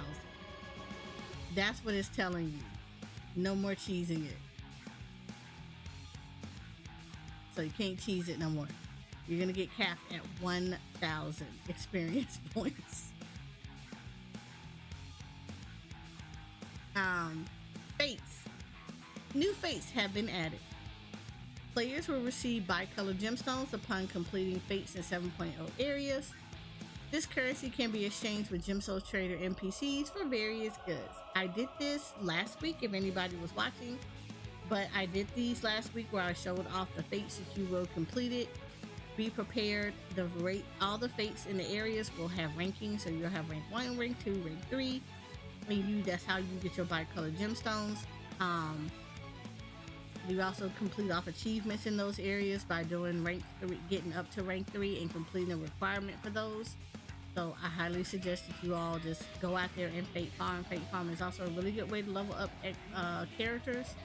So take advantage of that. Furthermore, as you continue to complete fates in these areas, gemstones traders will offer a wider variety selection of items. Remember where I said rank 1, rank 2, rank 3? Yep, here we go. There it is now. That's what I'm talking about. So make sure you do the rank 1s, rank 2s, rank 3s. And max them all out so that you can get better stuff. You can get and everything goes from minions to music to furniture. You'll see more stuff as you rank up. So there you go. To view your progress in each area, select shared fate under travel in the main menu. I highly suggest people take advantage of this. The maximum store of bi-colored gemstones have been increased from 1,000 to 1,500, so we can hold more now. That's great. I love that. Fates that grant a bonus to experience post gain will now also grant a bonus to earned bi-colored gemstones. This is actually really good too because we did not get this before, so this is actually really good. So make sure y'all kill the maiden when she shows up in a fate. That way you all can get bonus. The game client will now respond more quickly when opening the share fate window or changing between categories. Thank you, because that's also an issue too. Large-scale fates that take place at fixed location will now also appear on the map like regular fates. The head, the tail, the whole damn thing. A finale, most formidable, devout pilgrims versus Davia Pia, Omicron recall, killing order. So these will all show up as normal fates now instead of just large fates that just pop up. This change also applies to large scale fates implemented in patch 7.0. So yay, we now get to see them. You don't just roll up on them, you'll get to actually see them now. Treasure hunts. The following additions and adjustments have been made to treasure maps. Lobo skin treasure maps and Brack skin treasure maps have been added. So these are the new treasure maps that we can now collect when Dawn Trail drops. Rewards for Saga skin treasure maps, Kumbhakara skins treasure maps, and Ophiutora skin treasure maps have been adjusted. Elegant tombstones rewarded for completions of Saga skins, Kumbhakara skins, and Ophiutora skins treasure maps have been changed from Elegant tombstones of casuality and Elegant tombstones of comedy to Elegant tombstones of poetics. So we will now be getting poetics as of Dawn Trail for the map completions of previous ones. Starting in patch 7.05, there will be a chance for a teleportation portal to appear when completing Brack skin treasure maps. So that's the treasure maps that everybody's going to be needing to hoard up on, are the Brack skin ones, because in 7.05 the portal will show up there. So that is the map that everybody needs to start hoarding. The Exercitatron 6000 and the Shifting Gymnasium Agonon will now be level synced, adjusting player levels to 90. Grand and free companies. Additional items will now be accepted for supply and provisioning permissions.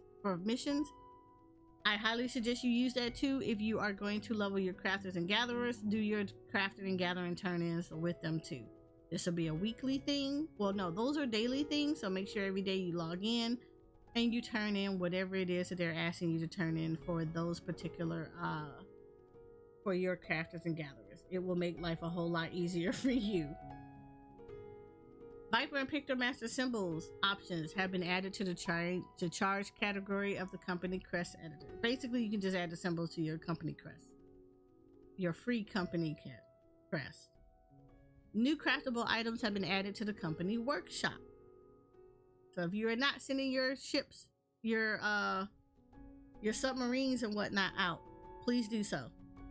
They will start going out into new areas. The following addition adjustments have been made to subaquatic voyages. New areas have been added, new items have been added.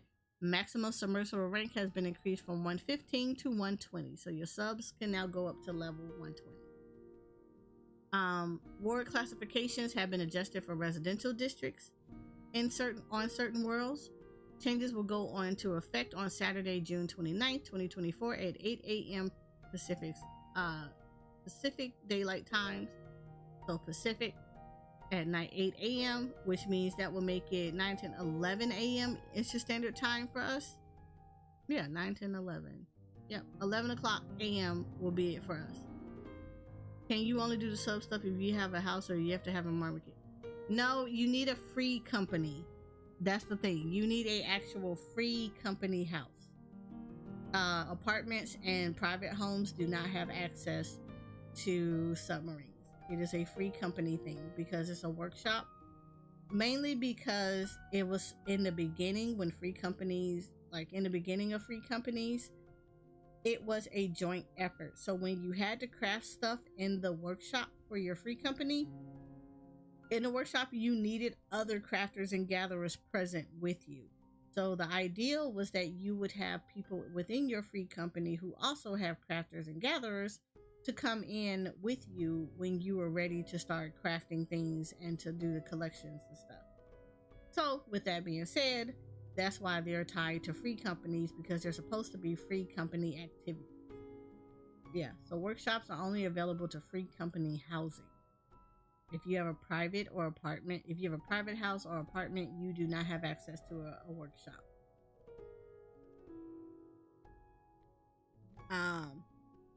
So these are all the adjustments that are going to be made on the following data centers: Dynamis, Phantom, Sagittarius, not Sargatanus, Sagittarius, Alpha, and Raiden.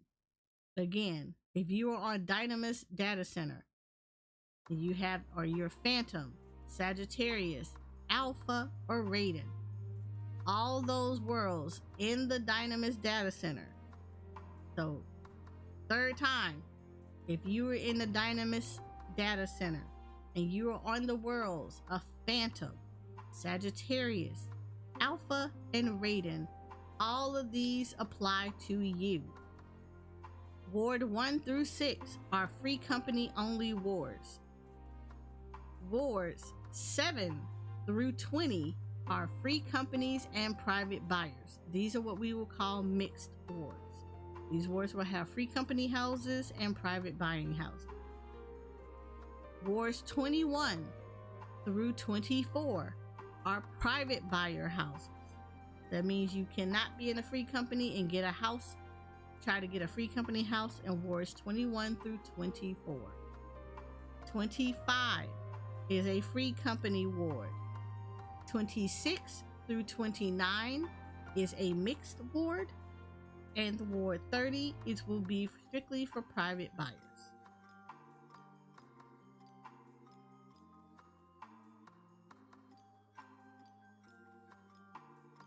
Ward classifications for all other worlds will remain unchanged.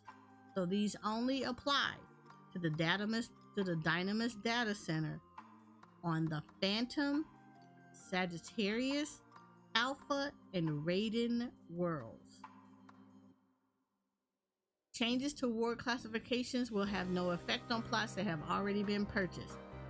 All that means is if you already are there in a private ward and you are a free company, it will not change your housing. It only applies if the plot becomes empty. If you're already there, you are fine. You do not need to do anything. You do not need to move if you love that plot.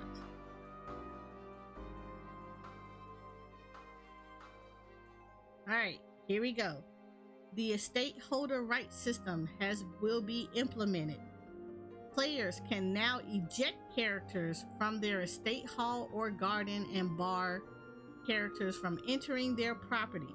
So if you think you're going to come back into the game and be a harasser of somebody at their house, because we have people that clearly stalk others in the game who like to harass them by coming to their homes and everything in their mom, they can kick you out of their house and off of their property now.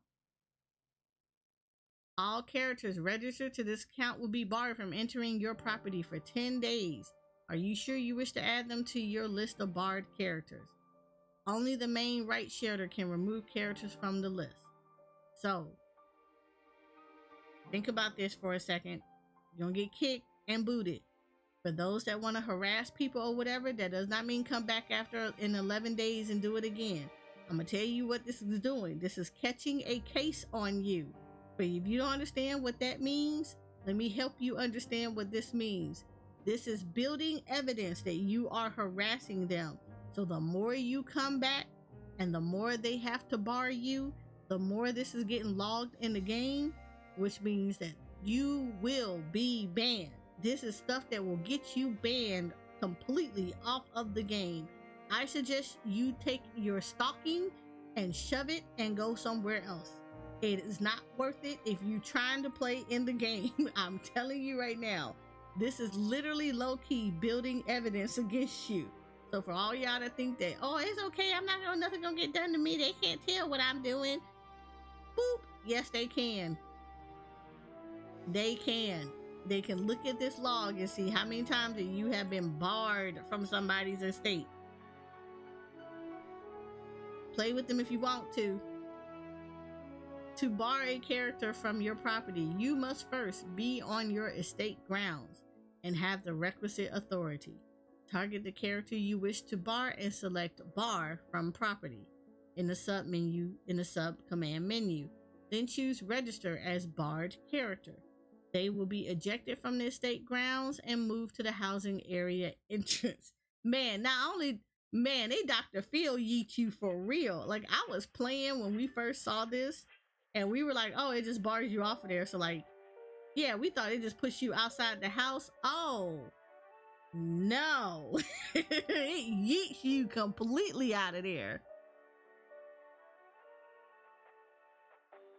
That is a true Dr. Phil yeeting moment right there. I love it. I am living for this.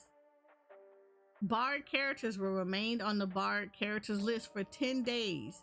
During this time, any attempts to enter your estate hall or garden will instead transport them to the housing area interest.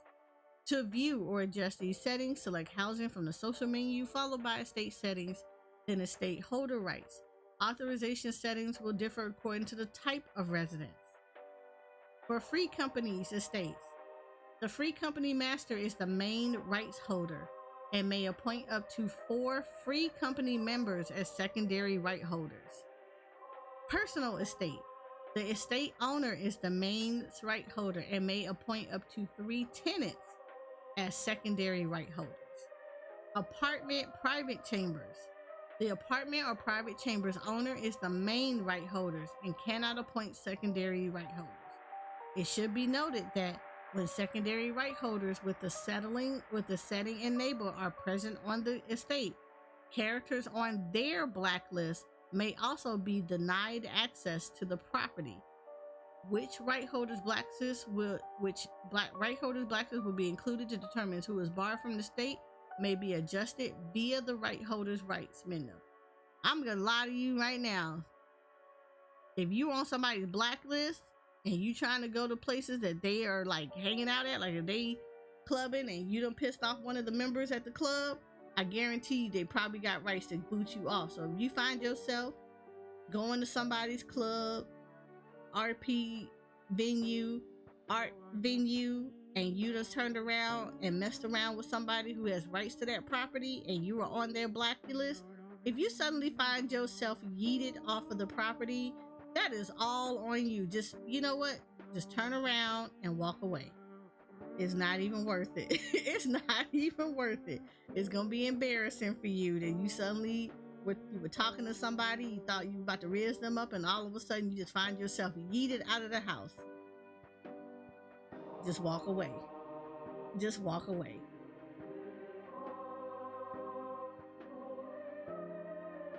After entering the lottery for an estate, viewing the placard for a different plot before confirming the results of your entry will now remind you of the estate address of the plot you bid on.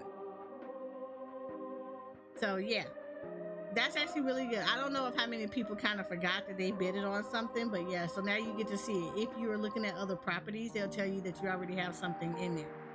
And yes, you can only bid on one property. You cannot bid on multiple ones and try to get them.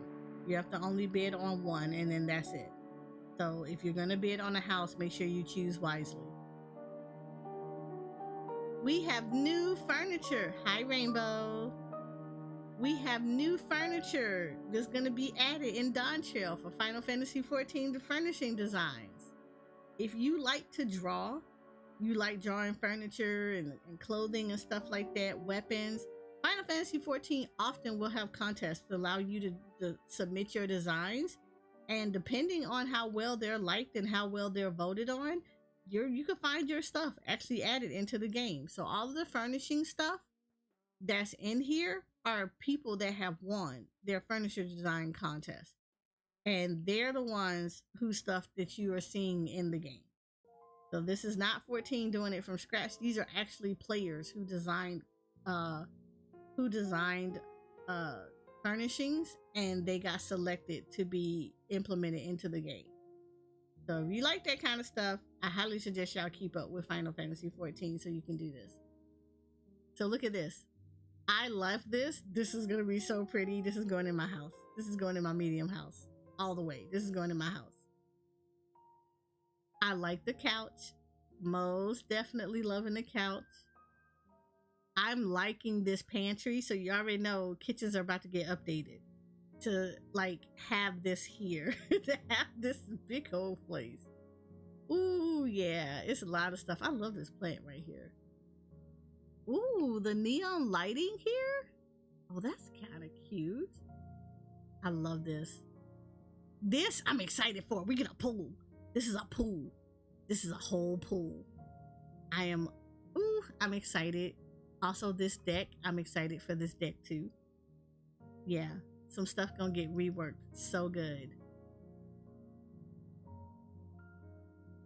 Can we fish? No, you cannot fish in it. It's not a fishing pool.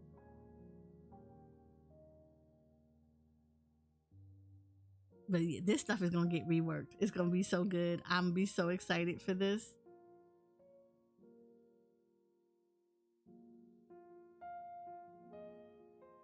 Yeah, I'm gonna be so excited about this. Also, they're supposed to up the amount of stuff that we can put in our yards, so and on our property. So I am gonna be so happy about that.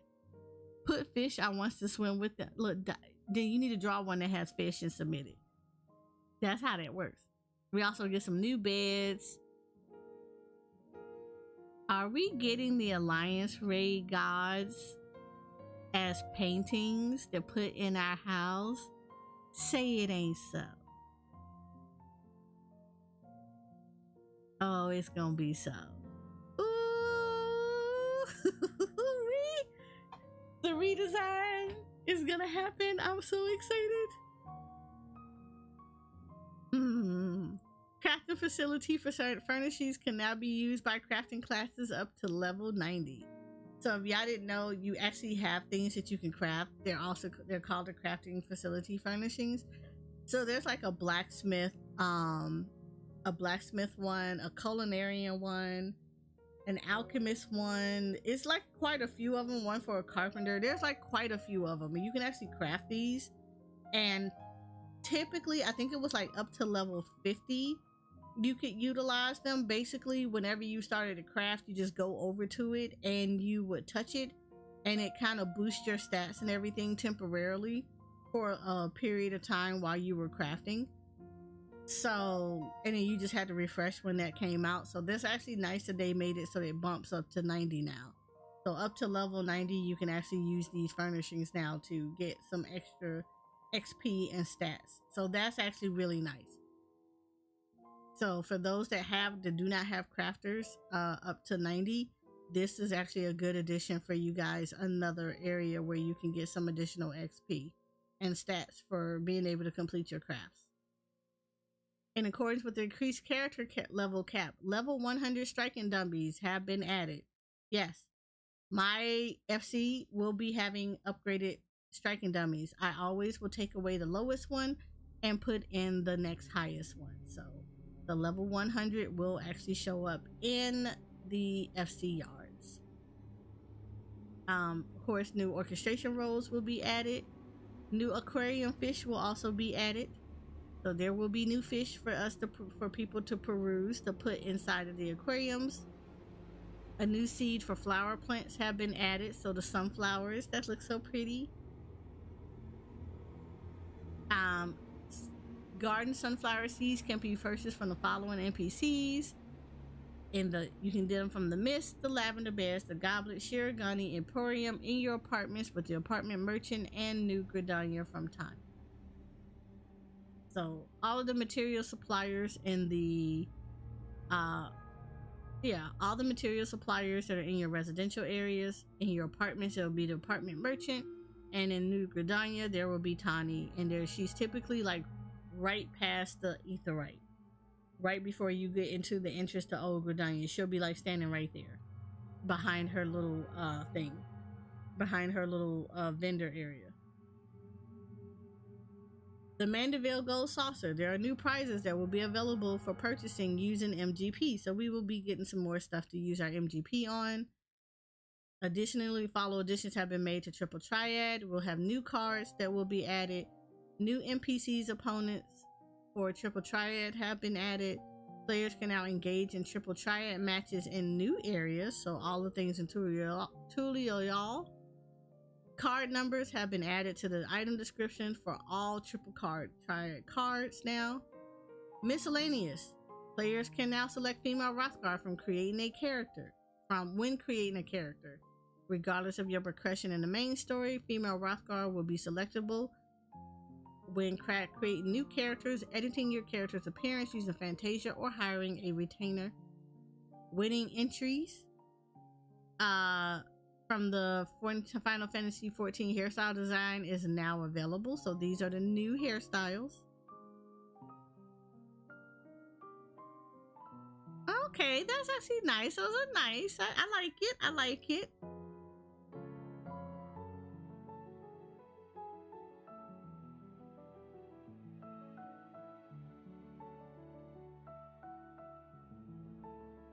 Oh, it's a low. I'm about to say, what in the world is wrong with the front of this head?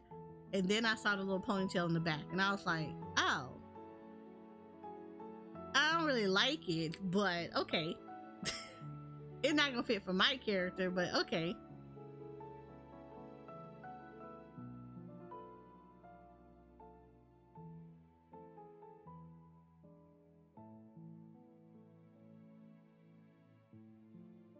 But okay, yeah, it's okay. It's okay. The following additions and adjustments have been made to the trust system. Cryo has now been added as a new avatar NPCs. She will become available after progressing to a certain point in the main scenario. In accordance with the increased character level cap, the level cap for avatar NPCs has also been increased. By progressing through the main story, avatar NPCs can reach a maximum level of 100.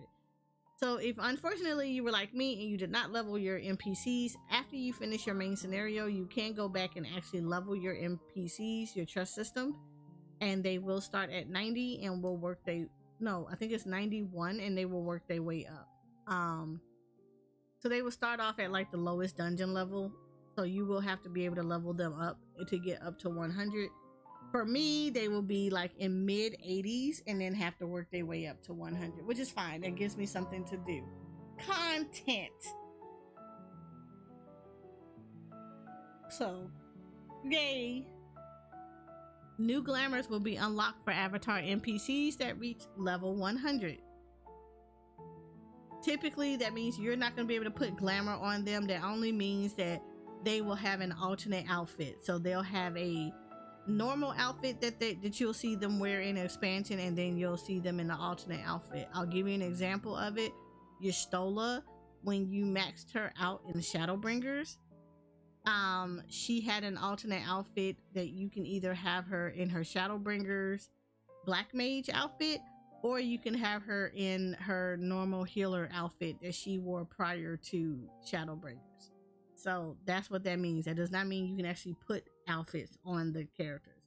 They will have like an alternate glamour that they can wear, an alternate outfit that you can select for them to wear whenever you do like trust stuff with them. The Dawntrail category has been added to duty support. So that means the Dawntrail will get its own category. So just like it is in Endwalker, you will see that Endwalker will now move in with the rest of this quest. So it'll be like a little tab that you can utilize within previous quests to show you like where all the duties are for that one. And then Dawntrail will get the Dawntrail dungeons, as well as the Dawntrail like trials and stuff like that. So Dawntrail will replace what Endwalker is doing now. The following additions and adjustments have been made to Wondrous Tales. Prizes available in exchange for Chloe's gold certificate of commendation, her silver certificate, and her bronze certificate have been adjusted.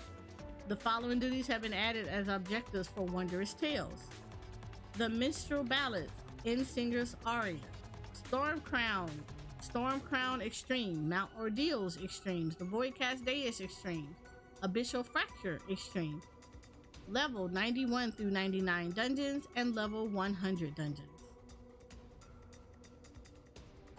The addition of these duties will not affect the Wondrous Tales in your possession prior to reaching level 100 with at least one Disciple of War or Magic. The following raids and alliance raids have been grouped together into raid series categories. The addition of these duties will not affect the Wondrous Tales in your possession prior to reaching level 100 with at least one Disciple of War or Magic. Completing any duty from a series will be counted towards objectives granting a seal. So anything in before, it would say Eden's Gate Resurrection or Descent, or Eden's Gate Indignation or Specular. Now we'll just say Eden's Gate. If it's Edenverse, it used to have like specifically the name of the one you had to do. Now it's anything in Edenverse will be accepted. Anything in Eden Promise, it'll just be Eden's Promise. Alliance Raid, This is going to be a significant one. Normally you would have where it says Labyrinth of the Ancients, Circus Towers, the World of Darkness. Now it would just say Alliance Raids, a Realm Reborn. Those are the Crystal Tower raids. For Heaven's Ward ones, it is going to be the Void Ark, the Weeping City, and Doomscape. It'll now say Alliance Raids Heaven's Ward.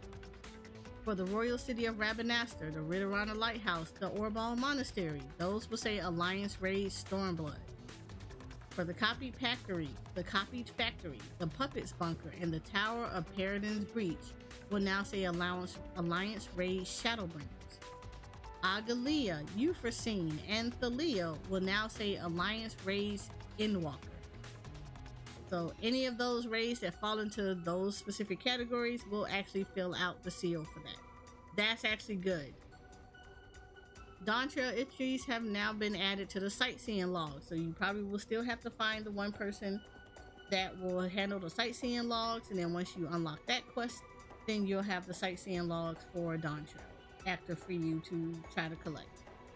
Skywatcher NPCs have been added to the new areas. Those are the people that tell you the weather in the game everywhere. Skywatcher NPCs in 6.0 in previous area will also be able to offer weather forecasts for 7.0 areas. However, special requirements must be met for certain locations.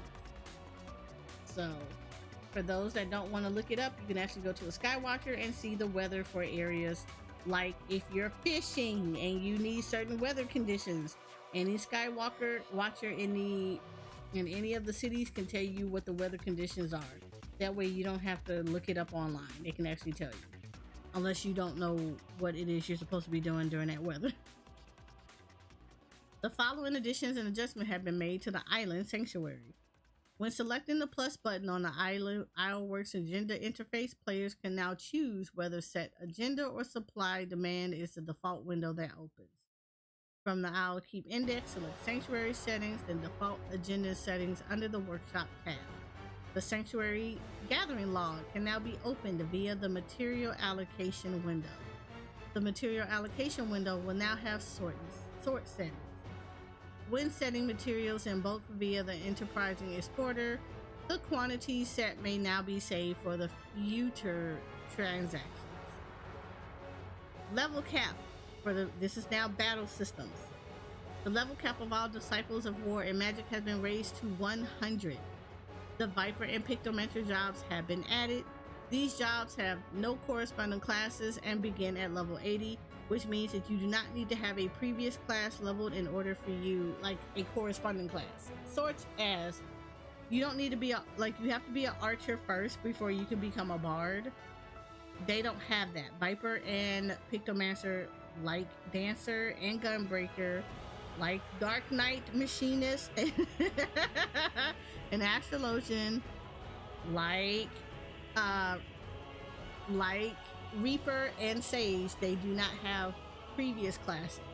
The only requirement that you will have to have in order for you to pick them up is that you do have a class that's probably 80. So you need to have a previous class leveled, a Disciple of War or Magic class that is level 80 already, and that you will need to have access to the Dawn Trail expansion. Those are the only requirements that they ever ask for people to pick up the new classes.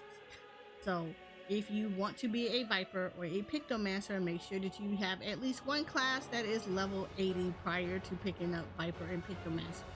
You cannot just outright get into the game and go pick up Viper and Pictomancer. That's not how that works. So you need to get a previous class, an existing previous class to 80 before you will get unlocked Viper and Pictomancer. Viper is a melee DPS. If you did not know, you know now. Viper can be unlocked by completing the following quests. Enter the Viper, which will be Uda, the Steps of Nald, under the Worried Weaver. Pictomancer is a magical ranged DPS. It can be unlocked by completing the following quests. The Joy of Pictomancer. Disciple of War is requirements. Disciple of War or Magic, level 80. You can go to Old Gridania and look for the Cheerless Hero. I will finally be able to draw. A lot of us will. I'm going to be drawing badly because I can do a very mean stick figure. So be prepared for stick figure animations in game. In accordance with the addition of these new jobs, gear for Viper and Pictomancer has been added to the rewards for certain dungeons and now be sold by merchant NPCs. Please note, however, that Viper and Pictomancer cannot be used in the Hall of the Novice, nor can they receive the first time completion bonus from Guild Hess. New job actions have been added. Now, if you look, you notice action and trace have been adjusted. That's empty. You will see this in the final version of the patch notes. So when full patch notes come out, this area will be populated. The layout of the blue magic spellbook interface has been adjusted. That's it. They're not going to say anything else. In the full patch note, this may be populated. The following adjustments have been made to limit breaks. So anything that's dealing with battles in general, like the battle classes specifically, we will not see that until the full patch notes. This is why the patch notes are normally read twice. The following adjustments have been made to limit breaks. Monks will no longer change position when executing Final Heaven. Dragoons will no longer change position when executing Dragon Song Dive. Certain status effects granted by class and job actions will now be removed when changing areas or entering an instance duty. The effects of certain monsters and NPCs' actions have been adjusted. The armory bonus granted below level 90 has been increased from 50% to 100%. So this basically works out the way it has always worked out. Previously, like currently right now, if you are at about 80, your armory bonus will be at 50%. So that means you get 50% additional XP. If you're much lower than that, it'll be 100%. So for those that don't know, it is why it behooves you do not flop around on your classes. Get one class to max level because it helps you with your XP. Your armory bonus, the furthest away that your lowest class is, that you're leveling is from your highest level class, you will benefit from 100% of an armory bonus. The closer it is to it, it will drop down to 50. Typically, it's about 10 levels from below the highest class that you will start getting 50%. So it is always why we always encourage people to always get at least one class to max level, so all the other classes benefit from the boost, from the armory bonus boost in XP for that. It literally is going to help you out so much. The armory bonus is applied to all available Disciple of War magic other than your highest level job or class. From level 90 onward, the armory bonus is 50% increase in XP bonus. That's exactly what I said. Because we're going up to 100 when Dawn Trail drops. Once you hit level 90, you will only get 50% bonus, XP bonus. But if you have anything below 90, it will get 100% bonus if you have a class that is already at level 100. So it always is going to help you to get a single class, battle class, up to 100 prior to leveling other classes so they can take full effect and take full advantage of the armory bonus. Whew. In accordance with the increased level cap, New World and Preferred World character bonus now apply to all jobs at level 89 or below. Jay, I know you hear this.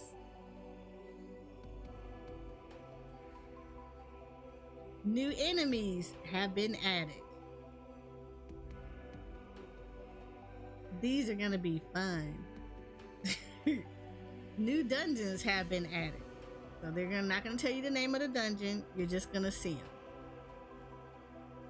After beginning a boss encounter in dungeons, newly introduced in patch 7.0, the shortcut warp will take players to the boss's area's entrance. Thank you. I appreciate this. Because I don't know if anybody else noticed this mess. I hated this for years. That whenever you would wipe in a fight and then you all had to turn around and go back to the boss, You would take the shortcut warp and it never took you back directly to the boss. You went to like a halfway point and then you had to run all the way back to the boss. This is extremely frustrating, especially at a final boss. So now you don't have to worry about that anymore. It will take you back to the warp to the entrance of the boss fight. Thank you, Yoshi P, for listening, because this was the most aggravating thing ever of having to run all the way back even after you took a shortcut. Like, how was this a shortcut? In accordance with the increased level cap, players can now gain experience from level 90 dungeons, trials, and 6.x Alliance Raid dungeons. So basically, they're just now roulette stuff, and you will basically now get XP, because when you're at 90 right now, I can't get any XP from them because I'm already max level. So now when I run my roulettes, these ones that were in Endwalker will now give me XP. So that's always nice. New trials have been added. Yay! Unreal trials have been temporarily disabled. Players may still exchange false leads for various rewards. A new Unreal trial is scheduled to be added in patch 7.1. So I said this, I speculated this was going to happen to someone earlier, but like, it's true. So once Dawn Trails drop, Unreal trials are going to be disabled. That means there will be no Unreal trial. Thornton is the last day. Today is the last day that you will be messing with Thornton. After that, in Dawn Trail, it will go away, and you will have to wait until 7.1 to get a new Unreal trial. Players will now receive the power of the Echo in the event all party members are incapacitated during the following trials: the Abyssal Fracture and Gilded Aria. Each time players restart the aforementioned trial, they will be granted a 10% Echo effect boost, which increases each restart up to a maximum of 50%. If a player restarts after battling for less than 3 minutes, they will not be granted this effect. The Abyssal Fracture Extreme. Each time players restart the aforementioned trial, they will be granted a 5% Echo effect boost, which increases each restart up to a maximum of 25%. If a player restarts after battling for less than 3 minutes, they will not be granted this effect. So basically, if you wipe, you need to wait a couple of minutes before you pull again so that you can take effect of the Echo. The strength of the Echo in Pandemonium and Abyssal Savage has been increased. The Echo will take effect upon entering Pandemonium and Abyssal Savage, increasing player maximum HP, damage dealt, and potency and healing potency by 20%. Thank God I am done with that one. I am so done with that Savage tier. Unlike other instances, the strength of the Echo will not increase in the event all party members are incapacitated. The Spire of Trial, an expansion of Stone, Sky, Sea, has been added. For those that don't know, Stone, Sky, and Sea is where you go to see how well you are doing and your rotations in relation to a boss fight. So it is a timed event. You go to this area. Once you unlock it, you click on the dummy and you proceed to fight it and doing your rotations and stuff. It's a good way to practice your rotation. It ignores foods and pots, but you go in, you do your rotations, you hit this target dummy. Basically, your objective is to try to kill it before the time runs out. This will gauge how well you are doing for your DPS when it comes to relation to doing stuff like extreme fights and savages. This is a good way to practice for them. And it's going to be called Trial of Spire. It will not be unlocked to you until you reach level 100, and it will be in Solution 9. The Riku restriction on receiving cracked antho clusters upon clearing Thalia has been removed.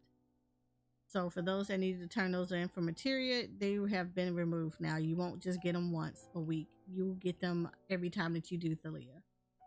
New elite marks have been added. These are your A rank marks.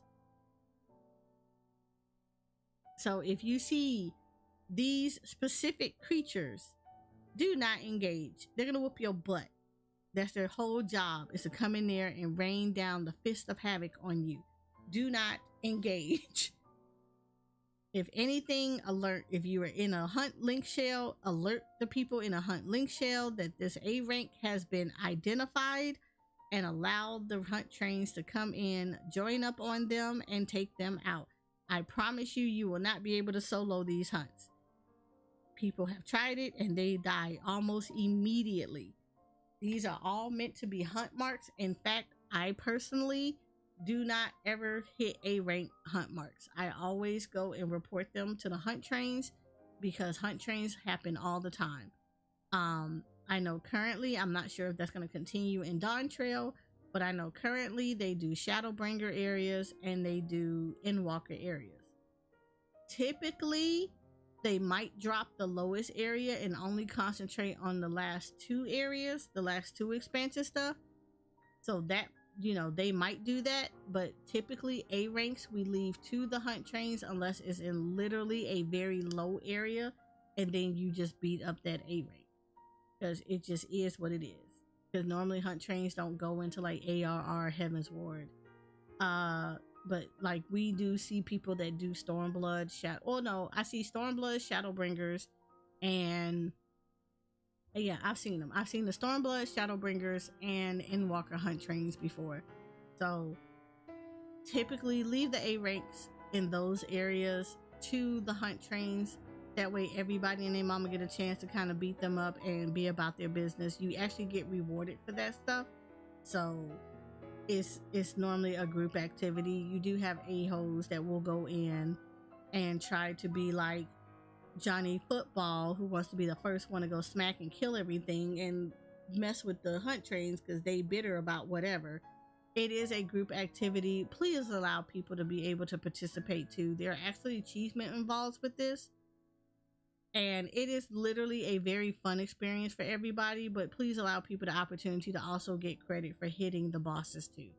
But these will be the new bosses, the new A ranks that will be in the area. S ranks, and they typically do stand out. They're normally a different color and they're a little bit larger. They're actually larger than the normal mobs in the area, so you will be able to identify them. S ranks are larger than life, so you have no choice but to notice them. Players can now hunt regular and elite marks in the new areas. So there are A ranks and B ranks. A and S ranks are normally for hunt trains and for people that are hunting those hunting achievements. B ranks are individuals. Multiple people can have a B rank. B ranks actually spawn out quite often, so if someone kills the B rank before you get to it, it will respawn back again in like a few seconds, so don't worry about it. But B ranks are often gotten by picking up the hunt board advertisement for it that you individually pull, and it'll tell you that that's whatever your B rank is for that week, and that is a weekly hunt. B ranks are a weekly hunt thing for you, so if you do those, that's what that is. Marks defeated in the new areas will also yield sacks of nuts, which is the currency right now, which can be exchanged for various items. Players must first complete the following quests before taking up the hunts in these areas. So we do have to do a new dawn, a new hunt, but you must complete the quest Elite in Dangers and have progressed to a certain point in the main scenario. So you're not going to be able to pick it up right away. You got to progress in the main scenario and do a prerequisite quest before this one will pop up for you. And there will be an NPC there that you can exchange the hunt currency for. Viper and Pictomancer are now available from the following deep dungeon vendor. The arms are. You can do POTD, Heavens on High, and Eureka Orthos. You can now do the arms for the Viper and Pictomancer for them. Alec Tomestones of Aesthetics have been added. That it will be the new currency at the moment for this. Players can now obtain up to a maximum of 2,000 Tomestones of Aesthetics. That is the first new currency. We will get a secondary currency later on. Moreover, players can only receive Tombstone of Aesthetic after reaching level 100 with at least one disciple of War Magic class or job. There is no weekly limitation on Tombstones of Aesthetics. A secondary currency, Alec Tombstones of Heliometry, will be available in patch 7.05, which is scheduled to release approximately 4 weeks after the start of official for Dawn Trail. So there you go. Because of the new tomestones that will be added, comedy can be exchanged for elegant tomestones of poetics after the release of 7.0. Casuality will be exchanged for elegant tomestones of poetics after release of 7.0. That person will be in Mordona. that you need to turn in.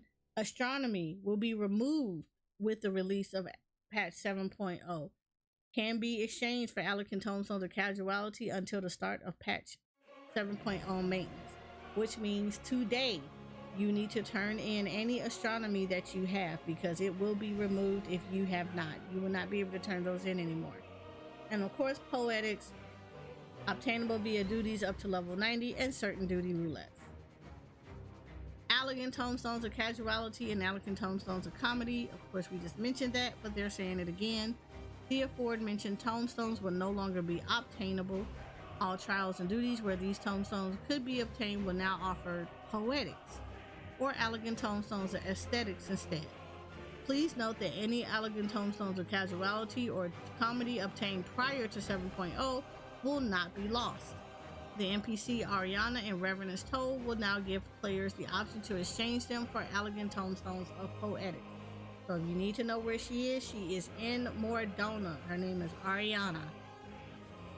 Astronomy. Elegant Tombstones Astronomy have been removed from the game, so if you have it, get rid of it now.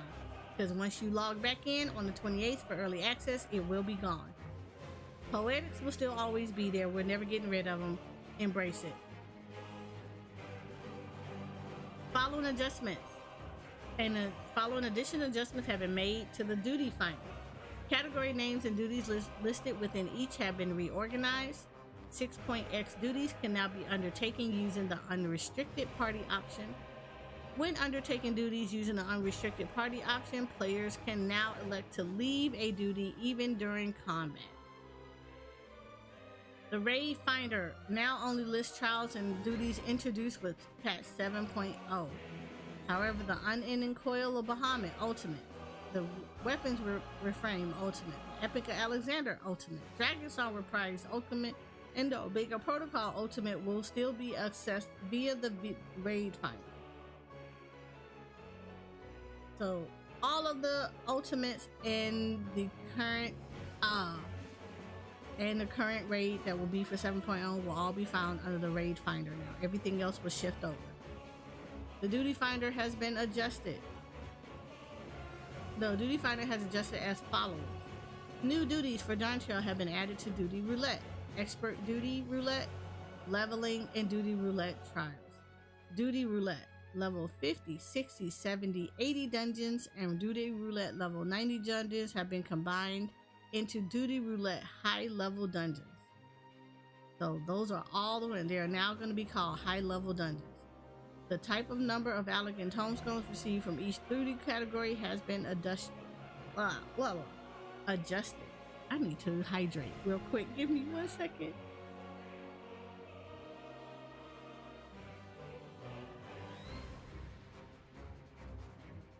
Duty roulette experts will now give 80 elegant tombstones of aesthetics. Duty roulette high level dungeons will give 100 poetics and 120 of the aesthetics. Duty roulette leveling will give 100 aesthetics. Duty roulette trials will give 60 aesthetics. Main scenario duty roulette will give 350 poetics with 100 aesthetics. Alliance raid duty roulette will give 120 poetics and 120 aesthetics. Duty roulette normal raids 80 poetics with 60 aesthetics. Duty roulette mentor 30 tombstones of aesthetics, and duty roulette frontline will give you 50 tombstones of aesthetic. Remember, the aesthetics will only be gained once you hit level 100 on any of the battle classes. But you have to be on that class in order to get the aesthetics. So keep that in mind. Once you hit 100 is when aesthetics will show up in your roulettes. Prior to that, it's going to be poetics. The requirement to register for duty roulette alliance raids have been changed. Currently, it is players must meet average item level requirements commensurate with the level of their current class or job at the time of registration. So if you didn't understand what that means that if you are level 70, you would need to have 70 gear on, or gear that was like met up to the 70 level that you were in order for you to go into a duty alliance roulette, which means You could not be a 70 with level 50 gear and think you're about to go into duty roulette. It actually will stop you. I saw it happen live on Twitch. So this is a big reminder to you to keep up with your gear as you're leveling your classes.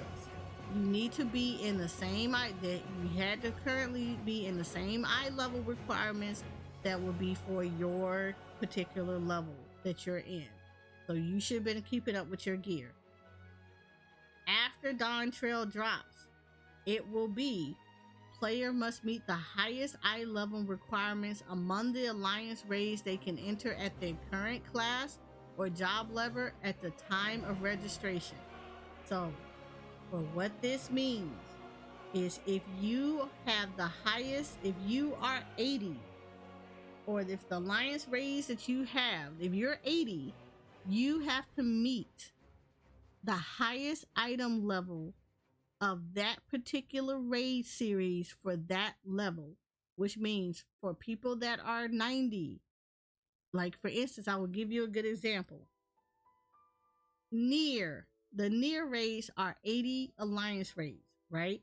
There is the highest item level is always listed on what you should have on when you are walking into that particular raid. If you are 80, you have to meet that requirement. Even if you don't have, like, you just have to. You cannot cheese it and not have any gear on whatsoever. You have to meet it or else Alliance Raid Roulette will not unlock. This is for your roulette. So if you want to do Alliance Raid Roulette, and if you are at 80, your eye level needs to be the maximum for the highest raid in that freaking expansion that you got access to. So at 80, you should have gear for you to walk into Near's raid. And the last one I think is a Tower of Paradigm. And that is the one that you have to meet the requirement for. So you should have to have gear that equals to the 3rd alliance raid for your level at that time. You cannot cheese this mess. Nobody wants to keep doing Crystal Tower because nobody wants to put on gear. So it's the same thing. If you're 90, the alliance raid that is in there is called what the freak is it called? Let me go back up again and see this again. Agalia, Euphrosyne, Thalia. So if you are level 90 and you are leveling and you do the Alliance Raid Roulette, you literally need to see what Thalia's highest level is. What is his highest level for gear you can put on is, and you need to have that gear on. Equal to that gear level. You gotta put it on. Hi, Elixir Gaming.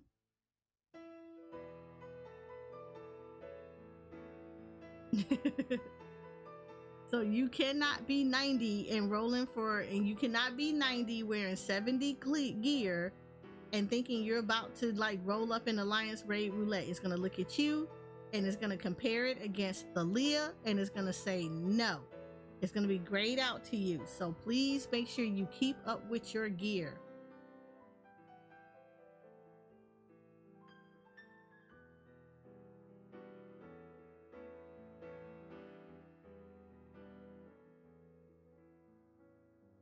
You said you can't make me. I can't make you, but the game certainly can make you by saying that you do not have access to Alliance Raid Roulette. I'm going to tell you it's going to make it for a bad time for anybody that's trying to go with you and you're trying to do a roulette and they're not geared up. It's going to be like, put gear on, period. Like literally, keep your characters geared up. You don't have to do it every level, but you do need to meet some milestones because your gear does go up. I would suggest you do it. And if it helps you, every expansion is exactly the same. When you first roll into a new expansion, you can always go back to a previous area and you can get gear for roulettes. All of the tombstone gear will become augmented. So like right now, the highest level gear and weapon that you can get gear wise is 660. Weapon is 665. So what you will end up doing is you literally can turn around and get and the 665 come from Savages, by the way. But you can go in at Dawn Terrell Drop, you can go back to Roz's time, and you can use your poetics to get gear onto your level 90 character if they were missing some gear. Replace some of the lower gear with the 660 gear, right? Right. So that's going to be helpful for you. The next time you will actually get an upgrade, because the augmented gear will take you to about halfway through the dungeon expansion, right? So about 95, at around level 95, which is when the mid dungeon happens, you will start to replace that gear with the mid level dungeon gear. Please do not keep on 90 gear all the way up to 100. It is not going to be fun for you, and it's not going to be fun for anybody else in their mama. You need to start replacing at level 95. So once you hit that mid dungeon, and it's typically like the third dungeon that happens in the game, in the story, is when you will start to put on new gear. Replace the gear.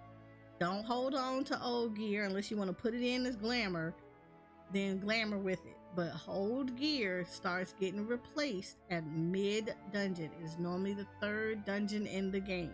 That is when you start replacing stuff. You are not going to have to get an entire set, but if you're going to run roulettes and you keep getting that dungeon, please use that dungeon's gear and put it on. Additionally, NPCs will also give you coffers for you to put on that gear. You can utilize that gear. I highly suggest it. It'll make it so helpful for you. You can also keep that gear so that when you're leveling stuff in a similar role, classes in that similar role, you got gear for them to put on. But please keep your gear upgraded. It's the whole party is going to thank you. PvP actions for Viper and Pictomancer have been added. They're not going to tell you that right now. We'll probably see that during the full patch notes. The following additions and adjustments have been made to the Wolf's Den pier. New items are available in exchange for trophy crystals. New items are available in exchange for wolf marks. Series 5 will end and Series 6 will begin. Series 6 will be held from patch 7.0 to the release of patch 7.1, during which time you can earn Series XP and increase your series level by participating in any PvP duty. Increasing your series level will unlock series rewards. Series rewards from Series 5 can be claimed until the end of Series 6.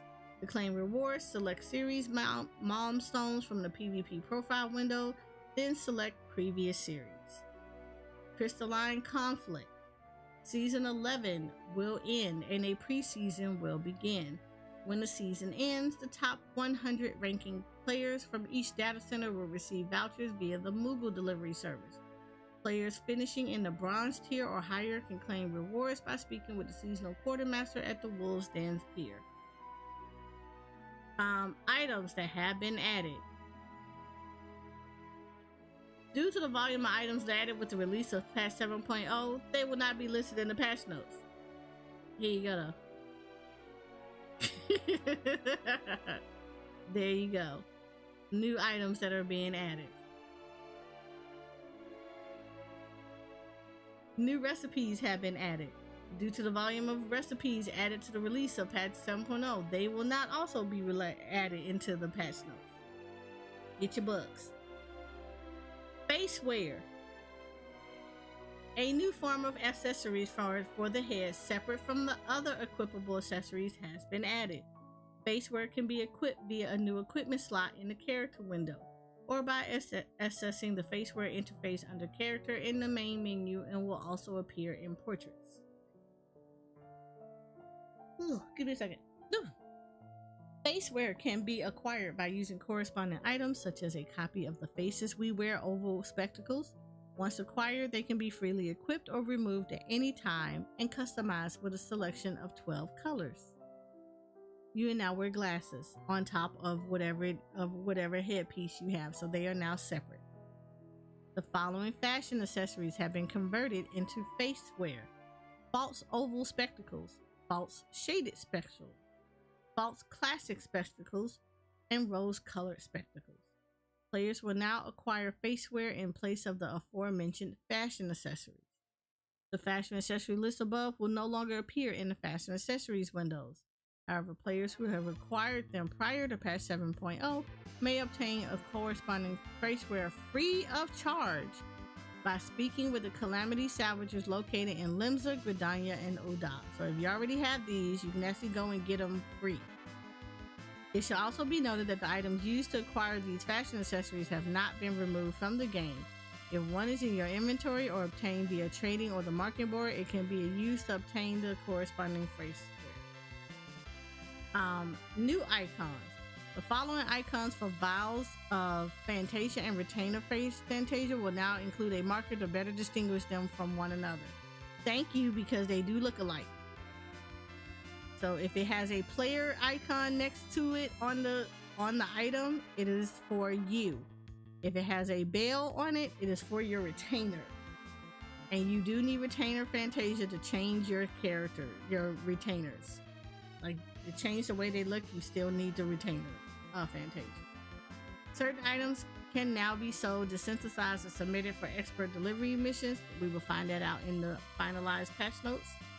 Grade 8 dark material can be used to repair level 91 to 100 gear. That is for people that have crafters, for those that would like to go into crafting. I will need to explain this to you.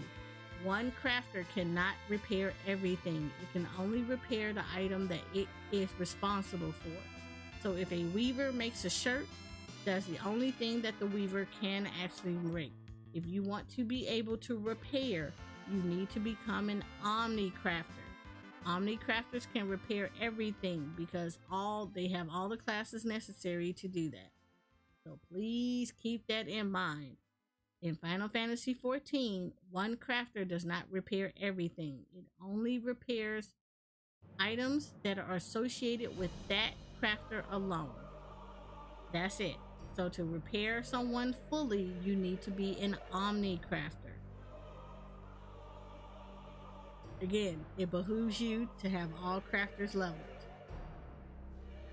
Viper and Pictomancer have been added as required jobs for certain gear. The following items are no longer classified as unique. The Moon Ward accessories, augmented radiant rings, the Moon Ward rings, the augmented radiance rings, the augmented lunar envoy rings, and the augmented crenditum rings are no longer considered unique, which means now you can purchase 2 of their rings and put them on your left and right fingers. So there you go. Currently right now, you can only equip 1 ring. So if you were not Savage rating, you would have to do an augmented credited one and then a regular credited ring. And that's basically what would have happened. Now when Dawn Trail drops, you can put 2 of the augmented rings on and it will not be classified as unique anymore. That only applies to previous gear though. In Dawn Trail, current gear will be considered unique. So you will not be able to put 2 of the same rings on. In Dawn Trail, as long as it's Dawn Trail stuff, you cannot put it on. The following adjustments and additions have been made to dyes. This is the part I'm super excited about. The dye system. Up to 2 dyes can now be used on a single piece of gear. Gear that allows more than 1 dye will display 2 separate dye tabs in the item dyeing window. Additional gear that allows for multiple dyes will be added gradually in future updates. So not everything is going to be dyeable to not be able to be dual dyed. So please be patient. As Yoshi P likes to tell everybody, please look forward to it. Additional gear. Following this change to dyeing, current selected instant portraits may need to be edited. So yes, if you change your dyeing on your gear, yes, you will have to go and re-edit your portraits. Undo color selection and redo color selection buttons have been added to the dyeing window. After selecting a color, it can now be set as a favored dye. An option to preview preferred color schemes using favorite dyes has been added. An option to preview a previously applied color scheme has been added. An option to invert colors selected as dye 1 and dye 2 has been added. A marker indicating no dyes have been applied to an item has been added. When previewing your character's appearance while using a gamepad, players can now press R1 or right button to switch between color categories. The furnishing ceiling wax and lefter set is now dyeable. The following items can now be equipable regardless of gender. The fairy tale prince circlet. Okay, basically, the fairy tale prince items, the fairy tale princess items. Oh, yeah. The fairy tale prince and fairy tale princess items are now can be put on regardless of whatever gender your character is. Sundry Splendors, a one-stop shop for skier and items purchased in exchange for elegant tomestones and scripts have been added to Old Charlea. So just like in ARR and in Heavensward, the Rowena people, there will be one that's going to show up in Charlea now, and you just have to go around the Aetheryte in order to find them and be able to turn in for a one-stop shop for that. So this is where you're going to get the augmented stuff. The shop is unlocked after completing the main scenario quest, Endwalker. So you will not see it walking into Endwalker. You will only be able to see them once you cannot buy anything from them until you get to the end of Endwalker. So yes, once you finish with Endwalker, you can now go in and buy your stuff with the Poet. The layout of gear exchange menus has been unified. The following adjustments have been made to gear exchanges for elegant tomestones of astronomy, casuality, and comedy. Gear that require the exchange of a base item and upgrade material can now be obtained directly in exchange for poetics.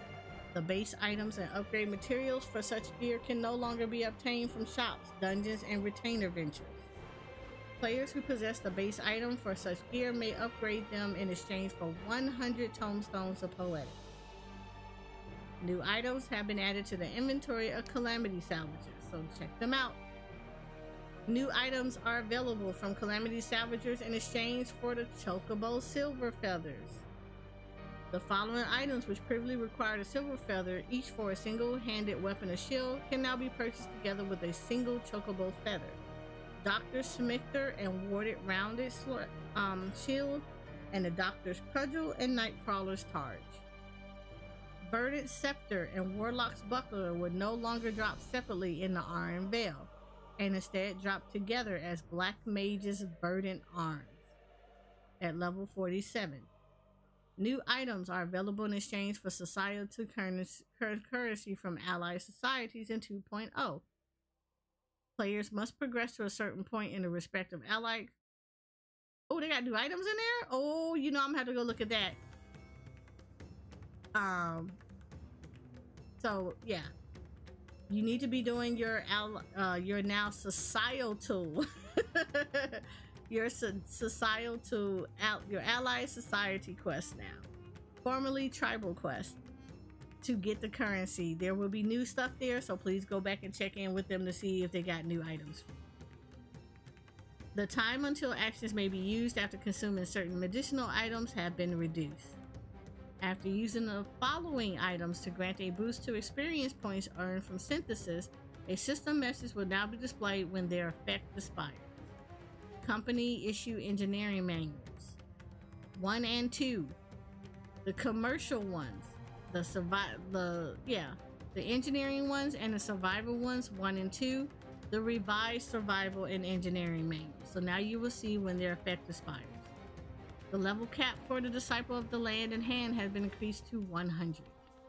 Orange Crafter scripts and Orange Gatherer script currencies have been added for Disciples of the Hand and Disciples of the Land that are level 100.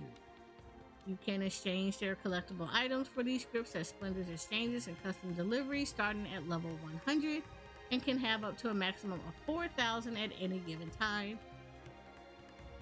Purple scripts will be rewarded in its white scripts. Rewards will be exchanged to purple scripts with the patch.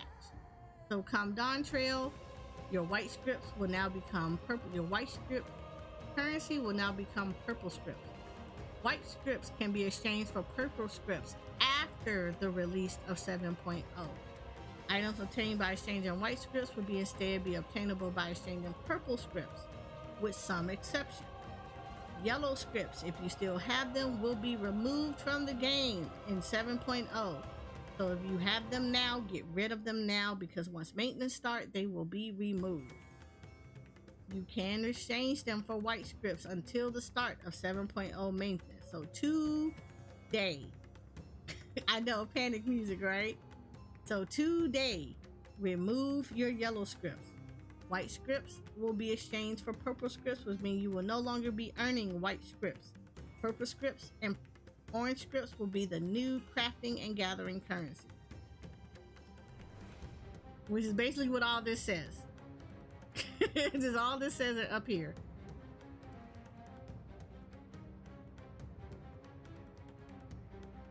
The amount and type of crafters and gatherer scripts received from customer deliveries have been adjusted. The following experience changes have been made to collectibles. The experience points rewarded when delivering collectibles will be standardized per item, the amount received no longer being reduced at lower levels. Experience points rewarded when using a class at level 90 or above to deliver collectibles that are level 90 or below have been capped at 1,000. We covered this already, but if you did not know, if you try to use a level 90 to deliver to actually get the collectible for a class that is below that, you will be capped at 1,000. So again, think about this for a second. If your carpenter is level 90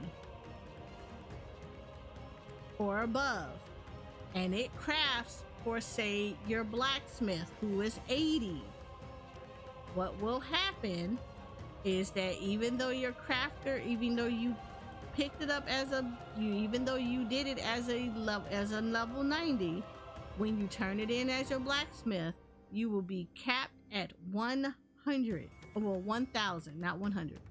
You will be capped at 1,000 for the experience points. So now you cannot use your higher level crafters to craft for your lower level crafters. It's not gonna work no more. So you're gonna have to craft it with the crafter that actually needs it. So yeah. The new action and traits have been added for Disciple of the Hand. The categories under special recipes in the crafting log have been adjusted. Before, there was restoration 1, 2, 3, and 4 for those that are firmament crafters. Now they will be just called restoration. There is no more breakdown 1, 2, 3, and 4. It'll just be restoration. New actions and traits have been added for the Disciple of the Land. Of course, this is probably blank for a reason, so it's either going to show up in the final patch note or it's just like, this is a lot, so don't worry about it. The following minor and botanist actions can no longer be used when a gathering point is at maximum integrity. Solid Reason, Wise to the World for minor, Ageless Worlds, and Wise to the World. So you cannot use these when it's at maximum integrity. New minor and botanist gathering points have been added. New items have been added to gathering points. The gathering window will now display the integrity of a gathering point, which is really good. Now we know how many times we get to smack this bad boy. New fishing holes have been added. New teaming waters have been added. For those that don't know, teaming waters is spear fishing. So we have new spear fishing points in the game. The bait and tackle window will now also display swim bait, a new form of bait obtained using a level 91 fisher action spare full hand. I'm sure we'll find out about that later.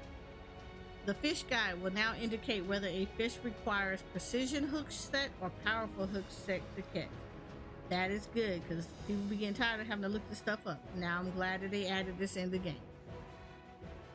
Following the increase in level cap, the following adjustments have been made to rewards obtained while ocean fishing. Level 1 through 49 is experience points. Level 50 through 99 is experience points and purple gatherer script. Level 100 is purple gathering scripts and orange gathering scripts. Certain conditions must be met to obtain the orange gathering scripts. GP will no longer be reduced to 0 when players are incapacitated as a non-gathering class. Spirit Bond gained when gathering will now be based on gear's equipping level rather than its item level. Following this adjustment, Spirit Bond bonuses when gathering at unspoiled or legendary nodes has been adjusted. Players will now receive a bonus to Spirit Bonding when landing a big fish or legendary fish. New tomes of regional folklore have been added. New items that can be used for ethereal reduction have been added. The following changes have been made to desynthesis. The level cap for desynthesis has been increased from 650 to 710. When using quick desynthesis, canceling will now close the window if all items have been desynthesized. After checking the desynthesized entire stack box in the desynthesis window, this option will remain checked even after desynthesizing unstackable or single items. New mounts have been added. Choco's favorite mount, Alpaca. New minions have been added. We have the fish. We have the little kitty right here. We have a manatee. New chocobo barding has been added, which I want this. I want this for the chocobo. New fashion accessories have been added. I like this. I want this umbrella. I'm telling you, I'm going for this umbrella. Graphical updates. A number of features have been implemented following our first graphical update. There will be additional ones, but this is the first one. Improved movement of certain weapons, tools, and gears. Certain character tilting when turning on certain mounts. Certain environmental effects such as water splashing and smoke will now appear darker in the shadow of nearby objects. Hi, Mini-Me. Wavering distortion effect when underwater. Subtle eye movements of player characters and certain NPCs. As part of our first graphical update, the following details have been improved. Character hair and face features. Character hair and face textures. The appearance of skin on players' characters, animals, monsters, etc. The appearance of hair on player characters, animals, and monsters. Subtle hair movement. The appearance of lenses and glasses and other glass objects. The appearance of metallic material on certain gear. The appearance of characters and objects that are wet. The appearance of fog. The appearance of water and waves. The appearance of textures of distance terrain when riding a mount. Soft shadows, which can be seen on PlayStation 5, Xbox Series X, Windows, and Mac. Shadows used in backgrounds and in certain cutscenes. Changes in lighting due to the passages of time. With few exceptions, these updates to apply to all content implemented in patch 7.0. Graphical updates will be applied gradually to older content in future updates. Please look forward to it. So this is what stuff like this is what it looked like before. This is what it will look like after. So the full before picture here. And then this is what it will look like after that. That's a vast improvement from it looking kind of blurry and shiny. Now it looks clearer and shiny.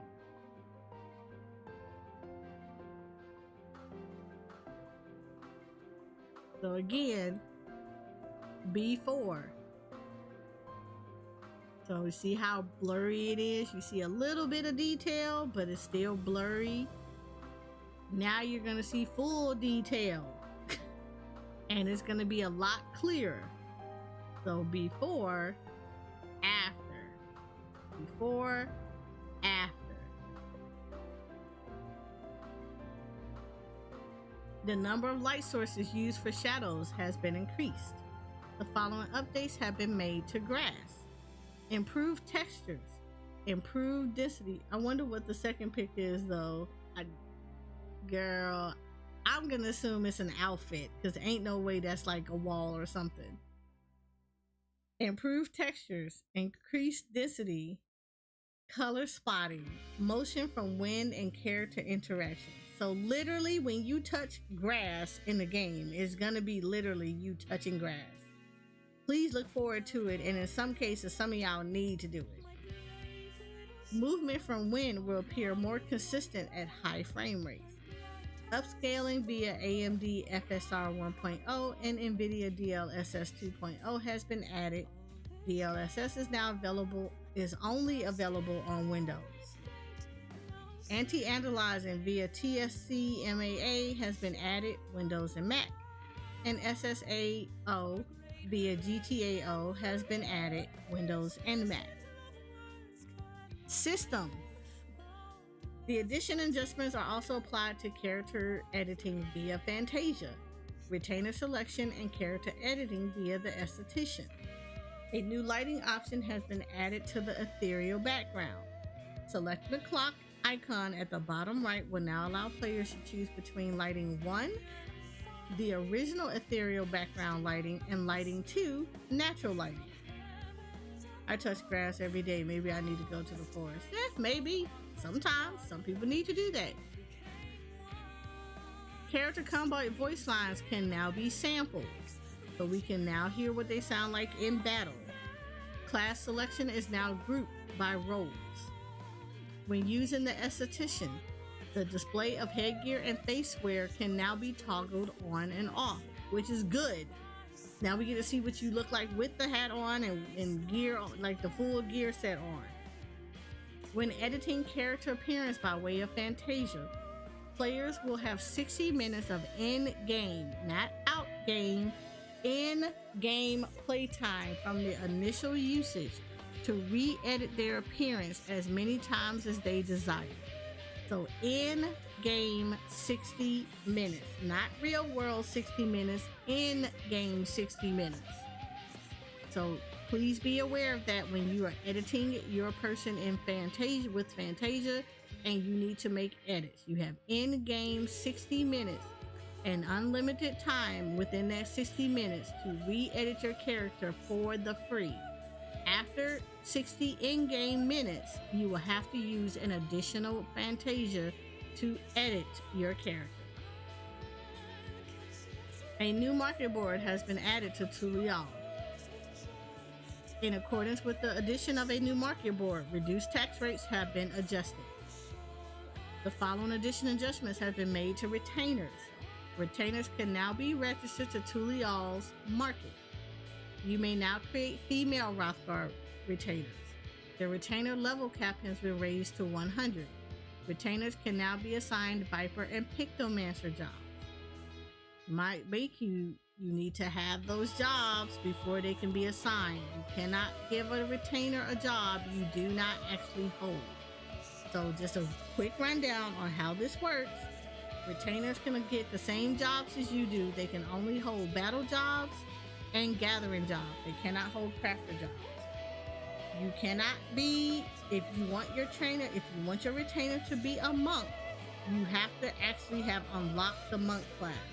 Additionally, any job that you hand over to your retainer to be, you need to make sure that that job is leveled, because retainer job levels are dependent on you.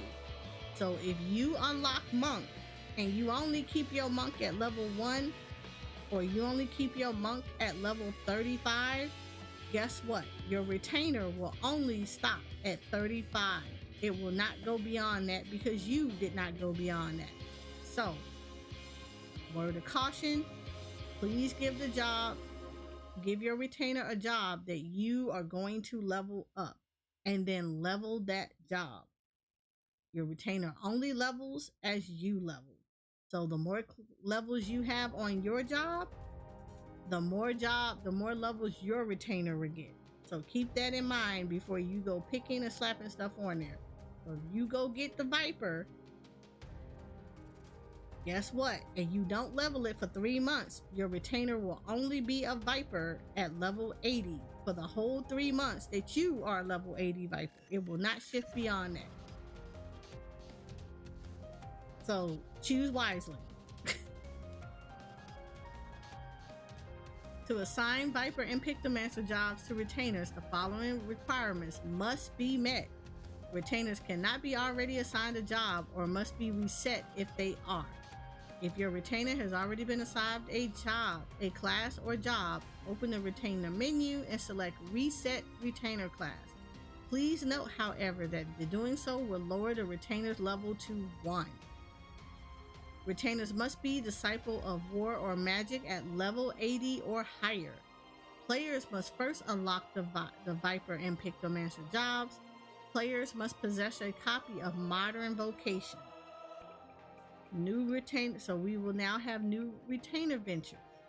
We will also have new items that can be obtained from quick exploration ventures. We have new achievement and titles that can be added. Elite marks will now be displayed in the recommendations list. The guild cost for using teleport has been adjusted.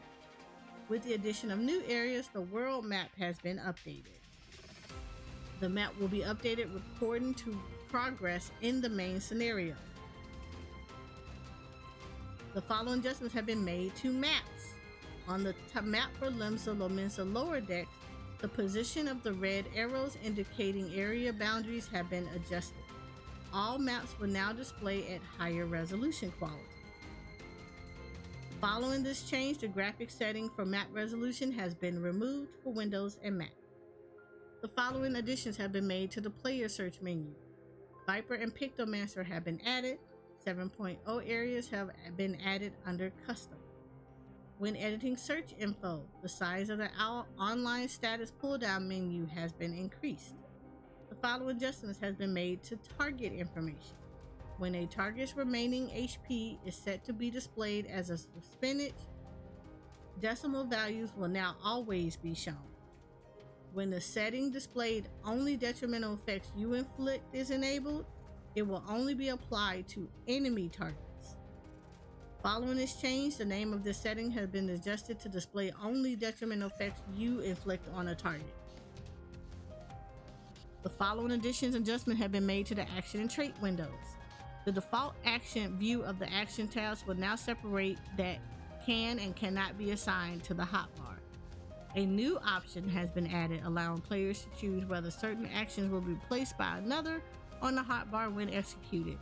A new option has been added to enable a recast timer to prevent erroneous input of actions that replace others on the hotbar upon execution. The following additions and adjustments have been made to job gauges. Gauges for certain jobs have been added or adjusted. The job gauge detail window has been updated to reflect these changes. The display of job changes can now be disabled via the HUD layout menu.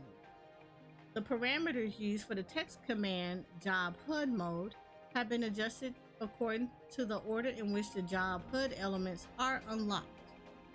A glamour guide has been added to the following windows, explaining the usage of various fashion-related features such as dyes and glamour.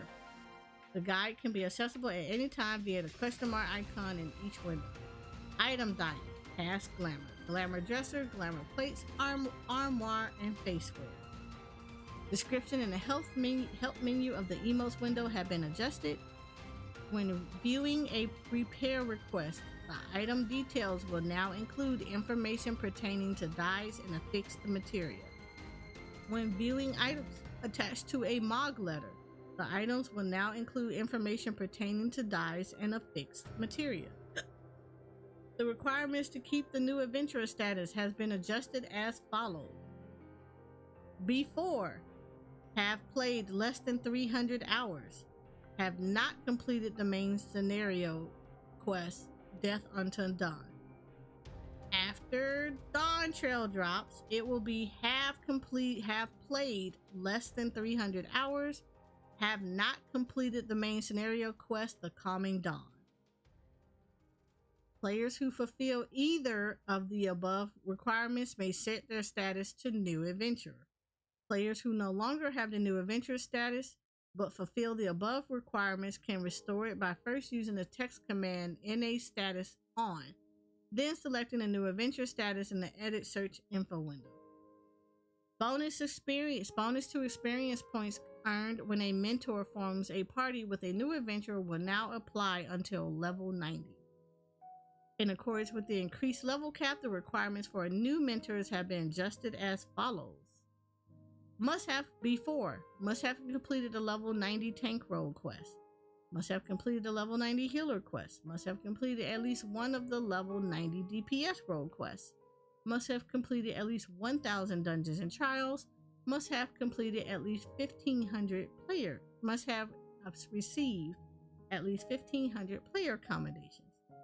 Now, it will be must have completed the level 100 tank role quest, must have completed the level 100 healer role quest, must have completed at least one of the level 100 melee, physical ranged, or magical ranged DPS roles, must have completed at least 1,000 dungeons and trials, must have received at least 1,500 player accommodations.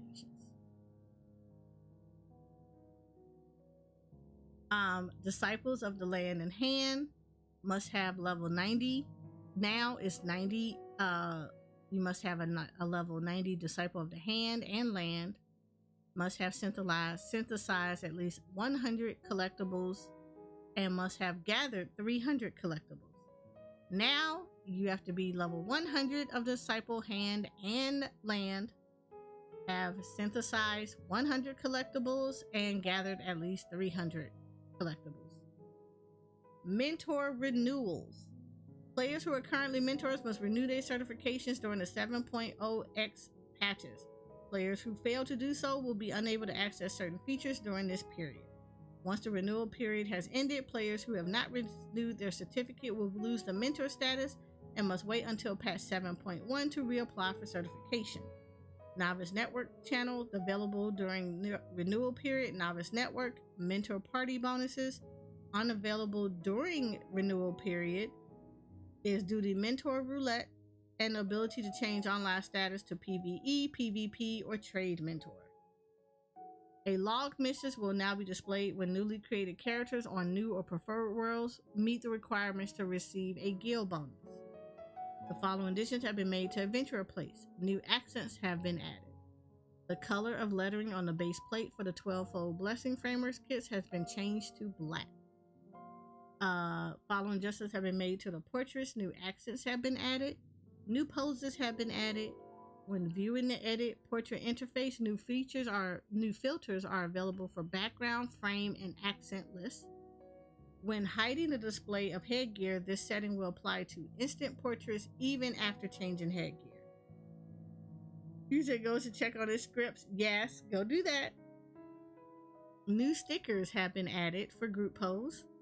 And the patch logo frame has been updated with a patch 7.0 logo.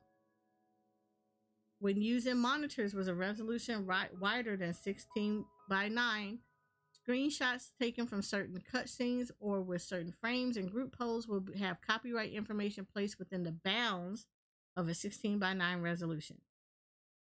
No, not applicable to certain cutscenes or when affected by camera settings is enabled. Copyright information displays and screenshots have been adjusted to as follows.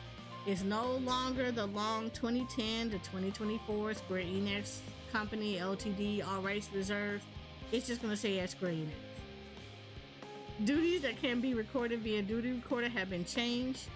Before, it was the Mother Crystal, Euphrosyne, and Anabesios, the 12th Circle. Now it will include Thalia and 2 other fights afterwards. The 2 trials introduced with 7.0 will be added. The log message that displays when a congested area is inaccessible has been adjusted. A button to temporarily hide display of the chat log has been added. I like this a lot. The following changes have been made to alarms. The maximum number of alarms that can be set has been increased from 10 to 30. This is for people that are gatherers. This is actually really good because we could only set 10 before, which means you had to be very picky about what you were going to be setting your alarms for to go get. Now we can do a lot more, so that's actually nice. The character limit for alarm names has been increased from 10 to 20, which is good. It allows us to have better descriptions for each of the alarms. The layout of the alarm editor interface has also changed. Simplified alarm settings are now displayed by default. Additional options are available after selecting the down arrow for advanced settings. The display of advanced settings will be saved even after closing the alarm editor interface. Sound options are now available for alarms. Yes, thank you. Alarm sounds can now be muted while undertaking duties. This too, because this is actually really good. The following adjustments have been made to the blacklist. Characters registered to the blacklist list will be hidden. When joined in a party or alliance, their character will be displayed. However, their name will display as unknown in the party list and on their nameplate. Yep, I mean, we ain't gotta look at you. I can still see you, but I ain't gotta see your name. You will be unknown to me. Messages from characters registered to the blacklist will also be hidden. When joined in a party or alliance, a notification will display when they speak during duties. After receiving a notification of blacklisted messages, players may elect to temporarily see what was written via the sub-command menu. Blacklisting will apply to all characters tied to the blacklisted character service account. Blacklisting for party recruitment will now also apply to all characters tied to a service account. A system message will be displayed if a blacklisted player joins a party you're in, or if you join a party that contains a blacklisted player. New blacklist functionality will not be applied to characters tied to a blacklisted character service account if they are registered prior to patch 7.0. The blacklist tab has been removed from the social window and will now be displayed in its own window under social in the main menu.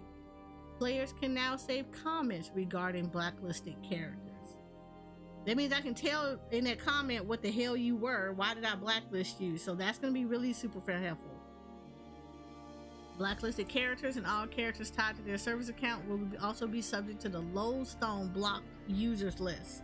So not only are you going to get blacklisted in the game, you will also get blocked on lodestone. The mute list has been added.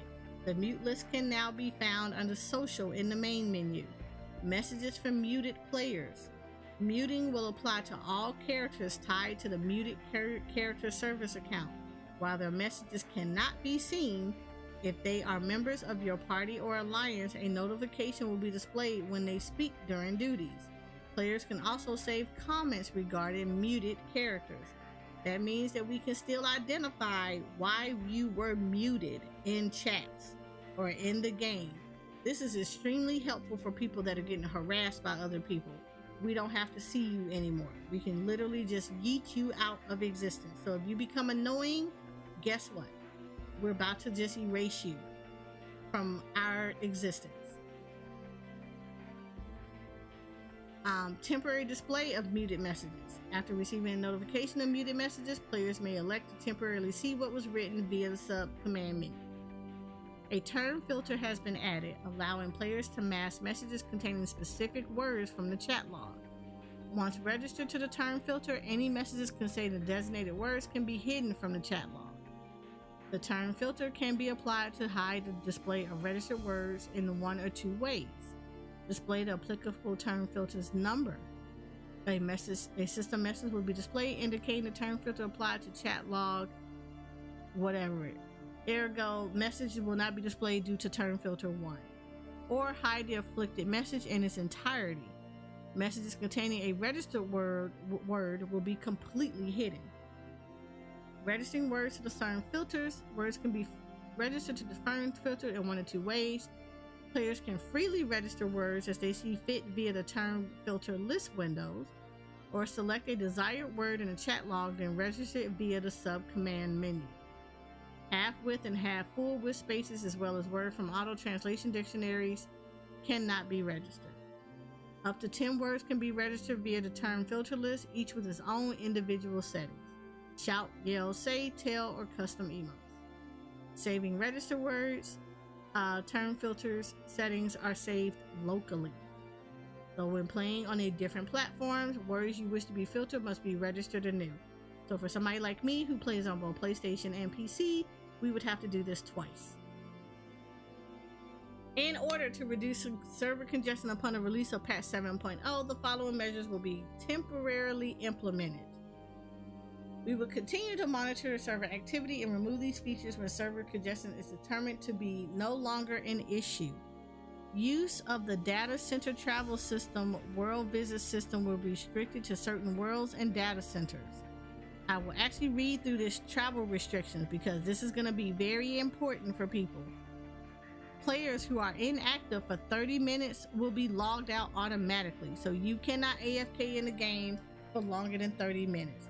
After 30 minutes, if you are just standing there and you're not doing anything, you will be booted from the game. This is to help relieve people just taking up space when you're not doing nothing, so please plan accordingly. New areas will be split into multiple instances. For those that have been around long enough, you have seen this implemented before, where we will have instance 1, 2, and 3, just to help kind of fan out everybody a little bit. Particular instances can be selected when entering from a neighboring area or teleport via the Aetheryte. Actually, let me get this up now so you guys can see it, so I can do this later. Players can now use the mouse to drag and drop actions onto or off the W cross hotbar. Gradation of the main menu background and gamepad mode has been adjusted to improve visibility. The DualSense Edge wireless controller can now be used on Windows. DualSense wireless controllers and DualSense Edge wireless controllers can now be used via Bluetooth on Windows. They do note that haptic feedback, controller sounds, and create button functionality are unavailable when connected via Bluetooth. When connected to 120 Hz, monitor the maximum frame rate for PlayStation 5 and Xbox Series S is now 120 FPS. Please note that this is only a change to the maximum frame rate. This setting will not ensure your system runs at a steady frame rate. When playing on the Windows on PlayStation 5 or Xbox Series XS, trophies and achievements can be obtained or unlocked if their requirements have been fulfilled while playing on other platforms. So when playing on the PlayStation 5 or Xbox, achievement data will be updated upon opening the achievements window. There may be a delay in receiving notifications of earned or unlocked move achievements. Let me skip this real quick, just in case.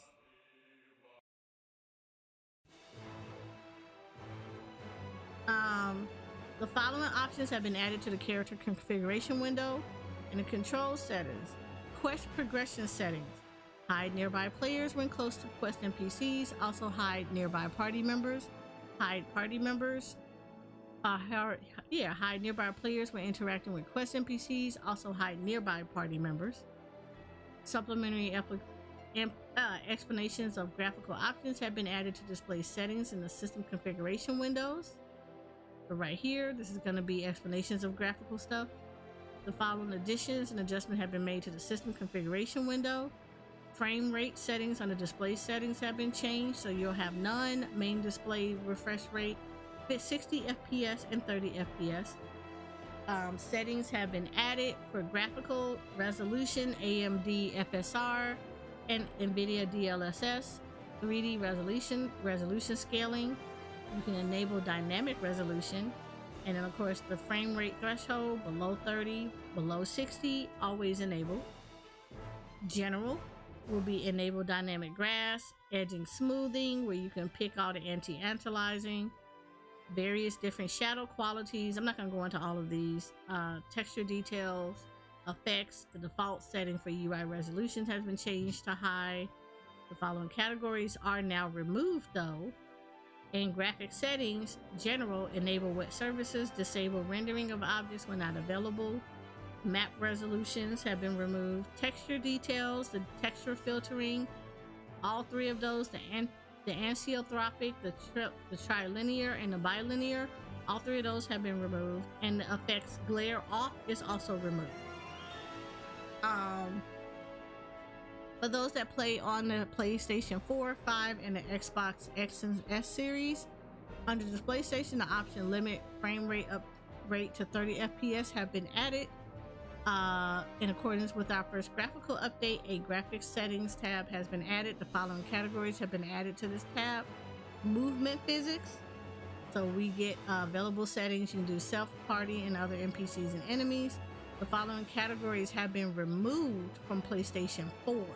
So if you're on PlayStation 4, you have the resolution, which is enable dynamic resolution, has been removed, and general use low detail models on distant objects LOD has also been removed from you.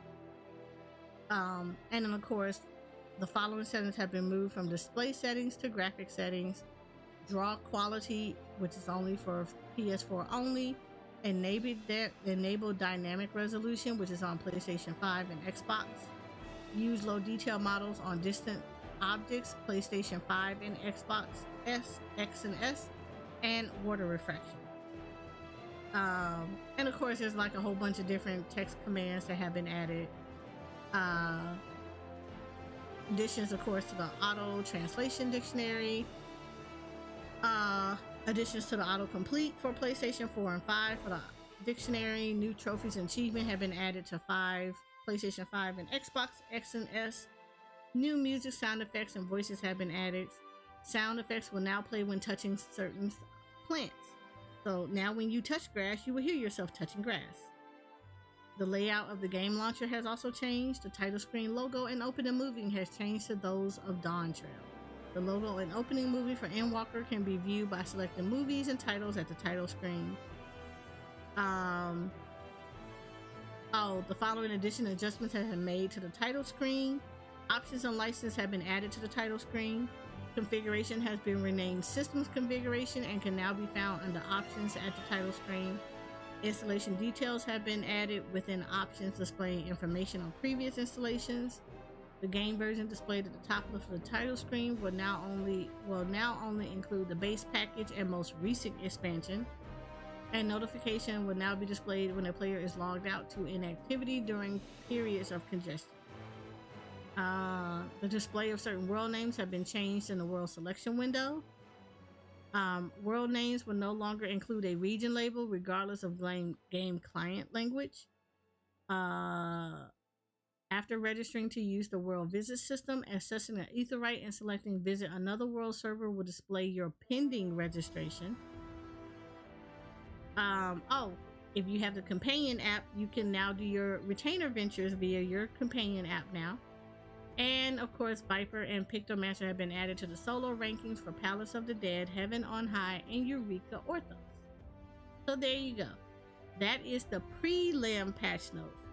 The final patch notes will be available typically the night before before the expansion actually dropped. Those will actually include the actions normally for battle stuff and some of the missing stuff that they don't want to show you right off the bat. Whew, I know that was a lot. It was super a lot, but there is the prelim patch notes for Final Fantasy XIV Dawn Trail. Anybody got any questions?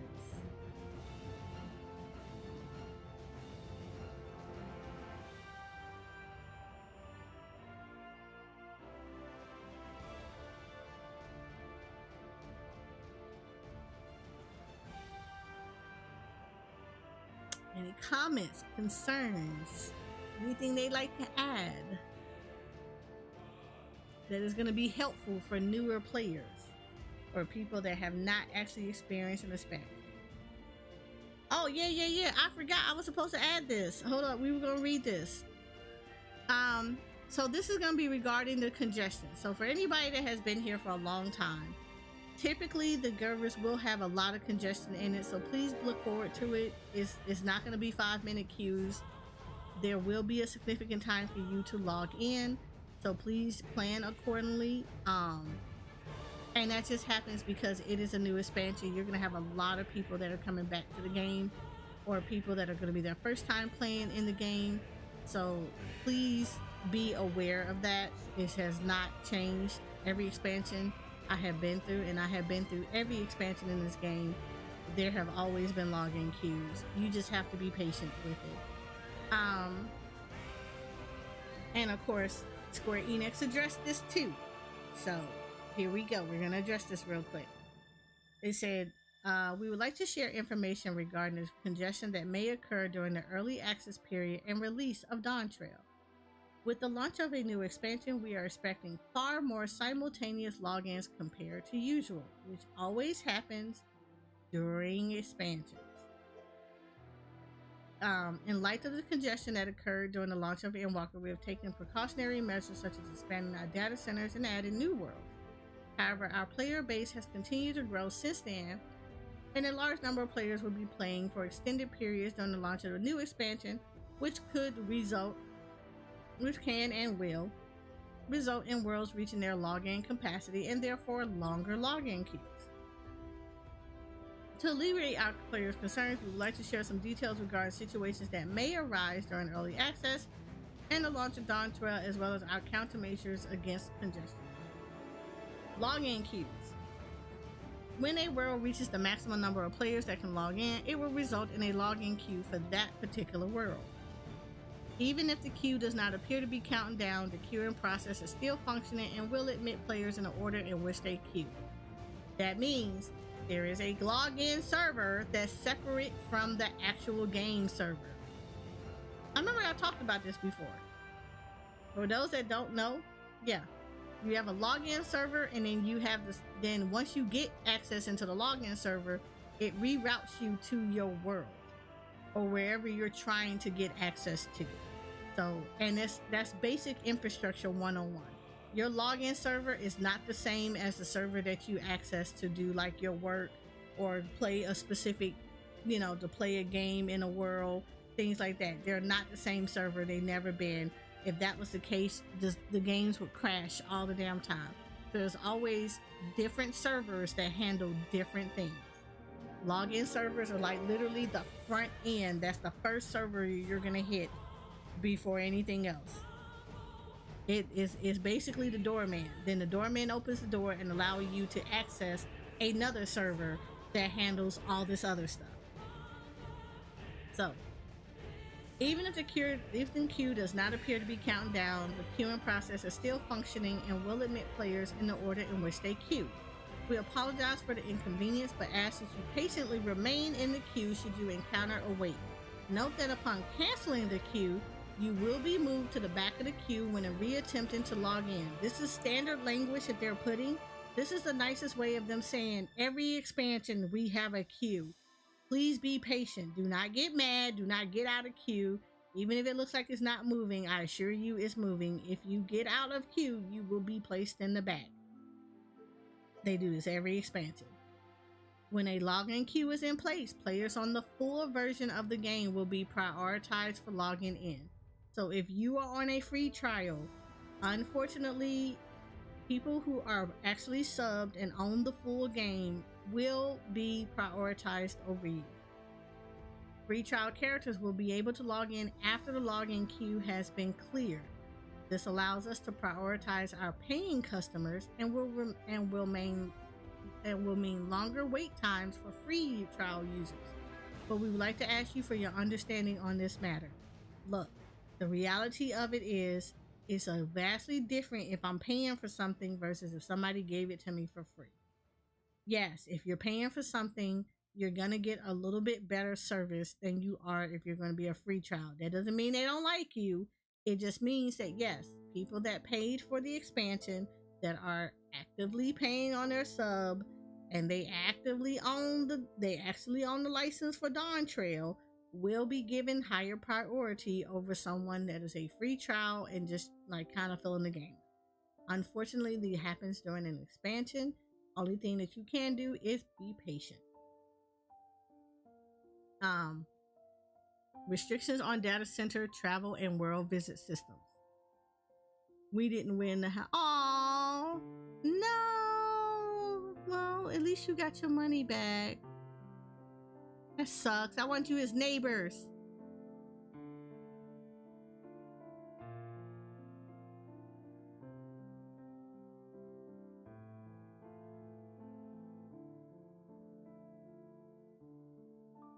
But that's okay. I will share my house with you, Noodles. I will share my house with y'all until you get your own house.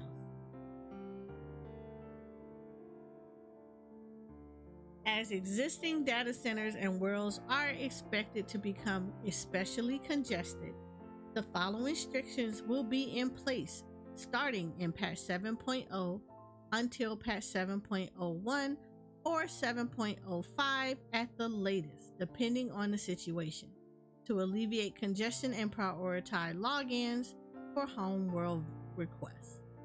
Here we go. Data center travel within the same physical data center. For Japanese data center, the number of non-homeworld characters that can log in will be limited. When a world has reached the maximum number of visiting characters, non-homeworld characters that are logged out on that world will be unable to log in, and the world will be unavailable for visitation via data center travel. North American data centers. Ether, Primal, and Crystal will be unavailable for travel. Dynamis will remain available for travel, and the maximum number of traveling characters will be increased compared to usual. That is typically because Dynamis is a low pop server. The newly added worlds in the Dynamis data center are still relatively unpopulated and may be helpful login destinations when other worlds are experiencing high congestion. So, for those that don't understand what that means, if you are on Ether, Primal, and Crystal, you will have to remain on your home world. You cannot travel to other data centers. And you will probably not be able to world visit as well. It is highly recommended that before you log off today, as tomorrow is maintenance, log off in your home world. This is going to be extremely helpful for you, because you will have access to all of your retainers and whatnot in your home world. If you log off on somebody else's world, you will not have access to your mail or your retainers or any of the stuff that's going to be beneficial for you. So please log off in your home world. Go home. Just trust me on this. Go home. The last thing you want is to get stuck because you cannot move around and you cannot go back and revisit and go back home.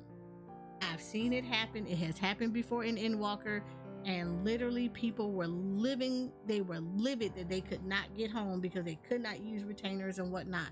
So I highly suggest go home.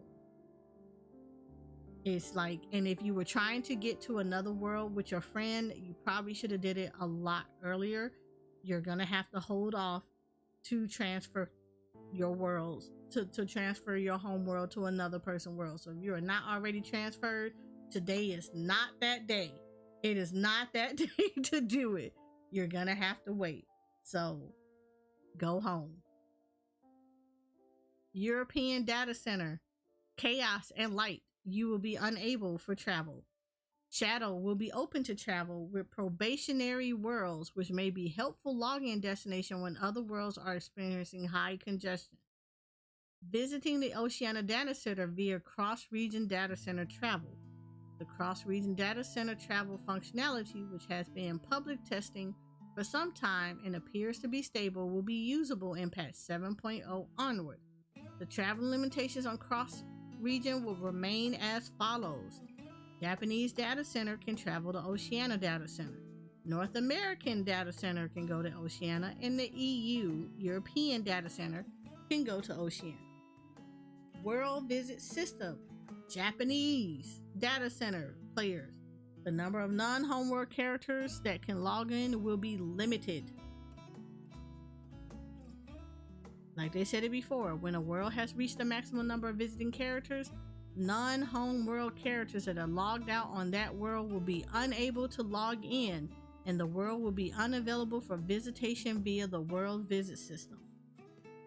North American Data Center, Ether, Primal, Crystal, you cannot world visit to each other. You cannot data center travel to each other, and you will not be able to world visit to each other. Dynamis, the world visit system will remain available, and the maximum number of characters that can visit via the system will be increased. So for Ether, Primal, and Crystal, if you feel like there is a much high pop and you don't want to wait a long queue, you can go to Dynamis and try to log in there. That is the only available place that you will be able to data center travel and world visit to. But keep in mind, you will not have access to your retainers or anything of that nature. So if you need to have gear on or you need to have stuff, make sure you have appropriate inventory space to be able to handle it until you can get back to your homework. European data center. Chaos and Light, the World Business System, will also be unavailable. You will be in the same state as North American Data Center. The only difference is your data center that you will be able to do the world visit and data center travel to is the Shadow Data Center.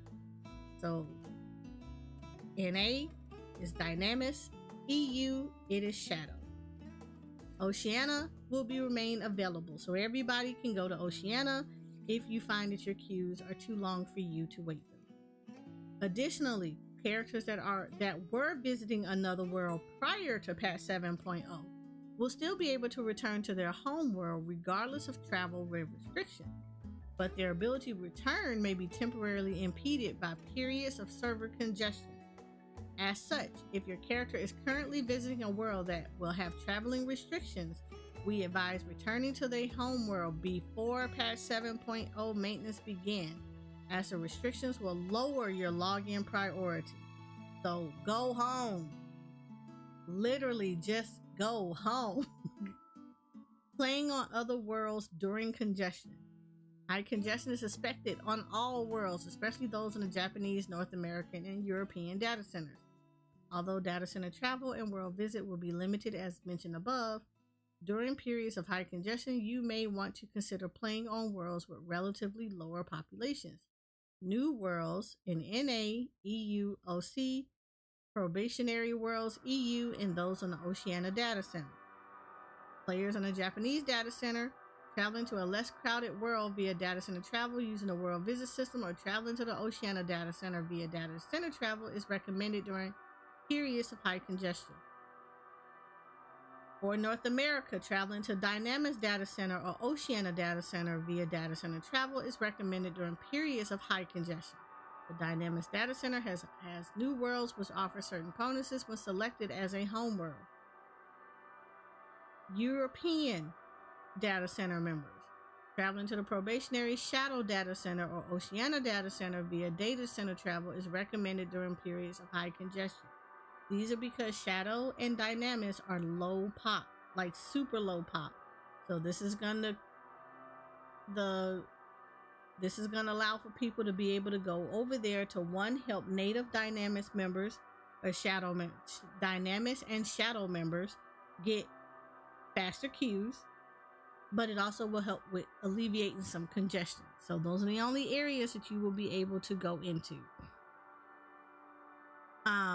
And of course they go and tell you how to visit, blah, blah, blah, how to return home, character creation. New characters cannot be created on a world that is experiencing congestion.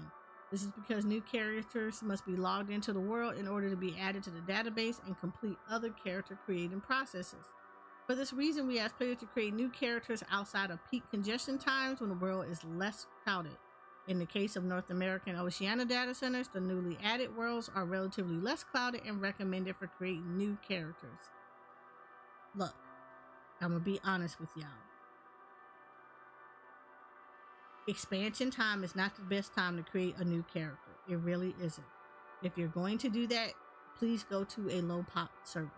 You can, after a while, transfer your character, which I highly suggest you wait to do until after the congestion goes down.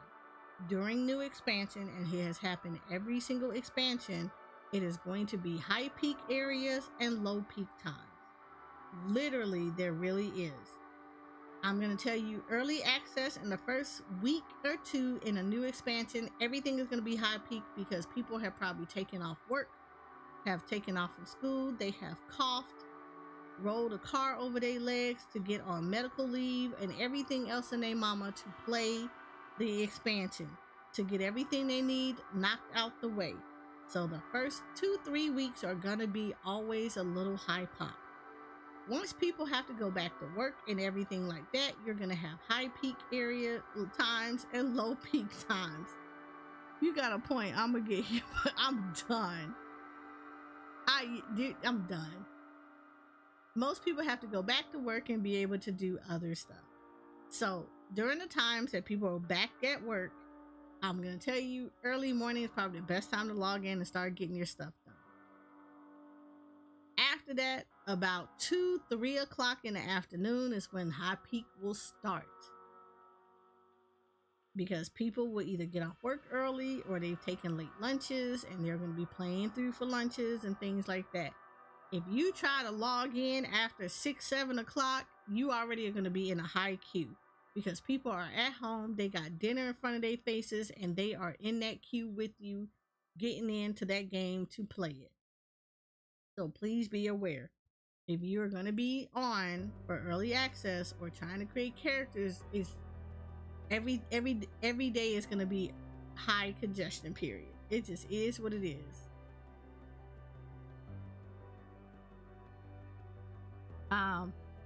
You might get error 202 when logging in.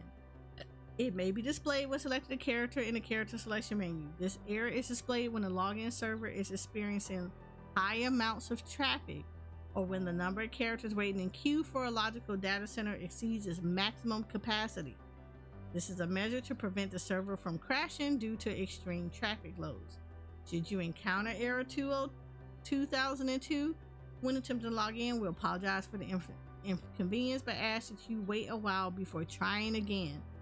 Furthermore, the aforementioned maximum capacity has been increased by roughly 50% compared to the launch of Endwalker. Error 2002 may also occur when you're waiting in the login queue. Longer wait times mean an increased likelihood of being interrupted by connection issues due to packet loss, unstable Wi-Fi connections, and other network environment factors. In the event of disconnect to error 2002, the lobby server will hold your place in the queue for roughly 1 minute. If your connection returns and you manage to re-enter the lobby server relatively quick, you'll be able to return to your place in the login queue. However, if a certain amount of time passes before you return to the lobby server, your place in the queue will be lost and you will need to re-enter the login queue from the beginning. Again, this is why login servers are separate from game servers.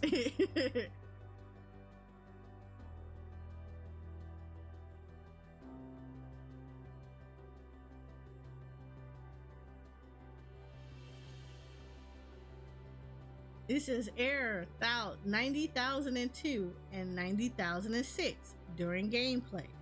This can and will happen.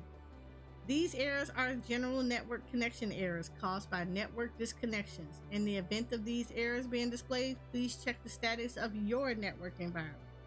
As general troubleshooting tips, we advise using a wired internet connection instead of Wi-Fi, and the PlayStation 4 and 5 users are recommended to review their console's power save settings.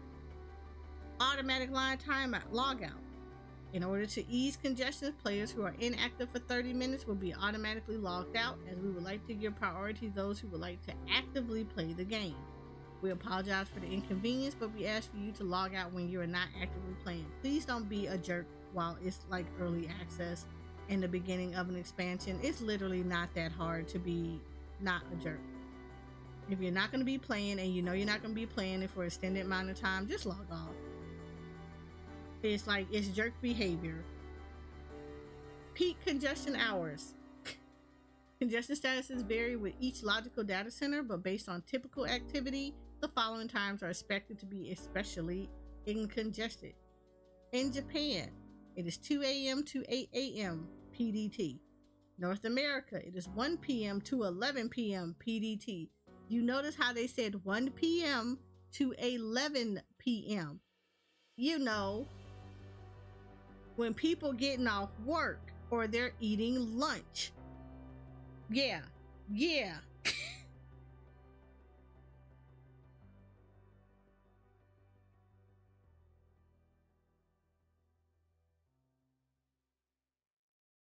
From 4 a.m. to 4 p.m. PDT for EU. For Oceania, it is 12 a.m. to 6 a.m. PDT. You go kind of like they've been doing this and watching this stuff for every expansion that has dropped. They know the peak times.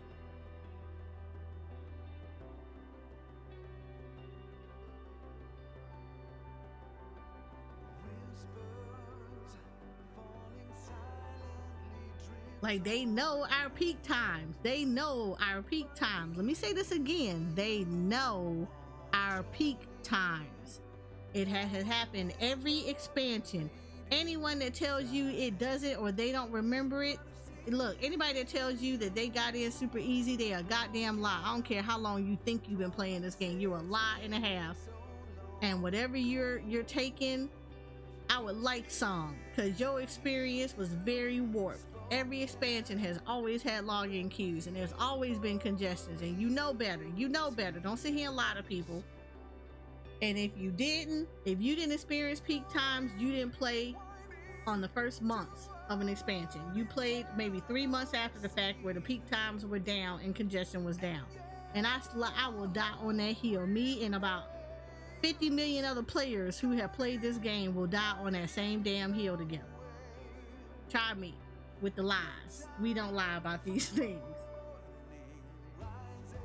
He said, again, I'll be heading home from work at lunch and logging in, then logging back into work. LaShoko, no. She know how this is. Preventive measures against server crashes. To prevent world servers from crashing, the number of characters that can move between in-game areas within a certain frame rate will be limited. As such, the game may display unable to move areas due to congestion. When attempting to enter a different area, if this error is displayed, we ask you try to change areas again or wait a while before attempting again. We apologize for the inconvenience and appreciate your cooperation as we strive to provide a stable gameplay experience. Again, this whole thing is, please be patient. Wait times for instant content. There is a possibility, Stormblood, that certain instant content, such as duties required to progress through quests, may be experience congestion, Rob on Extreme. For instant duties required to progress a quest, we have devised methods to stagger player traffic during main scenario progression, and have also implemented a queue system in case of congestion. Should congestion occur, your number in the queue will be displayed upon attempting to enter the instance. We ask you patiently remain in the queue as players are admitted into the instant in the order that they joined the queue. Yep, Rob on Extreme, Pippin Savage. For those that don't know, you're new to this game, Stormblood, we had 2 instances that you could not progress the MSQ until you actually got those completed. Rob on Extreme was the first one that you went into. It is literally one of the early ones that you do when you walk into Stormblood. And because of so many players that were in the area and the level of server congestion, you would literally click on Robon, look at the cutscene for your single instance, and then be kicked out and be standing still in the open area with everybody else and their mama looking at you like, did you get in? No, I'm standing here looking at you. Did it look like I got in? Yes, that happened for like 3 days. 3 whole days. So people that unlucky, they had to wait the whole 3 days. Some of us got even luckier and we got in after about a day or so. But yes, it was a nightmare. And people try to come up with really dumb ways of doing it. Like, people used to line up in one big old line thinking that if you took your turn to try to get in, this would alleviate everything. No, the line just got longer, which made congestion even worse.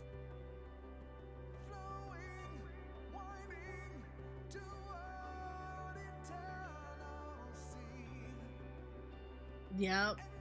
Then they added the queues, and you couldn't do nothing because you had to look at a black screen while you're looking at your timer and be like, wow, this is such a great instance.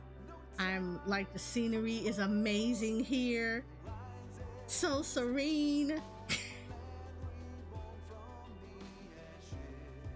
My thing was, people actually bitched at people for skipping. You know what I did? Go gather in the area. Same. I gathered in the area. I did fates in the area. I leveled my character via fates. I love the world fate over there in the fringes because, man, the amount of times that I smacked that world fate was ridiculous. I got carted over to the other side of the map and I got to touch an etherite before I was supposed to actually do it, and I got to get all the little land etherites before I was supposed to be able to do it. It was amazing time. It was the greatest of times. This is where we all sing around in the fringes singing Kumbaya and the campfire song in SpongeBob voices, all in unison. And it was great. And luckily, a lot of y'all missed all of that. So you get to hear us recount the tales of us all standing in the circle, holding hands, our will united to defeat the powerful Raw Bond Extreme.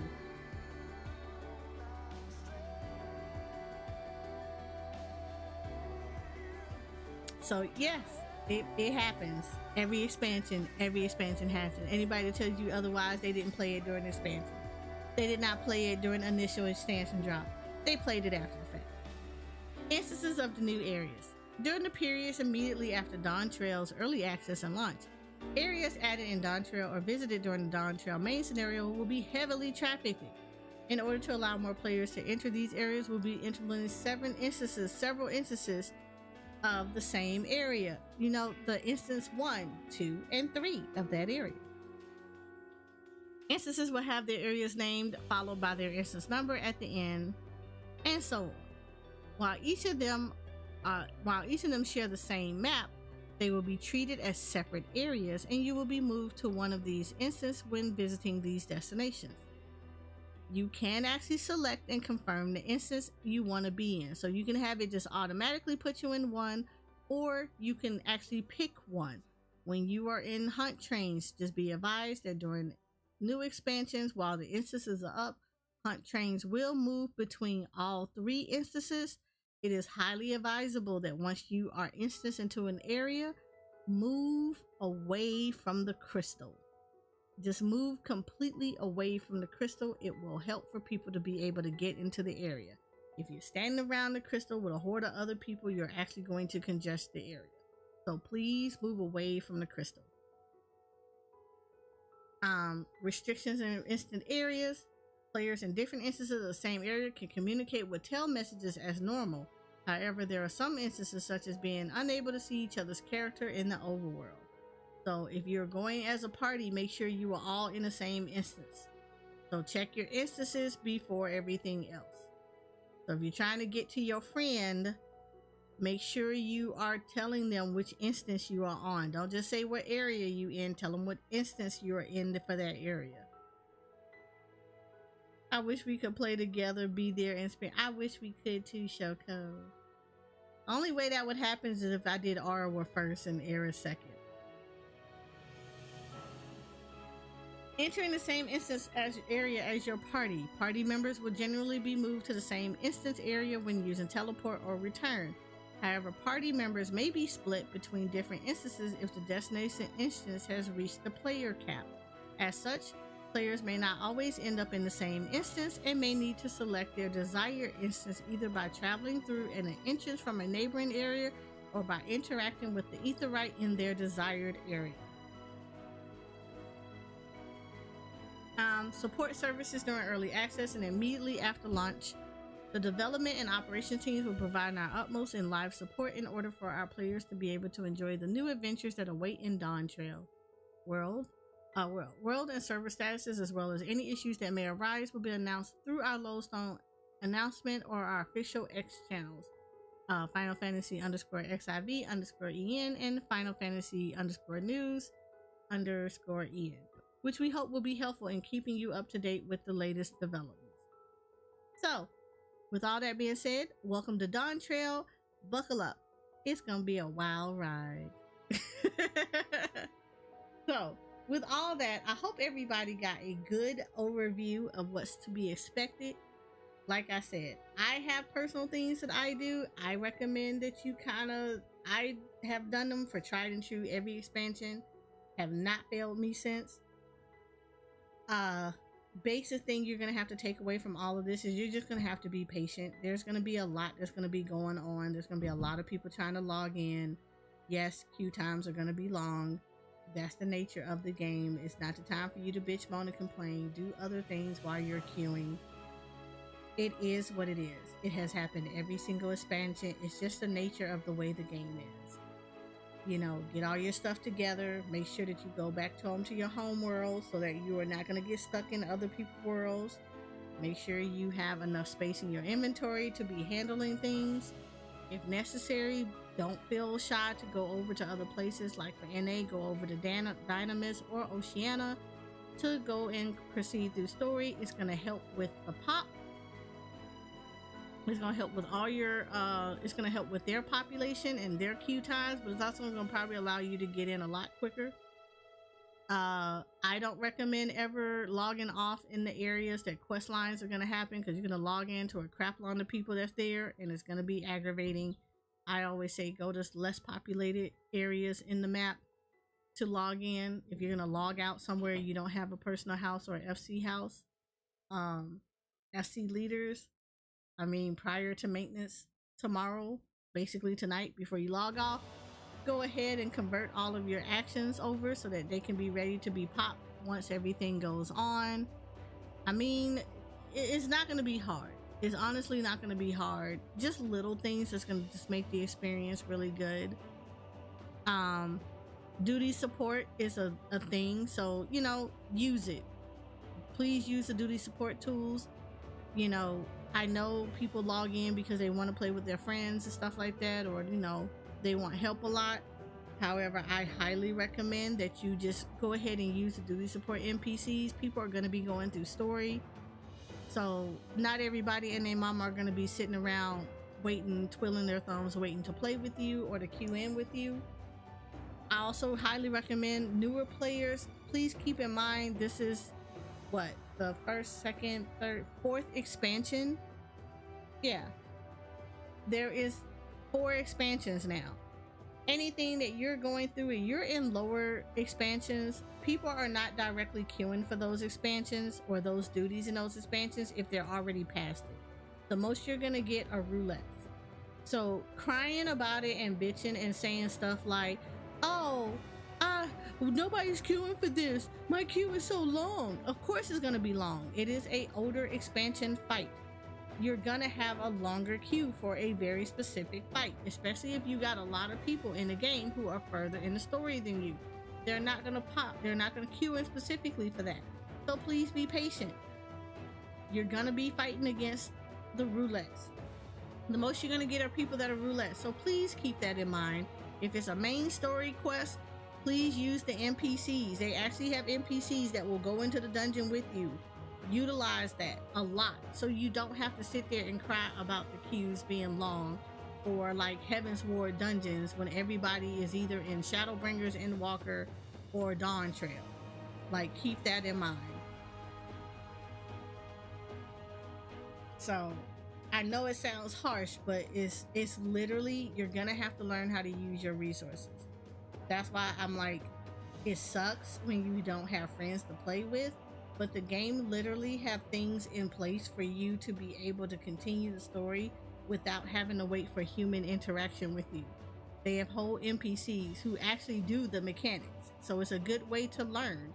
It's a good way to go in a slower pace and to learn your rotations and stuff. Get a feel of the abilities that you're playing on your characters as you're going through. So please be advised of that as you're going through the story. Shouldn't be this hard. It's gonna be a little slow. It's gonna be a little congested. We're all here for you, but like, you're gonna have to kind of be a little bit of self-sufficient with stuff. With that being said though, I will be streaming this on Friday at 9:30 a.m. Eastern Standard Time because I like sleep. But I will be streaming this. I'm excited to stream it. We will also be doing charity at the same time. So in conjunction with me doing Dawn Trail, we will be doing a charity event all weekend with gamers, because we have partnered up with Gamers Outreach for the VTuber Summer Slam charity event.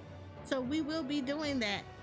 So we will be trying to raise money for all the little warrior of lights who have their own battles to fight outside of Dawn Trail. And we want to make sure that they have all the resources and tools they need to be able to join us in our world of Eorzea to fight alongside us.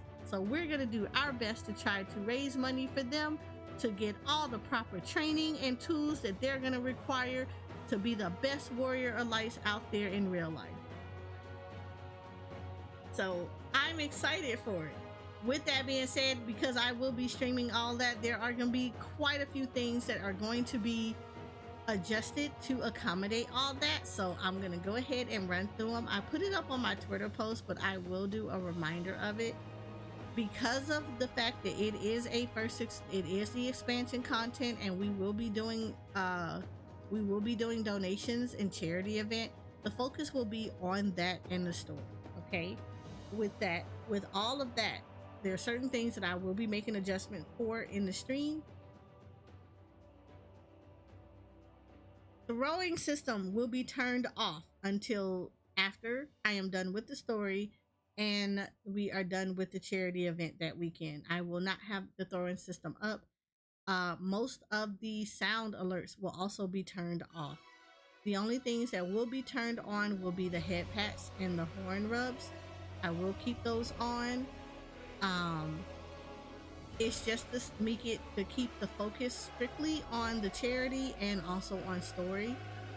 I will not accept spoilers, so please do not come in trying to spoil the story. Do not try to hint at or give any trick. No, hydrate will be on. I didn't say hydrate was off. Hydrate will be on. So throwing stuff will be turned off. Like petting Amric and stuff like that, he will not be on screen for you guys to pet. So you guys kind of gonna have to get used to it on that one. Amric will not be available for head pats. You will not be able to throw him and Hien or anybody else. So you don't have to worry, like that kind of stuff is gonna be on. Like I said, head packs and the other redemptions are going to be on. It's just that sound alerts and stuff that's gonna be distracting are not gonna be on. I will be initially turning off alerts in general. The only alerts that will be active will be the donation ones. So we want to make sure that gets the focus. But yes, we will be kind of temporarily suspending stuff, but the hydrate will still be on, Rainbow. So I will kind of need that to remind me, because I will get so caught up with stuff. I will need those gentle nudges to tell me to stretch, to hydrate, to get something to eat, type stuff, just to, keep me on track with everything. As like with all things, because it is a new story, we will be doing no backseating. So backseating will not be allowed. Hinting or trying to give me game tips are not going to be allowed. We always, most definitely, never allow toxic or disruptive behavior. If you're going to be trying to troll or anything else, we are going to be you will be immediately banned. All mods that will be on deck will be given carte blanche to handle you accordingly. If you get banned, just take it to the unban request. So I'm not even gonna play with you.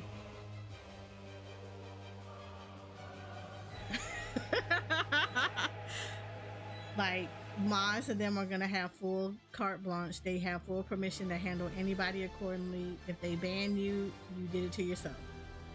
So we're definitely not gonna be playing those games as I'm going through story.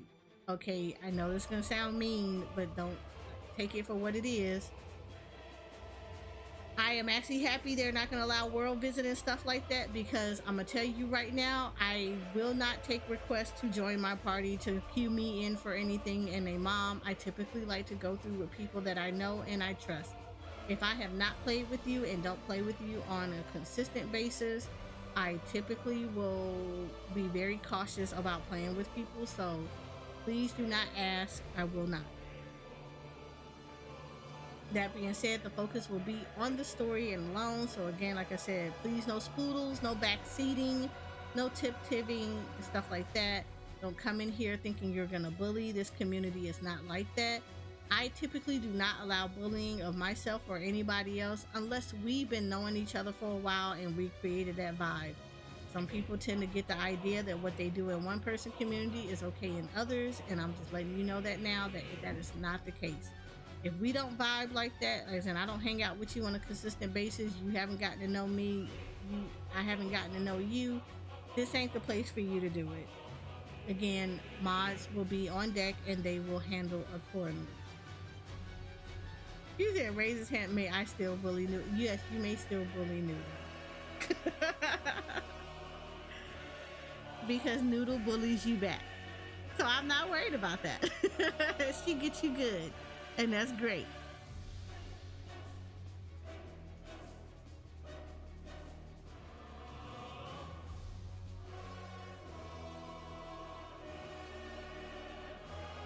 So that's all I ever ask for people like that. Just make sure that we all are acting accordingly. Like I said, I love meeting new people. I love when I have new friends that come in the poof and want to hang out and be cool. But what I don't want is anybody that's going to be disruptive to anything. That also includes the whole thing. I'm going to give the warning as well. If you come in here and you say anything sexually to me, yeah, you're going to get probably bopped out of here. We don't do that here. I know I'm a VTuber. I have a very lovely model. She has very lovely accents. But that also means that just because I have those things, don't make it you need to have those things. So yeah, you can get used to that. Don't come in here saying stuff that's going to be out of line and disrespectful. It's going to be not a good time for you any way, shape, or form. So I'm warning you now, don't be that person. Some of y'all be that person and it turns into a you must not have known me. We like to keep it super, like, again, we're not Care Bear Stare 10 type of people, but we may be nice, but like all Power Poos, sugar and spice and everything nice, but do not bring the chemical X out of us. It will happen. And if chemical X has to get activated, you're not gonna like us at all. So keep it tame. So like I said, I am not that type of person. I'm not gonna get sensitive about over sexualization. If you bring it, I'm gonna bring it back. You come at me, I'm gonna give it back to you tenfold. That's just the way it always has been. But trust and believe, just because you come in and say hi, how you doing, I don't want to see comments from you talking about oh, can I get some milk? When I didn't ask you anything about getting you anything to drink, that means you're trying to be sexual, and I am going to get you for that. I have no problems removing people from Poofville and sending you to Trash Town. That's just how this is. But we always try to keep it respectful in here, so because of that, please keep it respectful. But with that being said, anybody got any questions or concerns? I'm excited for Dawn Trail. It's going to be so fun.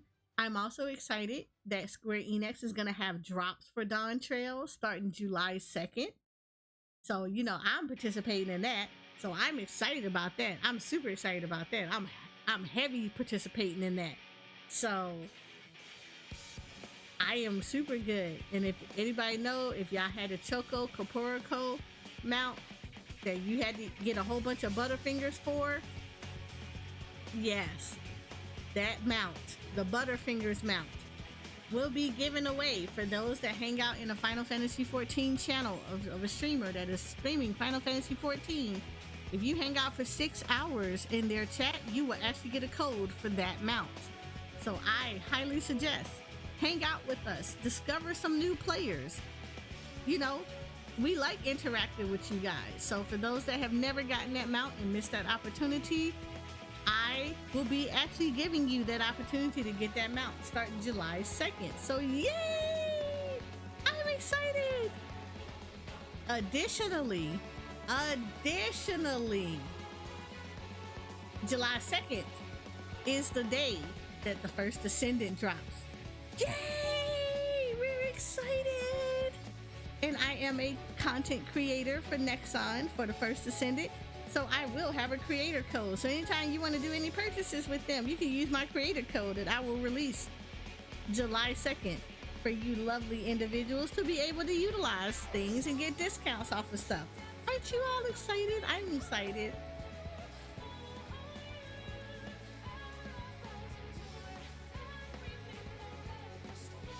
So I'm excited excited. I am super excited. So accomplishments in small things, in small baskets, they're coming. I'm excited. Also have merch. Buy my merch.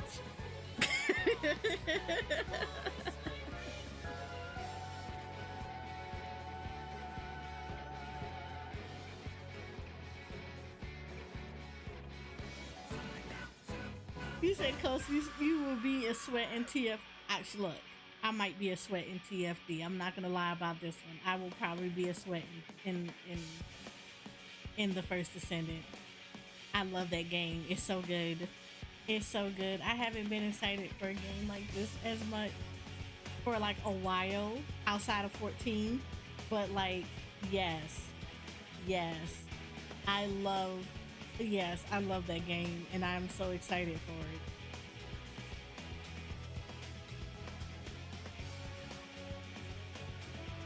So it's gonna be fun, and I'm excited to do it. So small accomplishments as we're going through stuff. It's gonna be great. So I'm excited. I am super excited for everything. Had decided on what he wants to play in TFD. Look, okay, so I'm gonna be honest, and I'm gonna be honest. I will probably, like all things, Viessa, because you know you're gonna have to pick one to three anyway. So it's always gonna be Viessa first. Valby next, because I love Valby a lot. I love her a lot. So I'll be playing Valby a lot. She is my homegirl.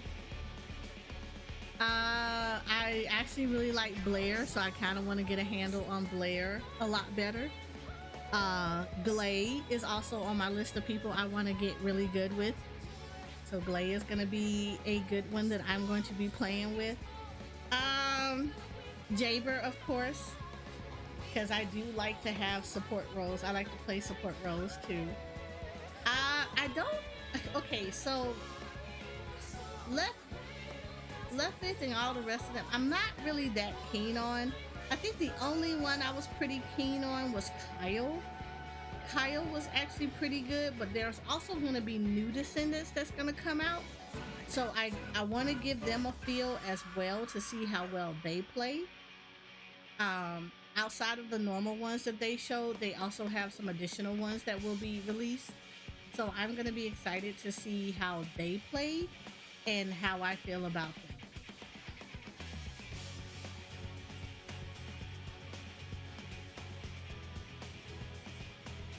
You said TFD. Yes, it is on the PlayStation 4, PlayStation 5. It is also on PC. So you will be able to do it, and you'll be able to cross play. So, yes, it's going to be amazing.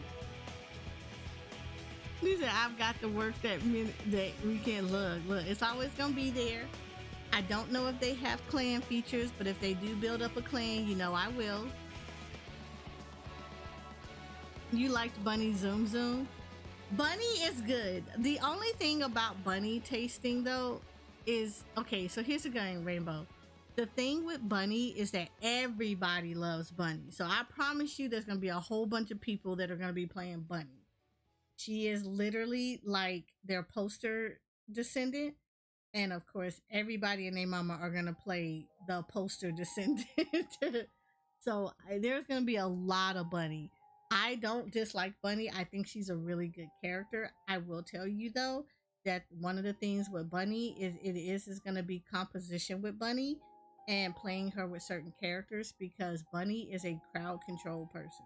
She consistently has to be moving to keep her charges up, and she consistently needs to be hitting people a lot. The problem with Bunny is certain characters are not going to pair well with Bunny. Glay is one of them. Glay has to have access to people to be able to hit, because she has life orbs that she has to pick up, especially when she goes in her demon mode. The problem is that if you have a Bunny that's killing everything on the map, that does not leave room for Glay to be able to use her to be able to pick up, to kill people and pick up those life orbs that she has killed the people. Like, she actually has to be the one to kill them for the life orbs to show up. Now, granted, you can pick the non-demonic version of her, the non-demon mode of her, to like get your health back and all that other stuff, but she goes absolutely ham in her demon mode. And if you have a bunny that is selfish and is eating up everything on the field, that's going to make it highly difficult for you to optimize your play with Glay. So as much as I like Bunny, it is certain comps that's not going to be doing. And I can tell you right now, every person that I played with that played as Bunny, they were selfish bunnies.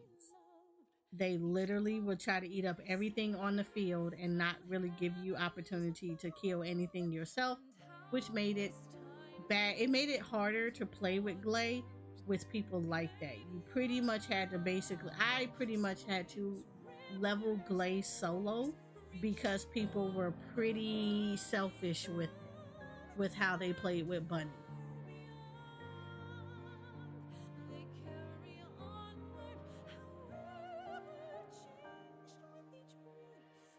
Glay is actually a super OP character, but like I said, it's you're gonna have to get used to switching between her demon and non-demon mode.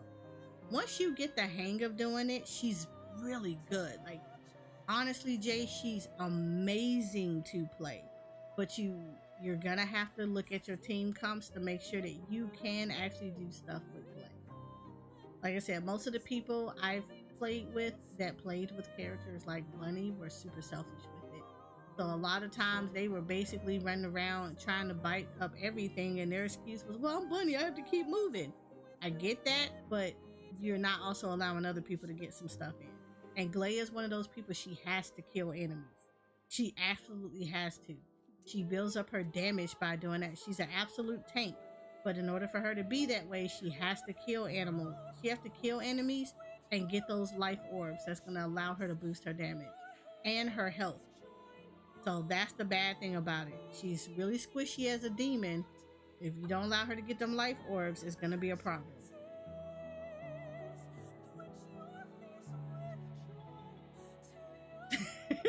She really is cleric stance on and off. Blair is actually really good. I enjoyed playing with Blair.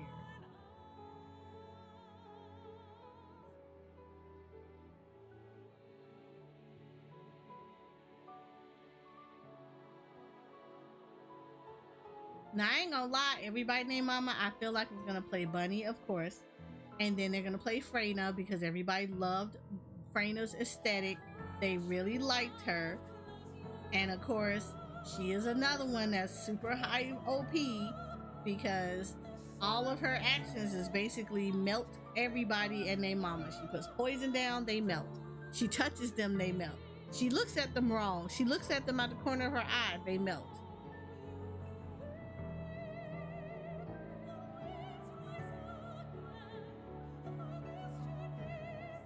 So yeah, I feel like Bunny and Freyna are gonna be one of the top people that they're gonna play with.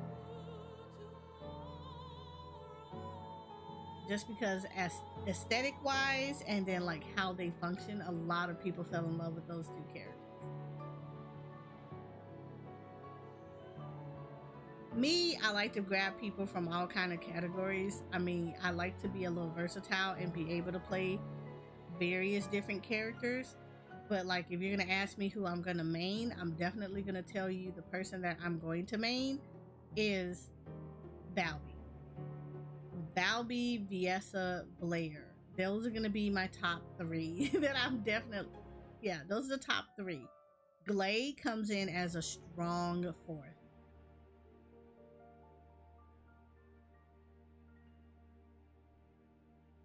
So I'm gonna be absolutely in love with playing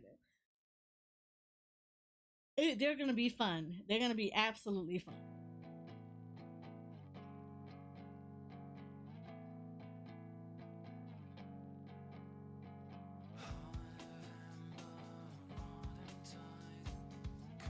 So I'm excited.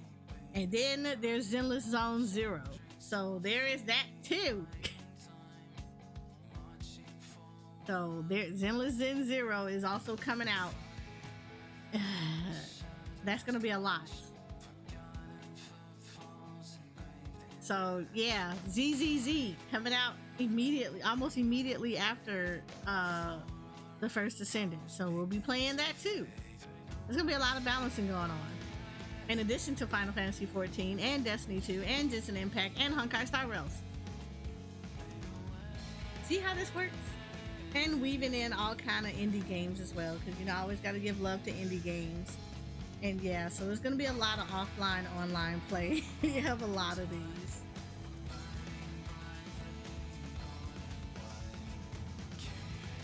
But I am determined to get this going.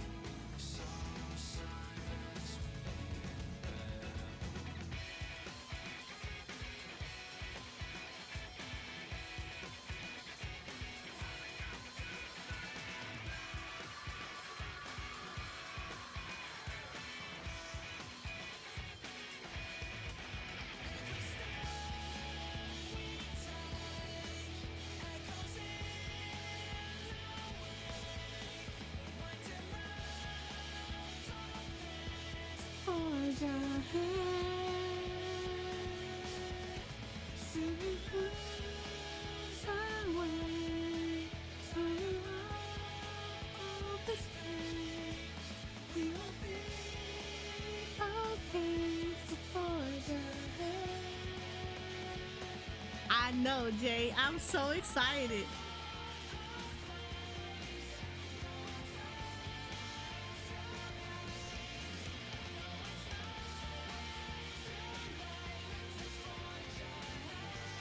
I am so excited.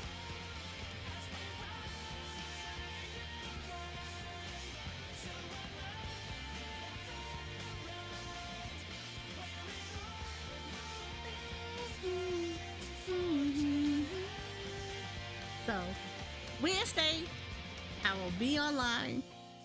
I will go through, if they release the final patch notes, I will actually go back and read. I won't read through the whole thing on Wednesday. I will read all the stuff that they added to the final patch notes. Most of those are going to be the battle actions or everything, so we don't have to worry about it.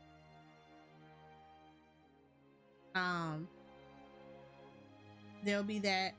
We will look at the Dawn Trail trailers again, just so everybody can get a refresher on what we're getting ready to get ourselves into. So we'll look at, you know, all the trailers that they've released for Dawn Trail. You know, get ready to hug each other because it's gonna be good. Oh no, not Wednesday. Thursday night. We will do that. So we will be doing a review of it. I actually kind of want to do, I'm not going to be able to do it. Well, no, I'll be able to do it. No, I won't. I'll take that back. We will actually look at all of the different, we will do like a history. We'll go through a history of the trailers. So we will look at all the trailers from ARR all the way up to Dawn Trail. So that's going to be fun to do with everybody Thursday night, just so we'll, you know, have fun and have our nice little reflection of our time in the game as we have gone through everything. So I'm excited. I'm super excited for Dawn Trail. My Warrior of Light is excited for Dawn Trail. I'll be going in on Thursday. I'll be going in on Friday as a summoner. So I will be getting my Summoner Scholar leveled up. I will also be getting the tank leveled up, and then I will be working on Viper. So Viper will be the raid. Viper will be the class that I will be raiding on this raid tier.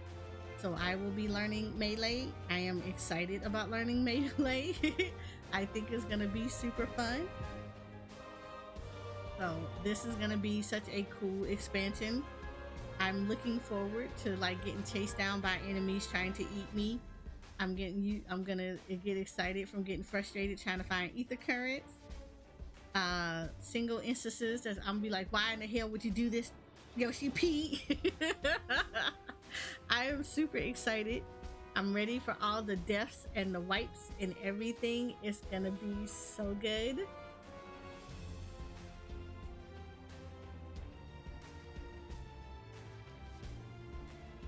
Oh Lord, don't even get me started with finding them all over again.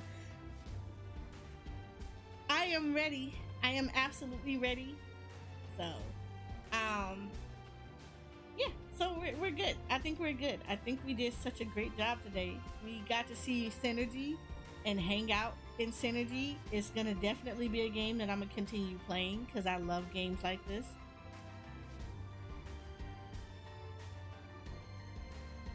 Oh, it's gonna be great. I'm looking forward to playing with you guys all on Dawn Trail for those that are all gonna be on my server. I'm gonna be excited about playing with you guys and having fun and having map parties and doing all the nice stuff again because we got new maps to do, new challenges to do. For those that are in my FC on Primal and on Ether, everything is already ready to go. Primal, all the tier 3 actions are going to be, they're already ready to be activated. If you get on before me, make sure you put the actions on. We do have others on standby, so they need to be converted. They will be converted, but for right now, all the actions are ready to go. Tier 3s are good to go. Ether, you also have similar stuff. Your tier 3s are ready to go. They can be activated. I'm not super worried about it though, because I know we only got one person in there on Ether that is not finished with Endwalker, so they're not going to need the tier 3s as of yet.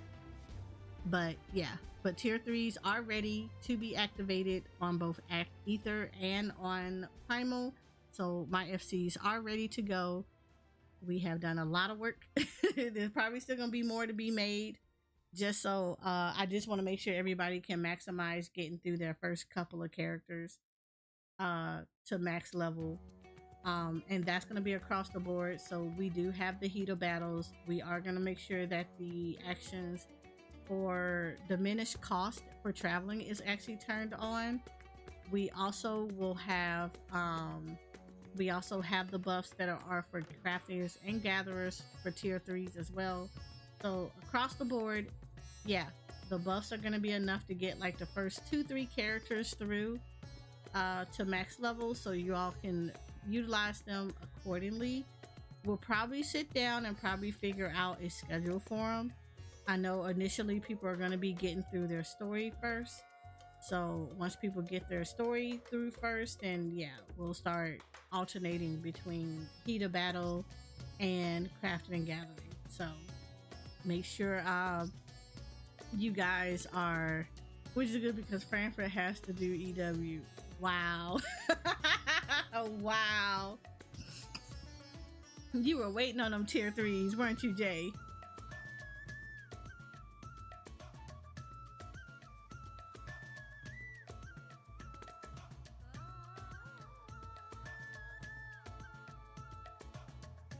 So yeah, but yes, my FCs have been taken care of.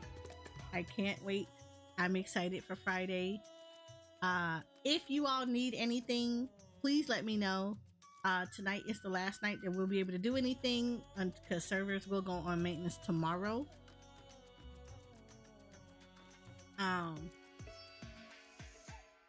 So yes, let me know. So tonight is the last night that you're gonna need anything or get last minute stuff done. Tonight is the night to get it done.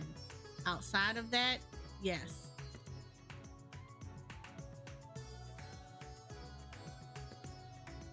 Yep, tonight is also the last night to take pictures. So for those that would like to see what your character looked like before the maintenance, before graphical updates, tonight is the last night to do it. So take a pictures of your characters now and then compare them to how they're gonna look come Friday. So I know you asked Shoko to take pictures tonight, so I'll be on. I'm actually on now, but I'm on Ether. So let me know which character you want to do it on, and then we're good. We'll be Gucci. Um, you said the winning number was 6 and I was 7. Oh, damn.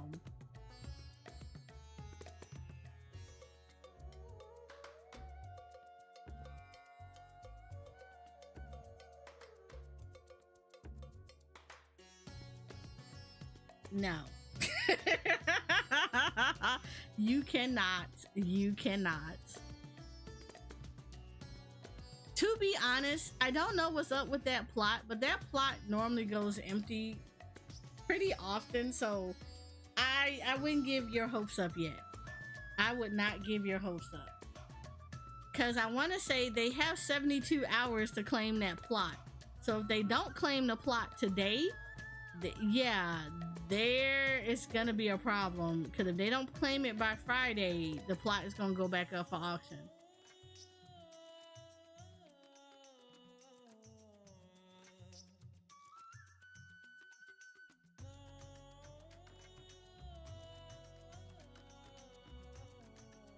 I think that's all I'm outside of it. I think unless you had the other people that were checking to see if they won or not. I mean, we'll find out. Because if they don't put a house on there, it's going to be problems.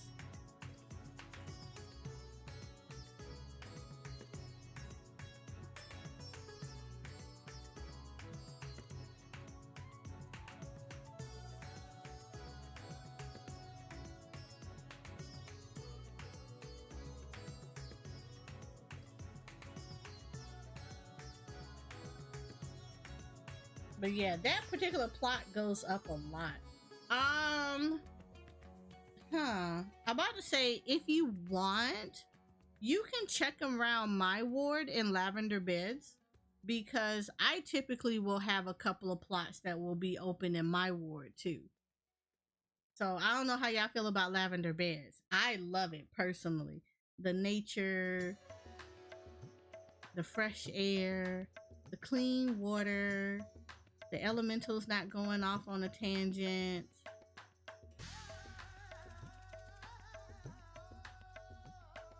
Only for cats, Shoko. Only for your cats. You said I wanted one close to the fish tank. I mean, have you checked the ward to see if there was one that was still in the ward that was available for auctioning?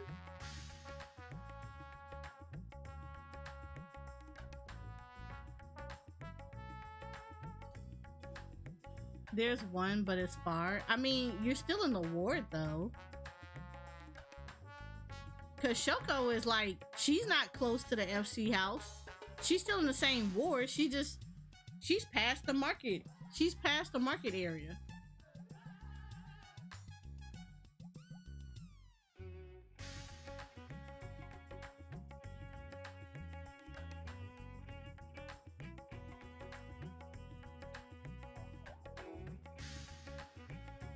I'm also a little bit of, yeah, that's a lot of walking for all that walking I'm gonna have to do it.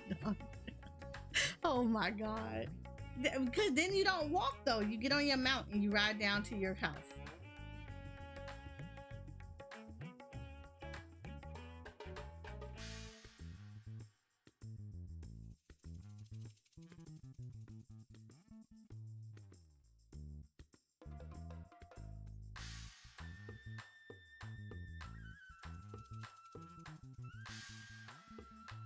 So, yeah. Y'all would be good. Trust me on that. You just get on your mount and ride down the street. But yeah. So, I'll still be in Discord. So, poke me if you guys need me. I'll be in my voice channel hanging out and probably doing stuff like taking pictures and whatnot. Outside of that though, I can't think of anything else to do. Tomorrow will be some Octopath Traveler, because I do want to continue playing with it. So we will be doing some Octopath Traveler tomorrow. Thursday will be final patch notes reading. We'll be taking care of that. So be prepared for that. You said I was gonna lay down, but give me a minute. Okay. I mean, if you want to lay down, you can do that too. But yeah, so outside of that though, it was a good stream today. I liked it. We got Synergy done, and I'm gonna still be playing that one. So be prepared for those Synergy streams incoming too. I really appreciate it. You guys are amazing as always. I love hanging out with you guys. So of course, for my Twitch people, hang in there with me really quickly because we're gonna send you guys off to someone. But before we do that, for my YouTube friends, I appreciate you guys hanging out in Synergy and enjoying the content. But we're gonna say goodnight to you guys. I hope you guys have rest well. For those that are on Final Fantasy, make sure you take care of all your stuff you gotta do tonight. And I will see you guys later on tomorrow for some Octopath Traveler and probably some Honkai Star Rail, because I do got some stuff to do in there too. So, I appreciate you guys, my YouTube poofies. You guys are amazing, and I will see you guys tomorrow. Bye, YouTube.